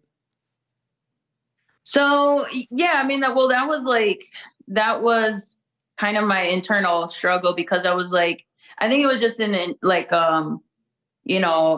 believe in, spiritual warfare and battles. And I believe that I'm here to, let my light shine. And so there's been lots of forces that are, you know, to me that I feel like I'm fighting something that's not just my opponent. Like it's beyond our capability of understanding. And so I just feel like that was just an attack because like I've been making so many changes in my real life that like, and I've been really disciplined and like I haven't been, you know, doing anything dumb or anything like that. And I've been really in control of myself that now it's like maybe I'm susceptible in my dreams. So I just, yeah, I don't know. That's just my way of it, like interpreting it, I guess. But because I actually, so, and the one thing that I did that did sort of help me like combat that was leading up to the first Whaley fight. I had a dream that like I was walking around, like it was like the week of the fight. We were walking around, you know, around wherever we were fighting. And then like somebody walked up to me and was like he stopped me and he was like, "Hey, don't have this fight." Wow. And I was like, "What?" Yeah. And I was like, I got so scared, you know, I was like, "Why? Like what's gonna, like something bad's gonna happen?" They're like, "Oh, like, why not?" And they're like, "Oh, I don't know. Just don't have this fight." And I was like, "What?" And then all of a sudden, like Pat got in the way. He was like, "No, don't talk to her. Like get away from her." And then like, just kind of like pushed him away. And then I woke up and that was like, and so that like had me worried leading up to that fight to where it really motivated me to, I was like, well, I'm going to have this fight anyways. But it really like motivated me to be like, well, I got to make sure that I'm ready 100%, you know, no matter, like it just had me on my toes more. So I think that's kind of how I interpreted the dreams, is like, maybe, you know, I was like, I'm going to do it anyways, but you know, I'm just going to make sure I'm ready. Have you ever talked to someone about the dreams? Yeah, I've talked to, I mean, Pat, you know, Okay. and like I've told other people, like this one in particular, like all of my coaches knew about the dreams that I've been having. And actually the lady that baptized me, recently, who I've grown really close with, you know, her ministry and stuff like that. She like, she helped me through a lot of that stuff too. And we've been, you know, kind of discussing all that stuff, you know, and praying on it and rebuking things, and you know. Now that you're back to your winning ways, do you feel like a weight has been lifted off your shoulders? Yeah, I feel like okay, I got, like, I knew, I've always believed in myself. I know who I am, but you know, but sometimes you just doubt, like, okay, like I was definitely doubting. So now I have my confidence back, and I feel like now I can build off of whatever it is that I did. So you know, I'm very excited to, you know, start making plans for the future, for whatever's next. You know, I'm definitely going to be watching the girls this weekend, Manon and Erin. But yeah, I'm excited. You know, like I said, my shoulders are a little sore. Like this camp, for some reason, I don't know if I'm just like swinging harder or whatever, but yeah, I was like, my arms just, I don't have any injuries as far as I know, but I just want to double check on that just to make sure, you know, nothing's going on there. But I'm ready to get back to it for sure. So safe to say you're staying at 125, right? You're done with 115? Yeah, even if I wasn't successful, I just like, even just this, it was a decent weight cut this time. You know, it wasn't like, I wasn't like dying or anything, but I mean, it was still like, I still had to cut a little bit of weight. So it would take a long time for me to like, now all of a sudden, like undo everything I did, like building the muscle that I did, and then have to go back down and stuff. So I'm not saying like that's out of the possibility, but I mean, that wasn't in my plans either way. I think that the Blanchfield Fiorot fight is a legit #1 contender fight, but I think that scheduling might be working against them. And the reason I bring that up is I feel like there's a scenario where, because Grasso and Shevchenko are probably fighting end of summer, September with the Ultimate Fighter and all that stuff, that the winner of this fight will not want to sit on the sidelines. And especially if it's Blanchfield, who we just had on the show earlier and said that she's always looked up to you and would love to fight you, where there's a world where she wins and then they match her up against you. Do you feel like that's a strong possibility? Yeah, I'd like to fight either of those ladies, and yeah, I do appreciate, you know, the respect coming from Erin, because I respect her a lot as well, and I'm very impressed with her skills and stuff like that. And so yeah, I want to be as active as possible. Like all I wanted was to have the win and come out healthy so I can make a decent turnaround, not like super quick, but like I was hoping in the summertime or something like that. But yeah, so yeah, that would be really cool. And hopefully, yeah, either one of those ladies will be awesome for sure. Who do you think wins that fight? It's weird because as much as I think Manon has a very, like, she's just got a different style, so she's kind of awkward, but like not awkward in a bad way, but like, she's got them like weird side kicks and, lefty and karate style kind of a thing. And she is pretty strong, but I just think based on, and I'm only basing it off of like our fight, but like, I just felt like she was kind of fading towards the end of our fight. And I was, I was hurting like my pinky, obviously. So I just feel like, Erin puts out a really good pace, and, unless if Manon catches her with something and like finishes her early, I kind of feel like, I'm leaning towards Erin in this fight. On the flip side of things, as far as the respect, we have Macy Barber, who I saw you say on the dais at the post-fight press conference that she's been calling you out for a long time, and you said like you thought that was funny over the years, and now you'd be open to fighting her.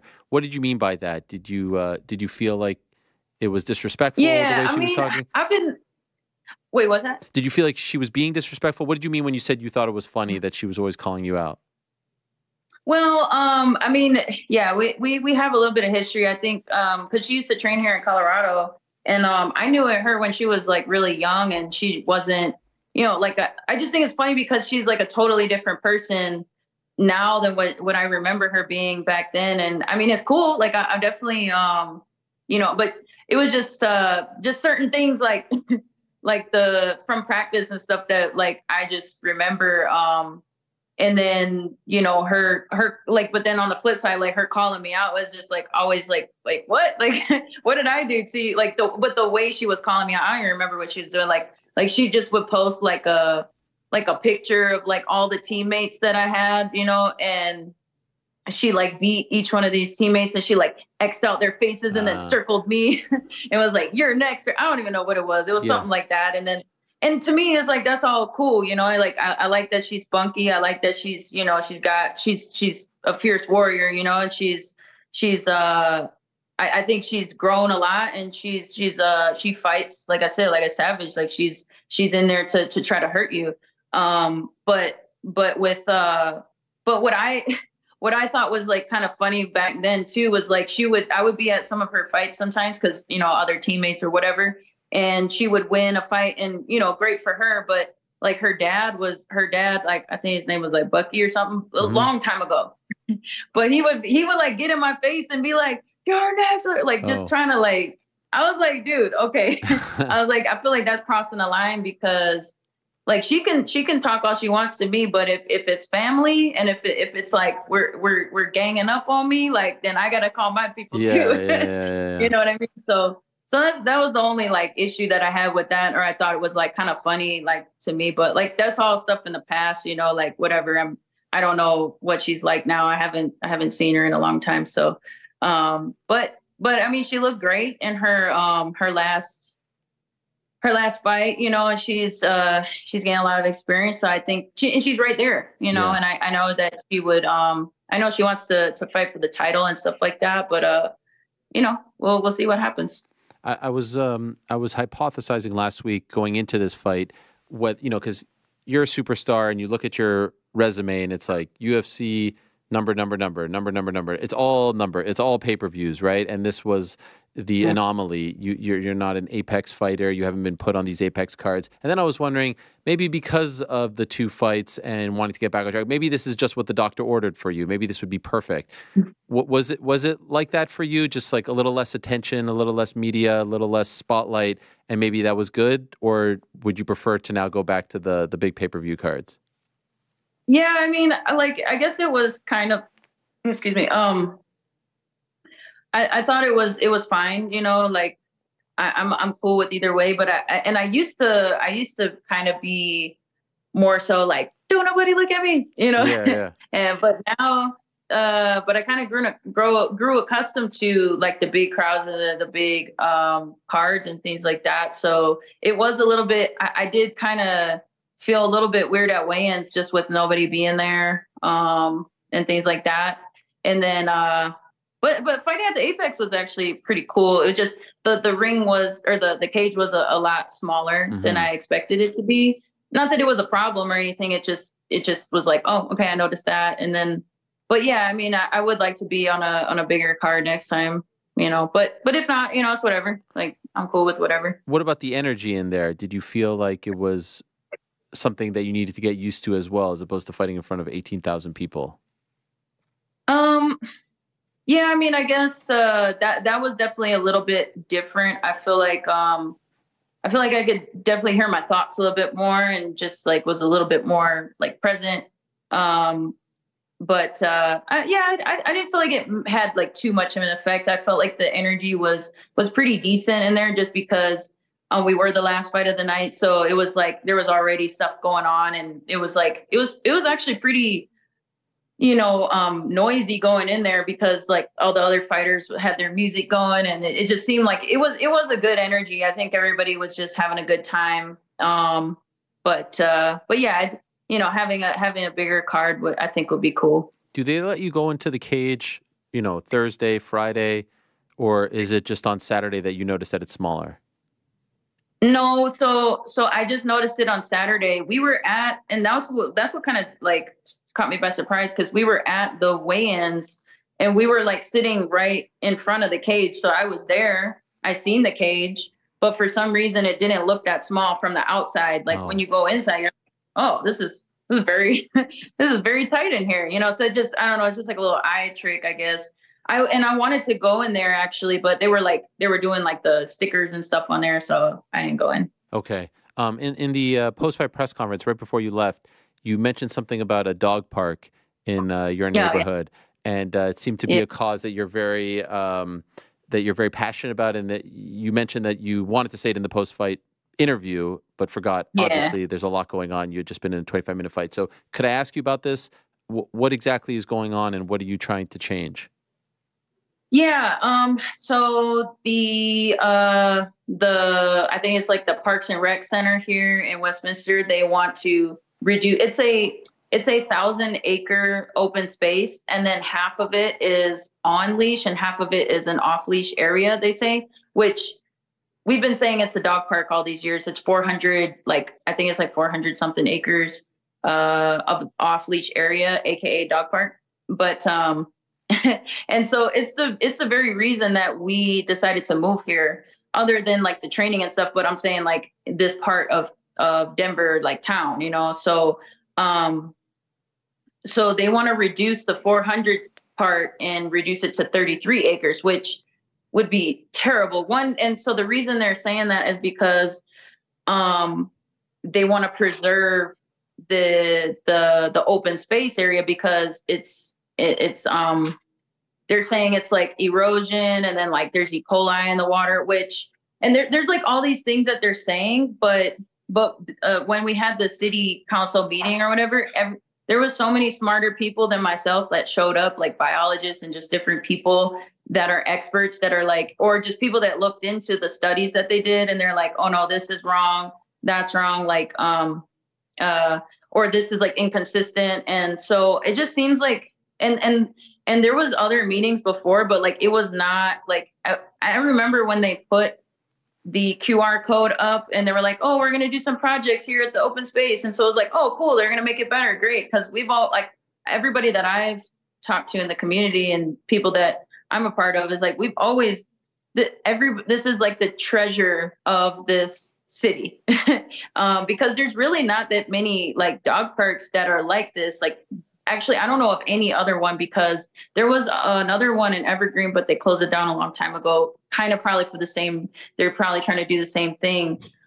And what I think, because they're saying it's to preserve the environment, but there's ways you can, to help, like there's ways you can improve the landscape. I already have some ideas, other people have ideas, but but it's inconsistent with what they're saying, because they started building a cement bike path like on the south side of the park, and they're saying that it was just somebody got killed or whatever biking over there, but it's like, I've never seen a bike over there, and it's just not, to me, it just doesn't make any sense. And there's all kinds of other trails to bike on, and you can bike through the dog park too. So I don't understand.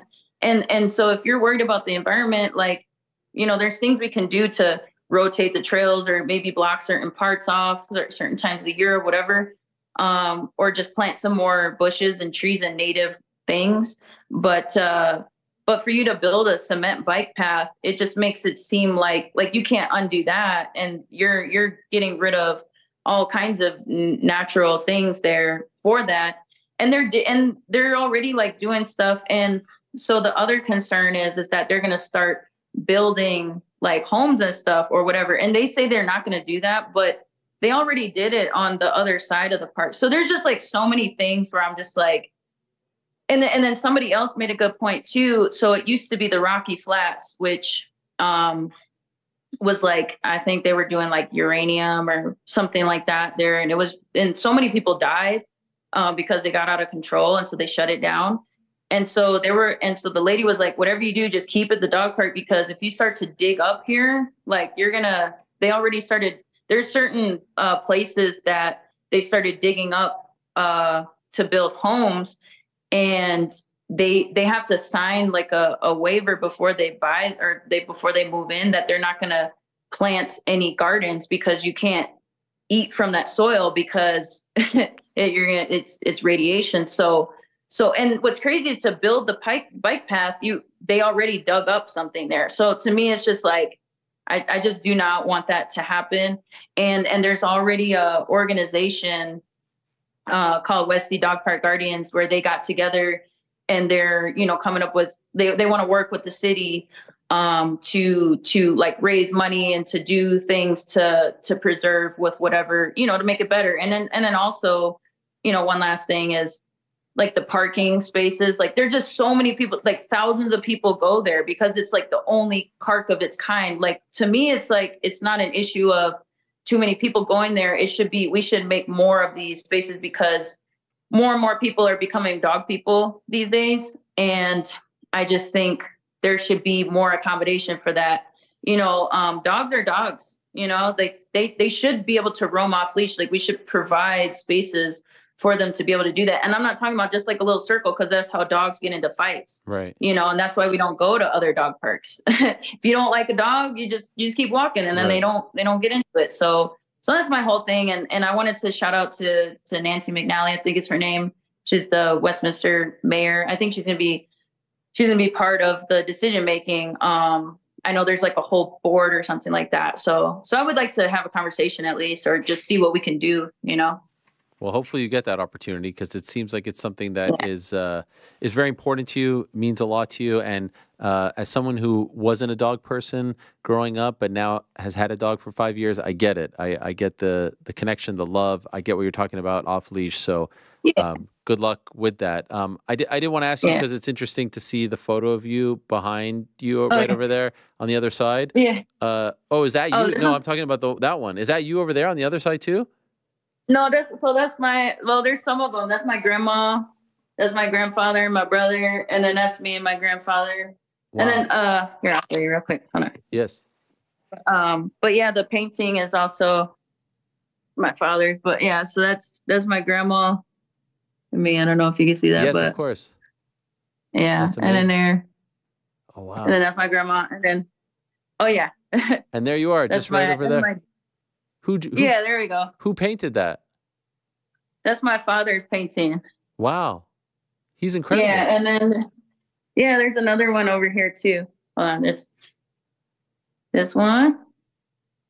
I love it. Sorry, the little reflection is kind of tough. But then that one too. That's your dad? Who is that? Yeah. Wow. Does he sell that, or does he just do it for fun? Oh no, he passed away when I was 16. But so there's actually way cooler ones in Lithuania by my grandmother. And one day I would like to have there's one where he has like, it's a picture of, you know, like his version of like his rendition of Jesus, and it has like this like pattern or like geometrical pattern over his face, and like, and it's just when you look at it, it's just like, wow, like that's crazy. How did he do that? And then there's like some other ones where he like hides stuff in his paintings. Like it's crazy. Wow. And of course, I knew about your father. I'm sorry for my for misspeaking there. But incredibly talented. I had no idea that he was that great of a painter. I was just wondering about the little photo there and why it was there any particular reason why it was there. And when you look at it, what is the difference? That's from 2017, I believe, right? The MSG card. Yeah. What's the difference between that Rose and the Rose that we're talking to today? Oh, I don't know. Definitely. I mean, sure, I just know a lot more. I'm way more knowledgeable, you know. But I think for the most part, I do kind of the same stuff, you know. I'm just a lot more mature I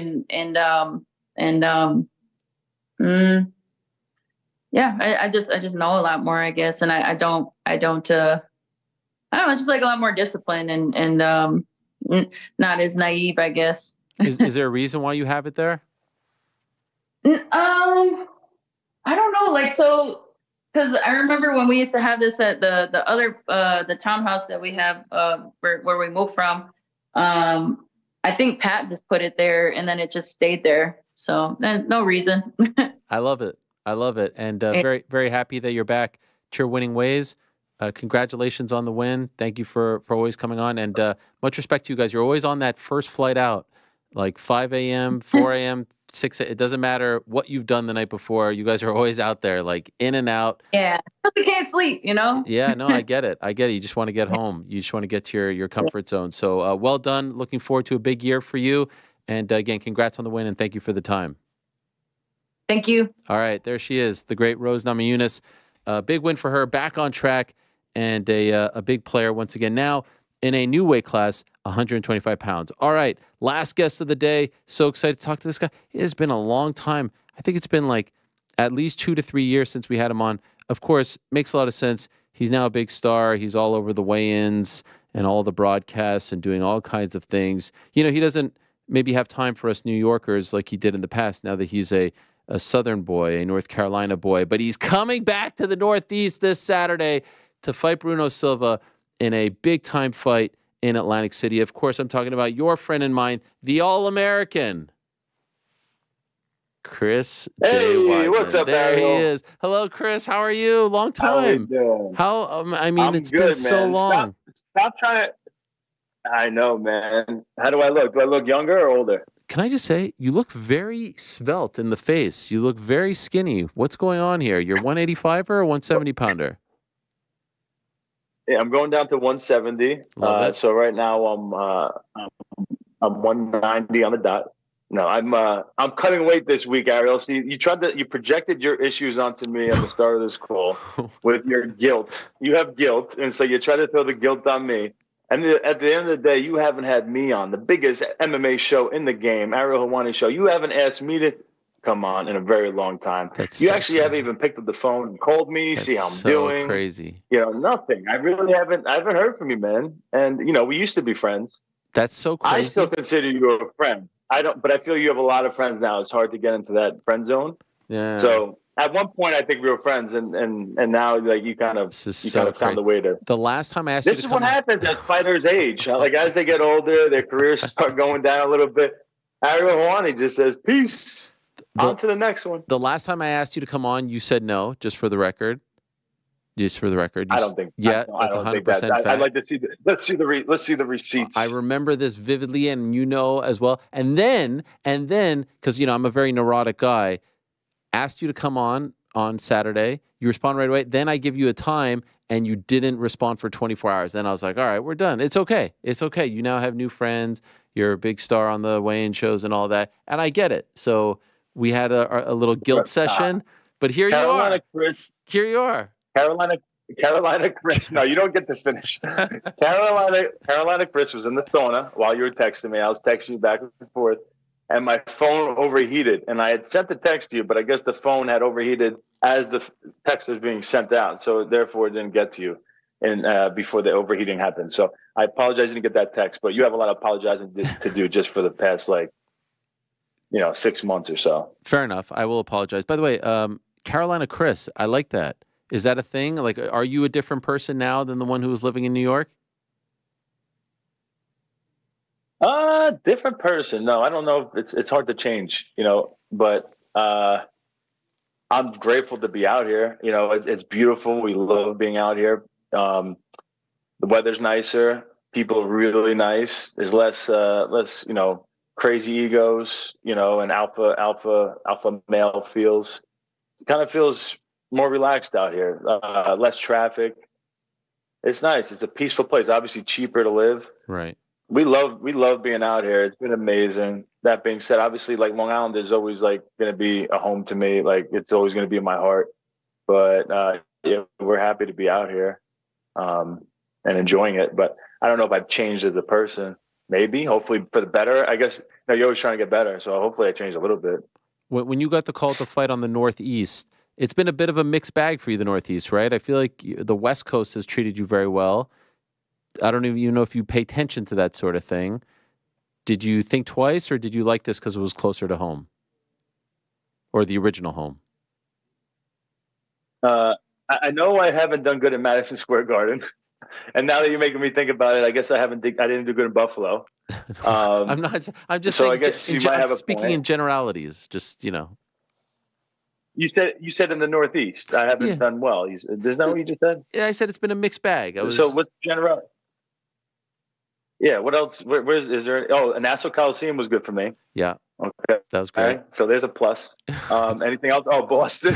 Boston. I forgot 2 Bostons weren't good for me. You bastard. I might have to freaking cancel this fight. I didn't realize. I don't think about all these different things. Okay, good. Yeah, it does. It's not in my head. Yeah. Well, I'll tell you what is a good thing. Atlantic City. I'm undefeated in Atlantic City. Yeah. That's where I started my career. So when I got the call, to be honest, the first thing I go, oh man, that would be a really cool place to hang up the gloves. That was probably the first. That was probably one of the first thoughts. That's where I started my career. Maybe a good place to end my career. But as I started training, I said, let me see how my body feels. If I feel like I'm done, I'm gonna, I'll be done. 30 surgeries in and stuff. But I've been feeling amazing. But I was very open-minded to, being this last one. I am very cognizant that Atlantic City would be a cool place to hang up the gloves, but I don't see that happening. Just to speak to the elephant in the room. But I feel great right now, and I'm ready for Atlantic City, man. It's always been good to me. That's where I started. That was when I became a ring combat champion. Had some big fights there. We sold out crowds, and that's when I was selling tickets out of my car, going around and selling T-shirts, and I felt like a drug dealer back then, trying to collect cash to get into a fight. And now I just get to show up and make a pretty good amount of money. So it's pretty cool. It's a nice full circle. That is the first time that I, at least in our conversations, that I've heard you talk about hanging up the gloves. So how did you go from that thought being a thing to now saying definitively that's not a thing anymore? Well, I think the thought started coming after I had the first, compound fracture in the history of the UFC, and went through all the recoveries and stuff. And then, my body, I've had 30 surgeries. My knees and everything were shot before I had, that leg injury. And then you throw that on there, it adds up to 14 different surgeries below the waist. So my body's been through a lot. And so, at some point you got to start thinking, all right, how much longer am I going to do this? 39 years old.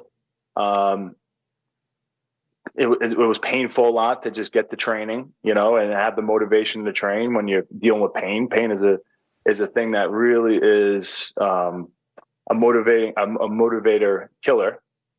So that was tough. So I had to start, looking, at the possibilities of possibly, hanging it up at some point. And then I started this training camp, and I'm not a salesy guy, but this is the deal. I started a supplement company. Yeah, I saw it on your social media. And hang on, I'm getting it. I don't know if it's. Hang on, let me send the voicemail. Someone's calling me. How dare they? And hang on. So, you know, I've had 30 surgeries. I'm just, you know all this. I'm saying this for the people. I've had 30 surgeries. I've had a lot of pain, all different types of surgeries, from necks to knees to shoulders to elbows to hands. So athletes would always be calling me about advice on different, you know, therapy techniques that I was using to heal up faster, different surgeons I was using, and recommendations and stuff.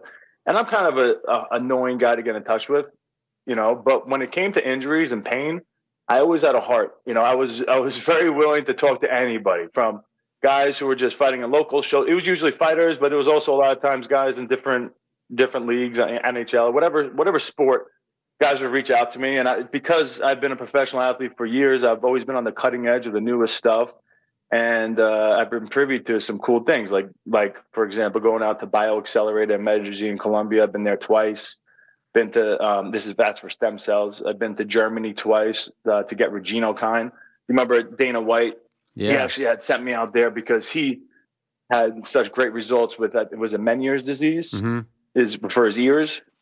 So I went out there. I just whatever you know I could get my hands on that was within the realm of, you know, being legal and something I'm allowed to do, and it's going to help me feel better. I was right on the forefront of everything. And then there was actually one right before I found out about these pills. There was a supplement company, or not a supplement company. It was I guess it's a supplement company, but it was a cream that it was like this new type of cream, and the NFL athletes were using it. And then they wanted to sponsor the UFC, and I guess the first person that the UFC thought of as a good candidate to help get this product moving along was me, because it was going to help with pain and inflammation and all that stuff. So I jumped on the phone with the owner of the company, and he started walking me through how this is changing all these people's lives and how great it is and this and that. I go, oh, this is amazing. Can't wait to get it. I got it. I put it on right like below my knee. Every time I get up and start warming up, and get up on my toes to start a workout, I would have this terrible, nagging pain right below my knee. And so I took the cream 3-4 days, and there was no difference. Around that, oh God, I'm getting freaking phone calls. Oh, it's okay. Around that same time, I'm going to a Bible study group, and I'm doing my podcast at the time, my original podcast actually. And I go to a Bible study group, and one of these guys, kind of not to throw shade at him, but give you a better idea, but he's like an overweight guy in his 50s. Hey, there's this product me and my family have been taking for the last 10 years. And he's seen that on my podcast, I had these different doctors come on my show. He's like, do you mind asking these doctors about the ingredients inside these pills? Because I just want to make sure that we're not going to end up having a heart attack or something, because it's almost too good to be true. It's changed our family's lives, these with pain and inflammation, arthritis, or whatever stuff they were dealing with. He's like, do you mind just asking if it's okay for us to take? So take a look at the ingredients. I send to my doctor buddies, and they come back to me. They're like, oh no, this is all FDA approved stuff. Every ingredient in there is fine. It's basically like food product. So he's like, no, it's fine. He had given me a bag. I ended up taking 2 pills before I went to training one day, and I forgot. I start bouncing before my workout, and my leg is back. I don't feel any pain. And I go, holy shit, it's the pills. Those pills actually freaking work. And we're talking all natural, organic pills. And I'm like, there's no way. So I take it again the next day, and same thing, gets better and better. I'm like, this stuff is insane. So basically I was like, man, this is just one doctor from India that's giving it to this, a couple families out here. And I go, we need to get this to other people. This is crazy. So basically it's been a lot of work, me making this happen. And now I'm selling the pills, went into business with them, and it's trinitygoldnutrition.com. If you got pain and inflammation, for me and the people that have tried it, it's been amazing. So yeah, that has really catapulted me and kind of rejuvenated me being excited, not heading into this fight retiring. I really feel great. It's the first time, and this is not bullshit. I'm not a sales guy. I hate sales guys. I'm not bullshit. I'm just trying to help people. Actually, if the pills don't work for you, you get your money back. Money back guarantee. Wow. I cannot tell you, I haven't been able to load my right leg and explode off of it. I've had to work around that for the last like 12 years. I'm now loading my right leg and exploding off of it, and without pain for the first time. This stuff is amazing, and I just want to be able to help other people.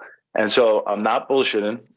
Check out the pills. I can't wait for you to try them. I don't care about the money, and I'm not making much money off of it. It's not the greatest margins and all this stuff. A lot of business people think I'm stupid. I probably am, but it doesn't matter. Like, I just want to get this to people to help them out. That's it. I love it. Yeah. This is great news. Thank you. And we'll be adding, there's so many things this guy could help with, and there's so many more recipes coming, but this is the flagship one. I think it works amazing right away, and it's something that speaks to me, and it's a great one to move forward with. So that's the physical side of things. Psychologically, how are you feeling going into this one?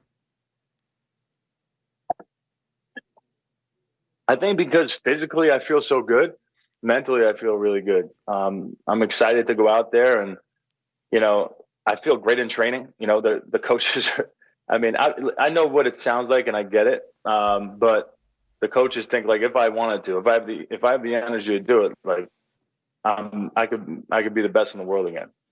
And I do feel that way. Now I gotta go and put in the work. I gotta actually show that in the UFC. So we'll see on Saturday night how I look. But the way I feel is amazing. So obviously you're still home in South Carolina, right? South or north? South. North. South? Yeah. South or north? South. But it's like right outside of Charlotte. So it's like you fly into Charlotte and it's like 10 minutes over the border. So when you fight, will Longo and Sarah and those guys be in your corner? And how does that work when you're doing the whole camp in South Carolina? Yeah, so I got Wonder Boy in the corner. I got Ray Longo in the corner, and Matt's not going to be in the corner this time. Obviously, I love Matt. I would love for him to be in the corner too, but you only get 3. Oh. And the guy Jeff Jimmo from out here, who's been training me, his gym is called the Jimmo, Gymo. He's been great. So he's going to be in my corner. He's been helping me so much, man. He's been putting so much time into me. Yeah, so he's going to be in the corner as well. Okay. I mean, every fight is important. Every fight is the most important. Do you feel like this is must win for you in the UFC? Do you feel like this do or die? Yeah. I mean, it's definitely, I don't like to use the word die, but okay. It's definitely a do. If I lose, it's like, okay, I would have to rethink about where I'm at, and we'll deal with it then. But I think I win this fight. There's a lot of great opportunities for me. So I just got to get in the winning column, look good doing it. And yeah. You like the matchup? Bruno Silva. Were you familiar with him? I'm sure you are now, but originally when you were offered him. Yes, I was familiar with him. Not like crazy familiar. I remember he had that really tough fight with Alex Pereira, what was that, 3 years ago, when Pereira was kind of fresher in the UFC. That was a really close back and forth stand-up battle. And so he stood right there with Pereira. He's a tough dude who he's not afraid to scrap with anybody. He has a knockout win over Brad Tavares in the first round. I feel like he kind of, he caught him. He's unorthodox, striking. He ended up catching him in the first round. He had a crazy fight with the Russian dude with the one eye in his last fight. Oh yeah. Yeah. Yeah. So I'm familiar. I'm definitely familiar with him. And this time, learning from my last fight, I watched more tape than I've ever watched on any fighter that I've ever fought, by far, actually. Really? After that last fight with Brad Tavares, yeah, because I really just felt really stupid in that last fight, getting leg kicked to death.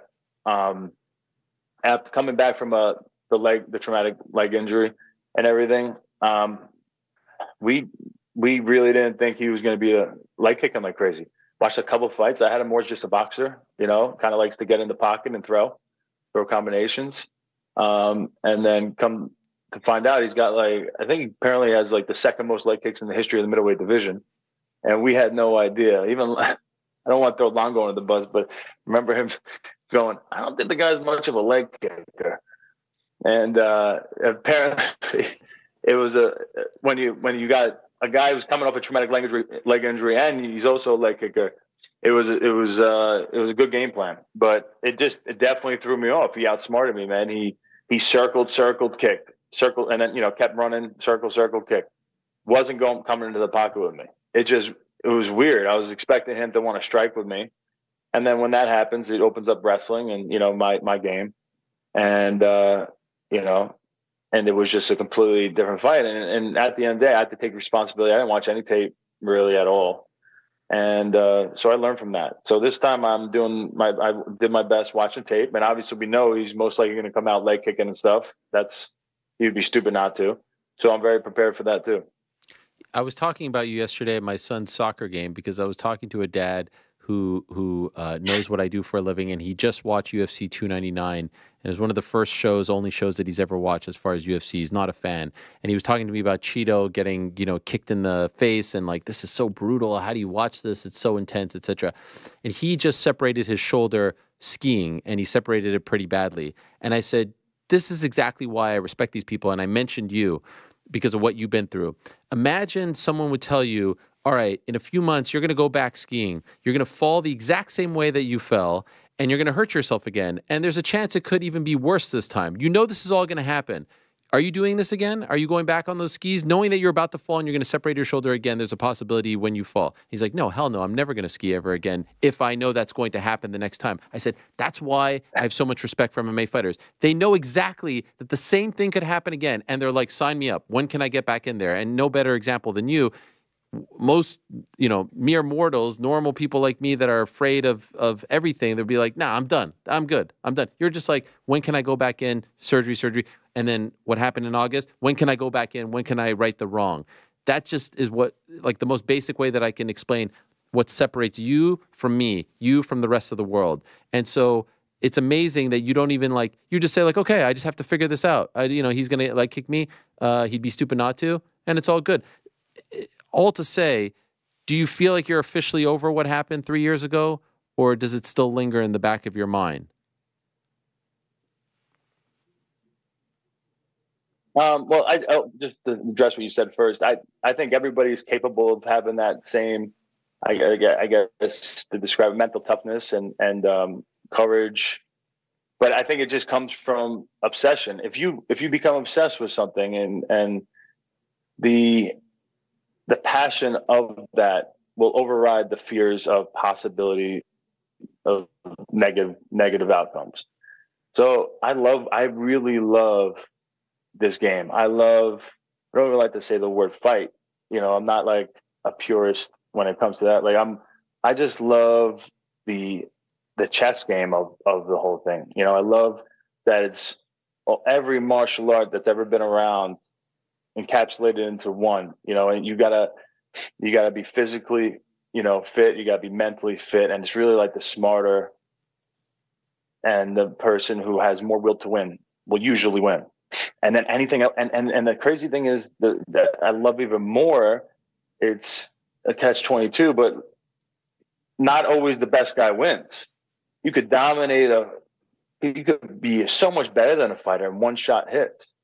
And it's over. Now you're the guy who sucks that, should retire or whatever the situation is. But all that makes it that more exciting, that much more exciting. So yeah, I think if people could put their minds into that mindset and something in their life, they could battle through anything and they'd be successful through anything. Because at the end of the day, we all suffer adversity in whatever we're doing, whether it's a job or whatever passion you're into, and you can't just quit, right? You gotta be able to push through that adversity and battle back. And yeah, I'm sorry, I forgot what your actual question was, though. The question was just is it completely out of your mind? Do you feel like you still think about a focus? I know there was the E60 doc that came out at the end of last year, so that obviously probably brought up emotions. But do you feel like you've moved past it? I felt like I moved past it before that first fight with Brad Tavares when I first came back. But then he leg kicked me and I couldn't leg kick back. It's just my body wouldn't let me do it, or my mind wouldn't let me do it. And I think I got over it. But really the truth is we'll see. I don't know if you ever truly get over it, man. What happened to me is really unlike what ever happened to really anybody. And everything I had to go through to get past that has been a lot. So I don't know if you ever get through it, but you find a way to become better from it. You know, you find the silver linings and the blessings and disguises and all that. So will I be able to throw leg kicks hard back to reattack? That's the question. And I hope so, because I want to. We'll see. You know, some people might say you don't even need a leg kick, but a lot of times, you know, people don't realize when someone leg kicks you, you want to answer right back with leg kicks of your own. That's usually my first defense is, you know, check, leg kick back. So when that was taken away from me, it threw me for a little bit of a loop, but I have been training to make sure I defend properly and some different techniques as well, but I'm prepared. I'm planning on, you know, coming right back. Can I be honest with you? I have to tell you something. I have to get something off my chest. I have not. Let it out, buddy. I have not seen the E60 documentary, and the reason for that is I don't know. You know how I feel about you, and our careers kind of started at the same time, and it was devastating to see what happened. And I don't know if I have it in me to see that. It sounds amazing. It looks amazing. It just it feels too painful, and maybe in 5 or so years. So I want to be honest with you when I say that, because it looks incredible, and I know the people that produced it, and it's ESPN and it's E60, and I'm sure it was great. Could I ask how you felt about it? Were you happy with the final product? Yeah, I think they did a great job. They did a really good job, which I didn't expect, on kind of capturing my complete career in a short, you know, duration. Not just, I thought it was going to be more just kind of on the fight, my leg breaking, and then all the drastic measures and everything I had to go through to get back. But it was more than that. It kind of captured my career from beginning to the point of my leg breaking and then my recovery. They really captured a lot. And I think they did a great job telling my story. It's a lot of stuff you've seen, you know, a lot of stuff that you're very familiar with. It wasn't as gory. Like, so Alex Smith, when they did his, it was really focused on the goriness and all that stuff. And I don't know if goriness is a word, but you know what I mean? Yeah. But with mine, and I thought they were going to go that route because, for example, one, like I said, mine is the first compound fracture in the history of the UFC, which I actually didn't know. I was told by the physical therapist, Heather. But, and nobody ever seen the footage, which they have, of when my bones actually came out of the skin and you see the blood and all that. No one's seen the replay of that. I have. Oh. And we, you know, ESPN had it, and they didn't put that up. They didn't want to go the really, you know, gory route. Is gory the word I'm looking for? I said it so many times. Yeah, gory a word? I know what you mean. So it's working, whatever it is. You know what I mean. Yeah, you're owning it. Okay. All right. Yeah. Okay. You know, you say a word so many times, and I'm like, wait, is that even a word? But yeah, I thought they were going to do that, and then also, so that, which I have that video, and I'm actually going to be putting that video up with a little me talking through the injury, because I think it's good for people to see, you know, the nastiness of the whole thing. And the other one was, so when I got it became infected after the 3rd or 4th surgery. And it got infected really bad in 2 spots, to where I had 2 holes down to my bones. And so I had to stuff my own leg full of gauze. My wife would help me too, but fill of gauze, and then every day pull the gauze out and stuff it again down to my bone. I could see my bone. So we have videos of that. They didn't use that. They just kind of showed my leg pussy a little bit in the E60. So there's nothing gory. Okay. In the I was expecting gory. That's why I was avoiding it, because it's a heartbreaking thing. No.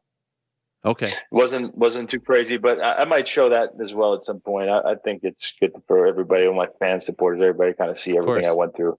I'll put that up as well. 2 last things, and we'll end on a positive note. I love the weigh-in shows. I really do. And someone was asking me about them recently, and I think it's the best thing that the UFC produces, obviously, outside of the fights, because, like, you in particular, your personality, I wouldn't put you on the desk. I don't think that's the best use of your personality. That environment where it's loose, it's the closest thing that they have to inside the NBA, which is the best studio show in sports. That's with Barkley and Shaq, etc. Like you and DC, you guys. And so I'm just wondering, why does it work so well? Why do you think it works so well? What is the magic to it? And are you like a fixture at this point? Is it just every pay-per-view? And if not, why the hell aren't you a fixture? So yeah, Zach Candido, he's every pay-per-view I'm asked. I'm the guy who asked. Obviously during this fight camp, I wanted to focus on this fight. I'll be at UFC 300 weigh-in show, and great. I'm not at 301, but I'll be on like 302, 303, and moving forward. I really do love it. And you're right. Like the analyst work and all that stuff. Anything that for me, if you have to rehearse it and you have to start like overthinking your thoughts and making sure you say it in a really like collective, intelligent way, like, I don't love that. It feels like fake and I just don't like it. And when you're on the desk, there's rehearsals and all that stuff. For the weigh-in show, it is just you out there BS. And I mean, they give you alcohol, you're drinking whatever on the show, you're playing games, you're busting balls. I get to make fun of people.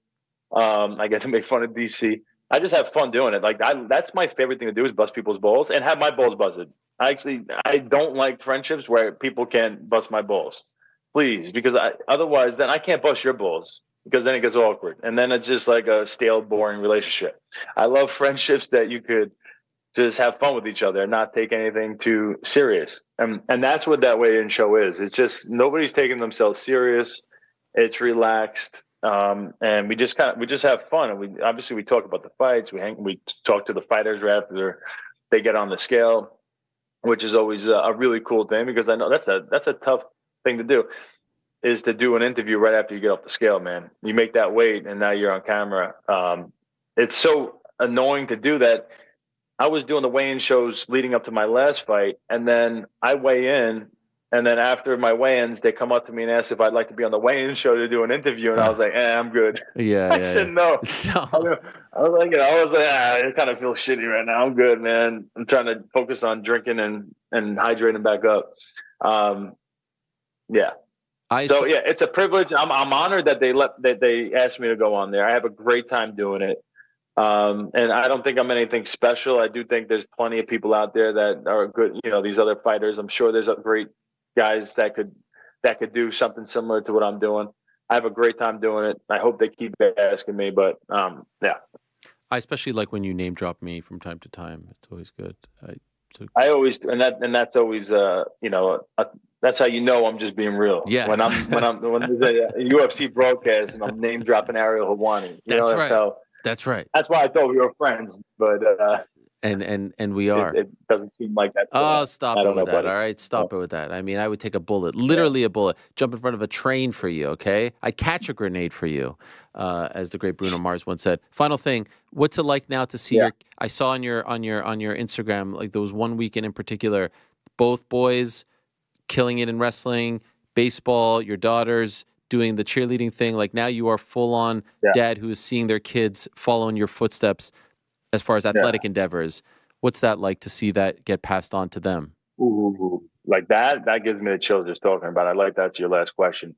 And I'll take this moment to kind of gloat. I'm not usually this guy, but there was one weekend this year where it was the craziest weekend of in Weidman history as far as athletic endeavors go and accomplishments. In one day, in one weekend, but in one day on Saturday, both my sons win the state championship in wrestling, which was not like a shoe-in, by the way. They had losses during the year. My kids play every sport. They're both in two different sports. All three of my kids are in two different sports right now in this season. Wow. So they do everything. So wrestling comes around, they can give their best to that. But then I want them to do everything. Obviously, wrestling is my favorite. I think it does the most for people. character-wise, and I think gives most to them for the rest of their life. But I'm definitely biased, but I think I'm right. But at the end of the day, they're going to pick whatever they like. When it came to this Saturday, my both sons win the state championships. Not 1 point is scored on them. They look amazing. They stepped it up in high-pressure situations. My little guy, Colton, who is happy-go-lucky, usually doesn't care that much. Hey, if I win this match, if I lose this next match, am I going to be able to still get a medal? Like that's where he's at, you know. He pinned everybody in under 45 seconds. Wow. It was the first time. He never gets nervous because he doesn't really care. He was nervous. He was jumping. He wanted to win. Finally, he actually was like really putting the pressure on himself, taking deep breaths before matches. I've never seen it.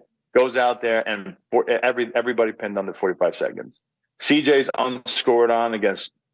He had 1 pin. He had 2 pins and 1 shutout in the finals, and he just looked amazing doing it.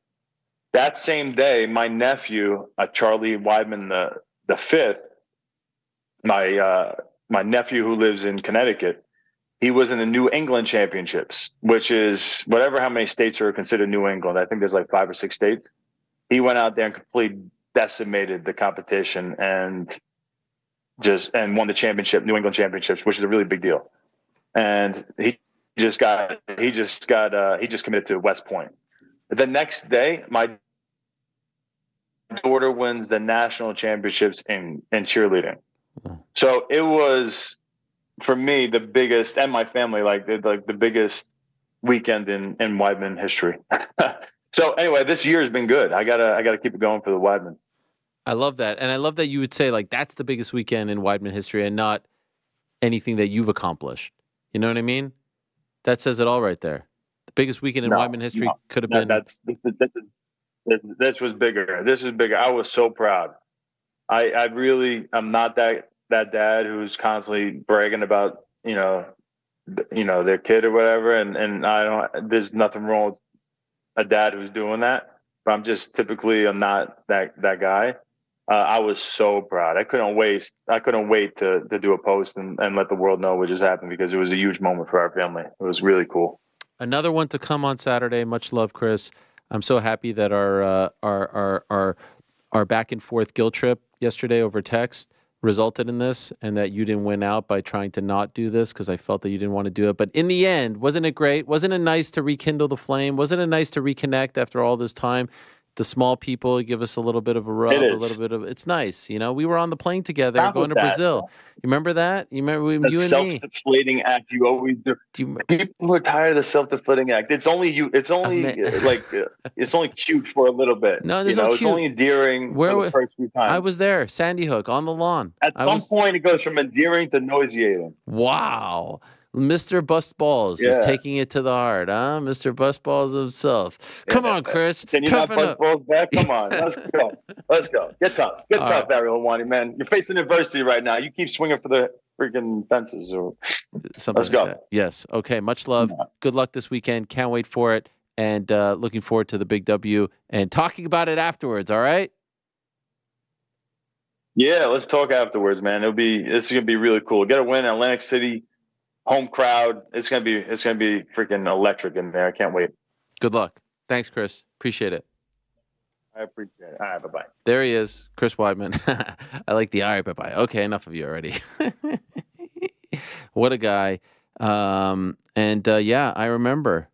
OG fans will remember in the AOL studio. This is pre-New York Rick in the old AOL studio. 2012? 2011? 2011. Yes. 2011. John Vellante in studio.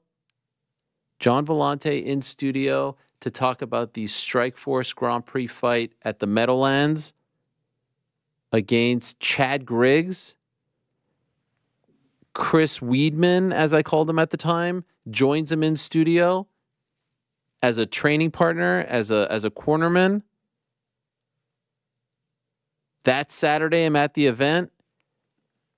Ian Parker, who has become a personality now, does a great job on ESPN with the gambling stuff and all that, gives me the heads up. Chris Weidman is signed. Keep it under wraps. He's fighting Alessio Sakara in about 2 to 3 weeks in Louisville, Kentucky. He wins that fight. He had something like 6 fights on his resume at that point. I think he was like 4 fights, 4-0. Who's this guy? Fights Sakara, March 3rd, 2011. Submits Jesse Bongfeld with the standing guillotine later that year in June. Submits Tom Lawler in November in San Jose. What a card that was. November 19th, 2011. The first Shogun Hendo card.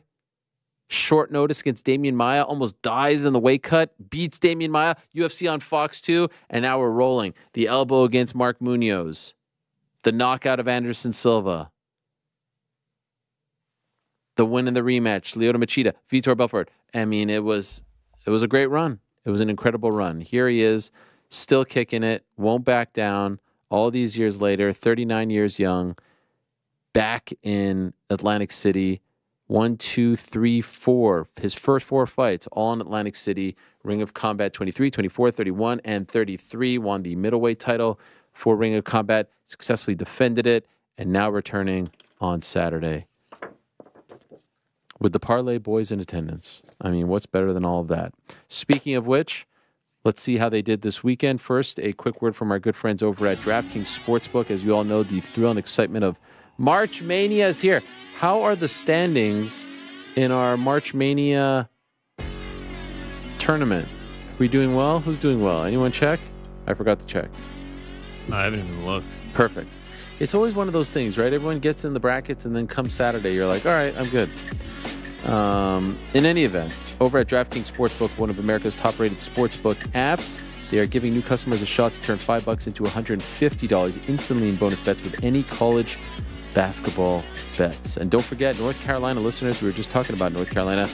Don't forget, DraftKings Sportsbook is now live in your state, and UNC is still live. So how perfect is that? Download the DraftKings Sportsbook app now. Use the code DMAR. New customers can bet $5 to get $150 instantly in bonus bets. Only at DraftKings Sportsbook with the code DMMAHour. The crown is yours. Gambling problem, call 100 Gambler. In New York, call 877-8-HOPENY or text HOPENY. That's 467-369. In Connecticut, help is available for problem gambling. Call 888-789-7777. Please play responsibly. 21 plus age varies by jurisdiction. Void in Ontario. Bonus bets expire 168 hours after issuance. See dkng.com/bball for eligibility and deposit restrictions, terms, and responsible gaming resources. Yeah. It's been a great day, a great show. Great show already planned for Wednesday. 2 in-studio guests, guys. Wow. 2 in-studio guests here Wow, in our New York City studio. Do we reveal who they are, or do we save it? You. I'm interested. I want to know. Well, I'm very excited about this. We've got WWE superstar Becky Lynch joining us in studio. I'm very close to finishing her book, which comes out March 26th tomorrow. It is called The Man, Not Your Average Girl. It is a great read, and one thing that's very important to me, and obviously we've had Becky on before, big fan of hers. One thing that's very important to me is when you have someone who's coming on to promote a book coming out, you must read said book, I think, or at least make an attempt to read a portion of said book. It drives me nuts when people promote a book and they're like, okay, so what's in the book? What do you talk about? Do you talk about this? Do you talk about that? So I have blown through the book over the weekend. I'm left. I think I have like 60, 70 pages left. It's a fantastic. My favorite books are wrestling books. I don't know why. Ever since the Mick Foley 90s days, I mean, I feel like I've read them all, and this is a throwback. It's a great one. So Becky Lynch will join us in studio, and also of the Chase and Status fame, the great Saul Milton, who is a huge MMA fan, who is a legend in the drum and bass scene over in the UK.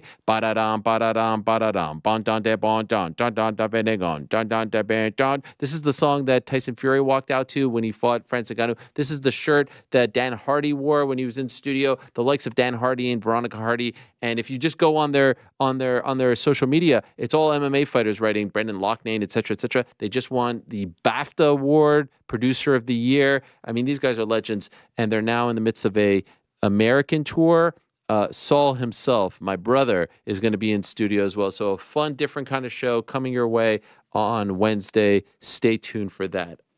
Until then, though, we do have to put this past weekend to bed. How do we do, guys? How do we do? Are we back on track? Da da da da da da da da da da. Ouch. This would have been a good time for that song that you have, Frank. That drop. We've done that. Oh, it's just... We need to pick it up. What happened? What happened, guys? What happened? We got picks wrong. Yeah. Just like we have every week this year. Okay. I don't know what else to say at this point. I mean, I'm at a loss for words. I thought it was all going to fall on me. Came up about 45, 60 seconds short on the Billy Q pick, but then Justin Toffa came up short as well.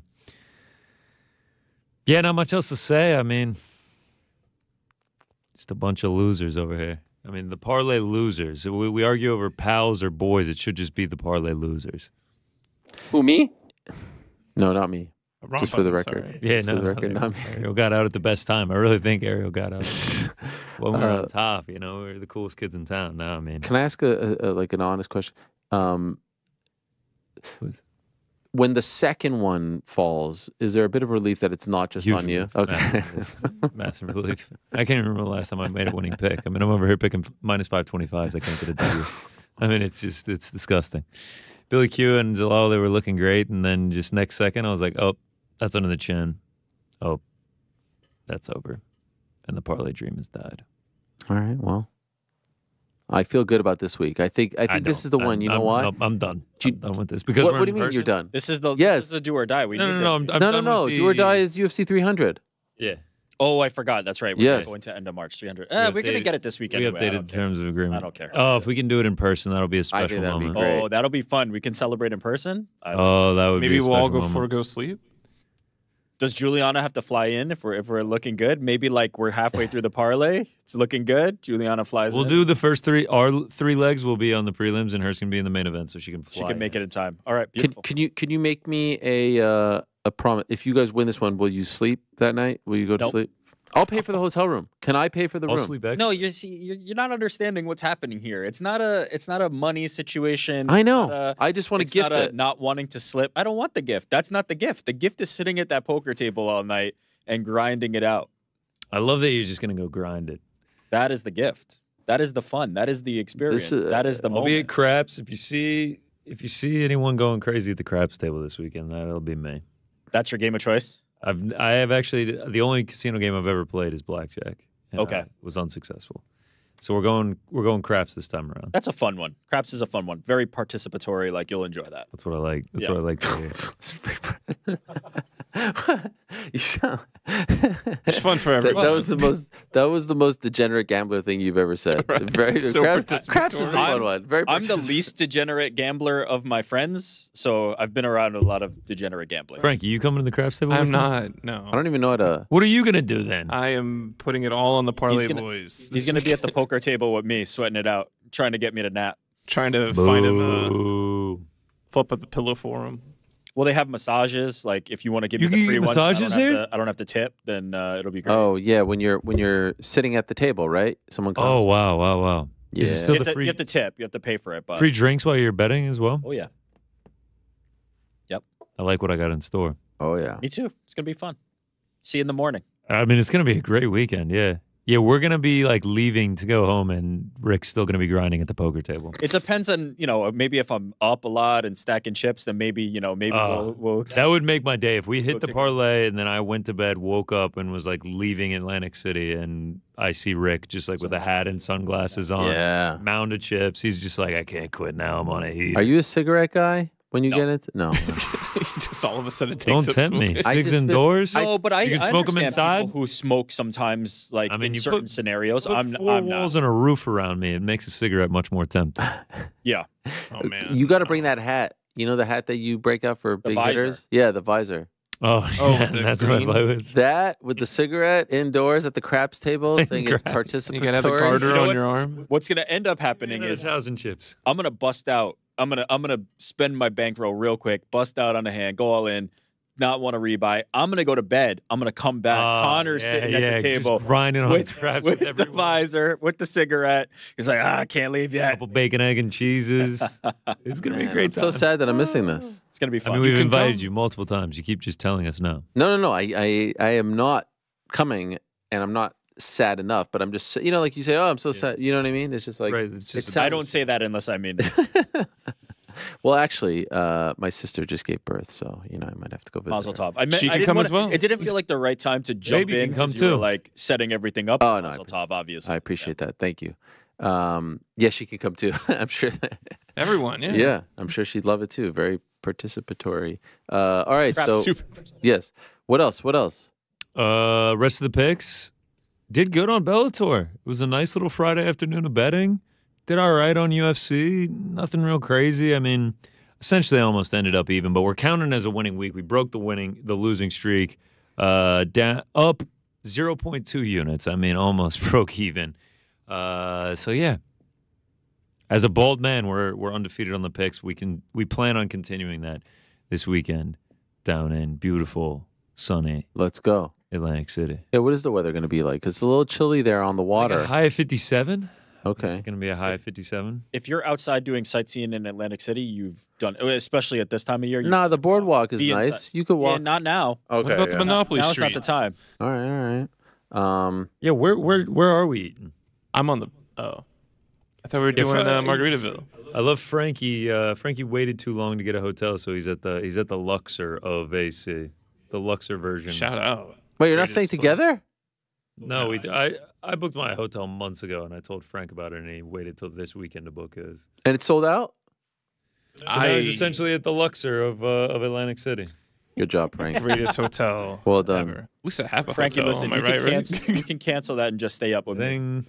I mean, since we're talking about all this, could we talk about the Vegas hotel situation? Sure. Or not? I don't know. What's there to What talk specific about? details? Well, it's the complete opposite of this situation. Yeah. I mean, can we talk about that or no? I mean, an incredibly nice, expensive suite has been rented for us to use as a studio, and Frank's the one that's gonna crash and yuck it up inside. How did he get that? Yuck it up. How did he get that? Because he just kept It's a finder demanding fee. it. Finder's fee. Finder's fee. What about the booking fee over here? Oh yeah. Yo. So the question the card is, down? we're doing shows Frank from. was like, "Yeah, you can put the card down if you want, man." I'm like, "Oh, thanks, Frank."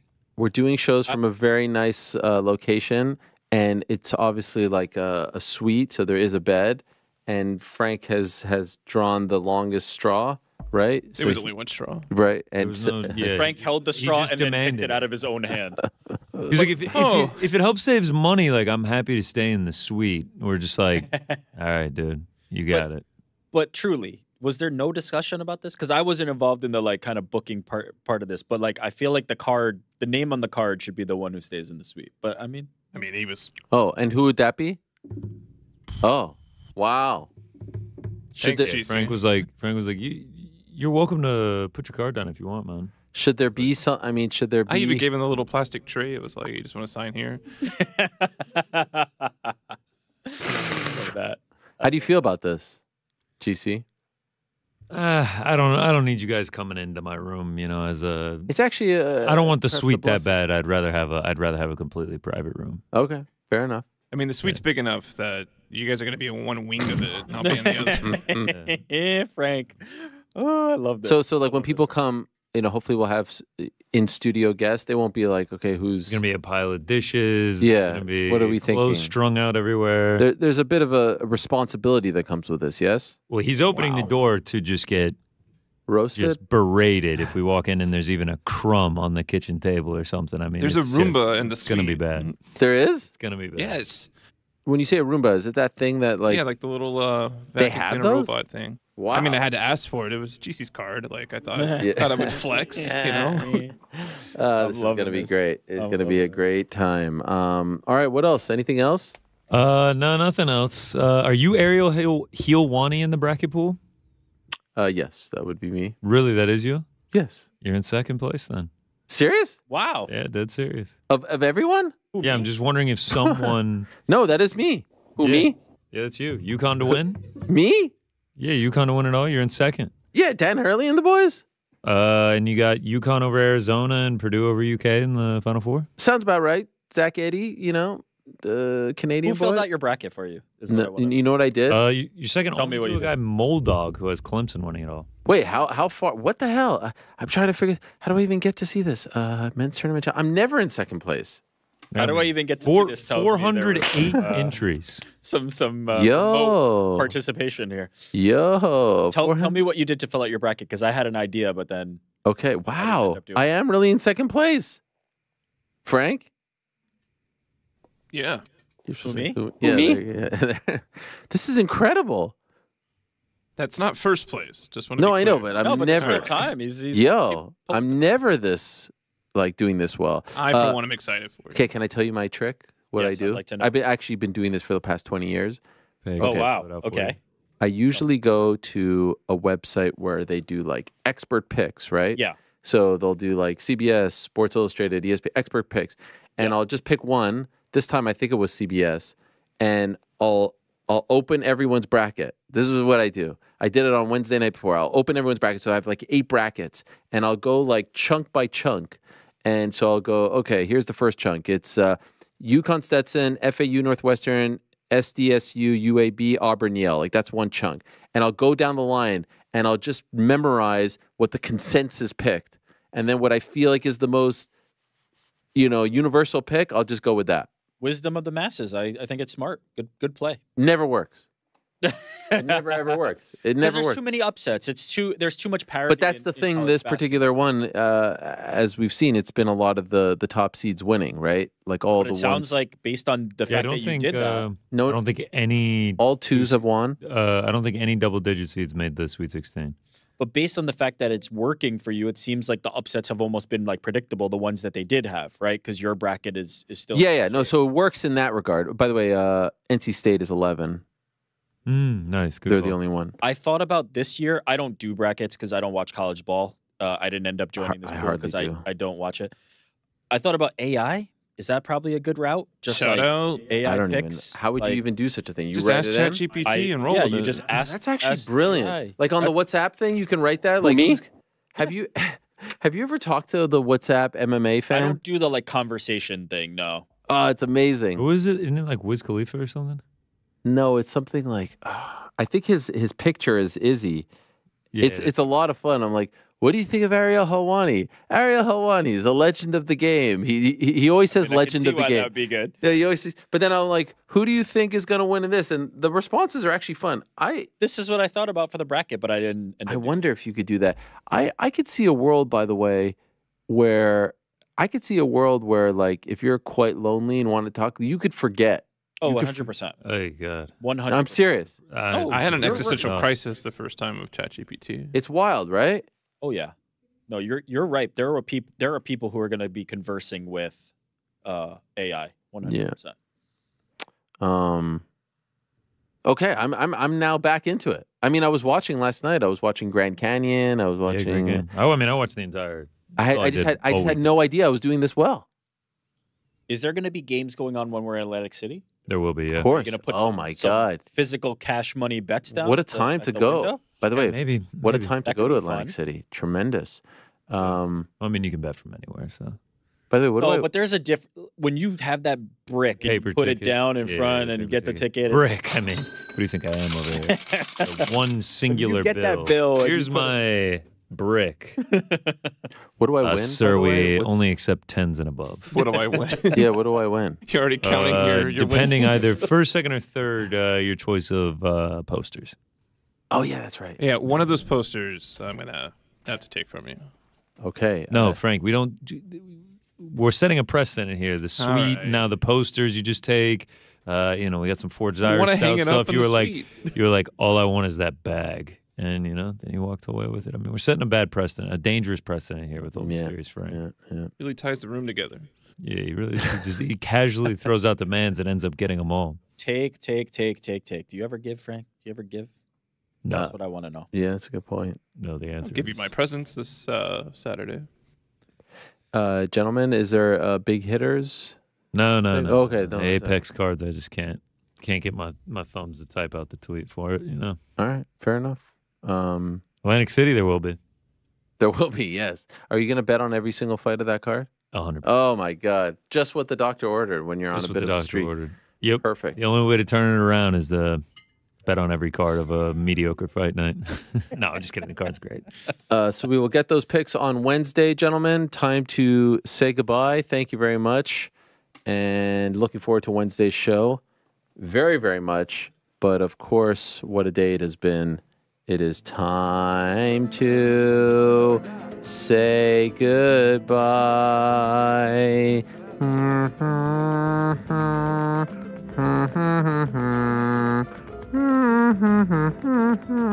You good? You know that song? Yeah. It's time to say goodbye. Okay. About someone going to war and having to leave their wife behind. Really? I thought it was. Yeah. I thought it was written for Yoshihiro Akiyama, aka Sexyama. Oh, that one. Yep. One of the all-time great walkout songs. He walks out to it. Is it really? Do you know who sang that song?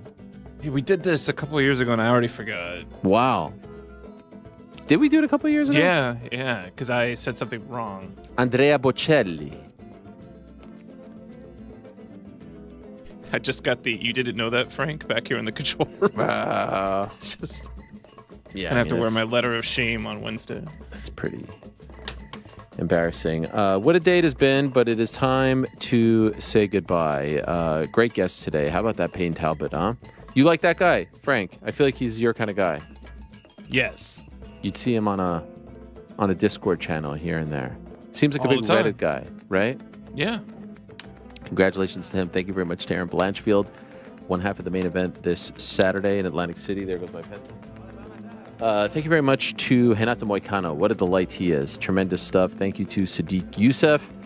Good luck to him and Moicano on April 13th. Thank you to Rose Namajunas. Congrats to her. And good luck to our guy, Chris Weidman, this Saturday. Thanks to them. Thanks to you. Back on Wednesday, same time, place, same peace.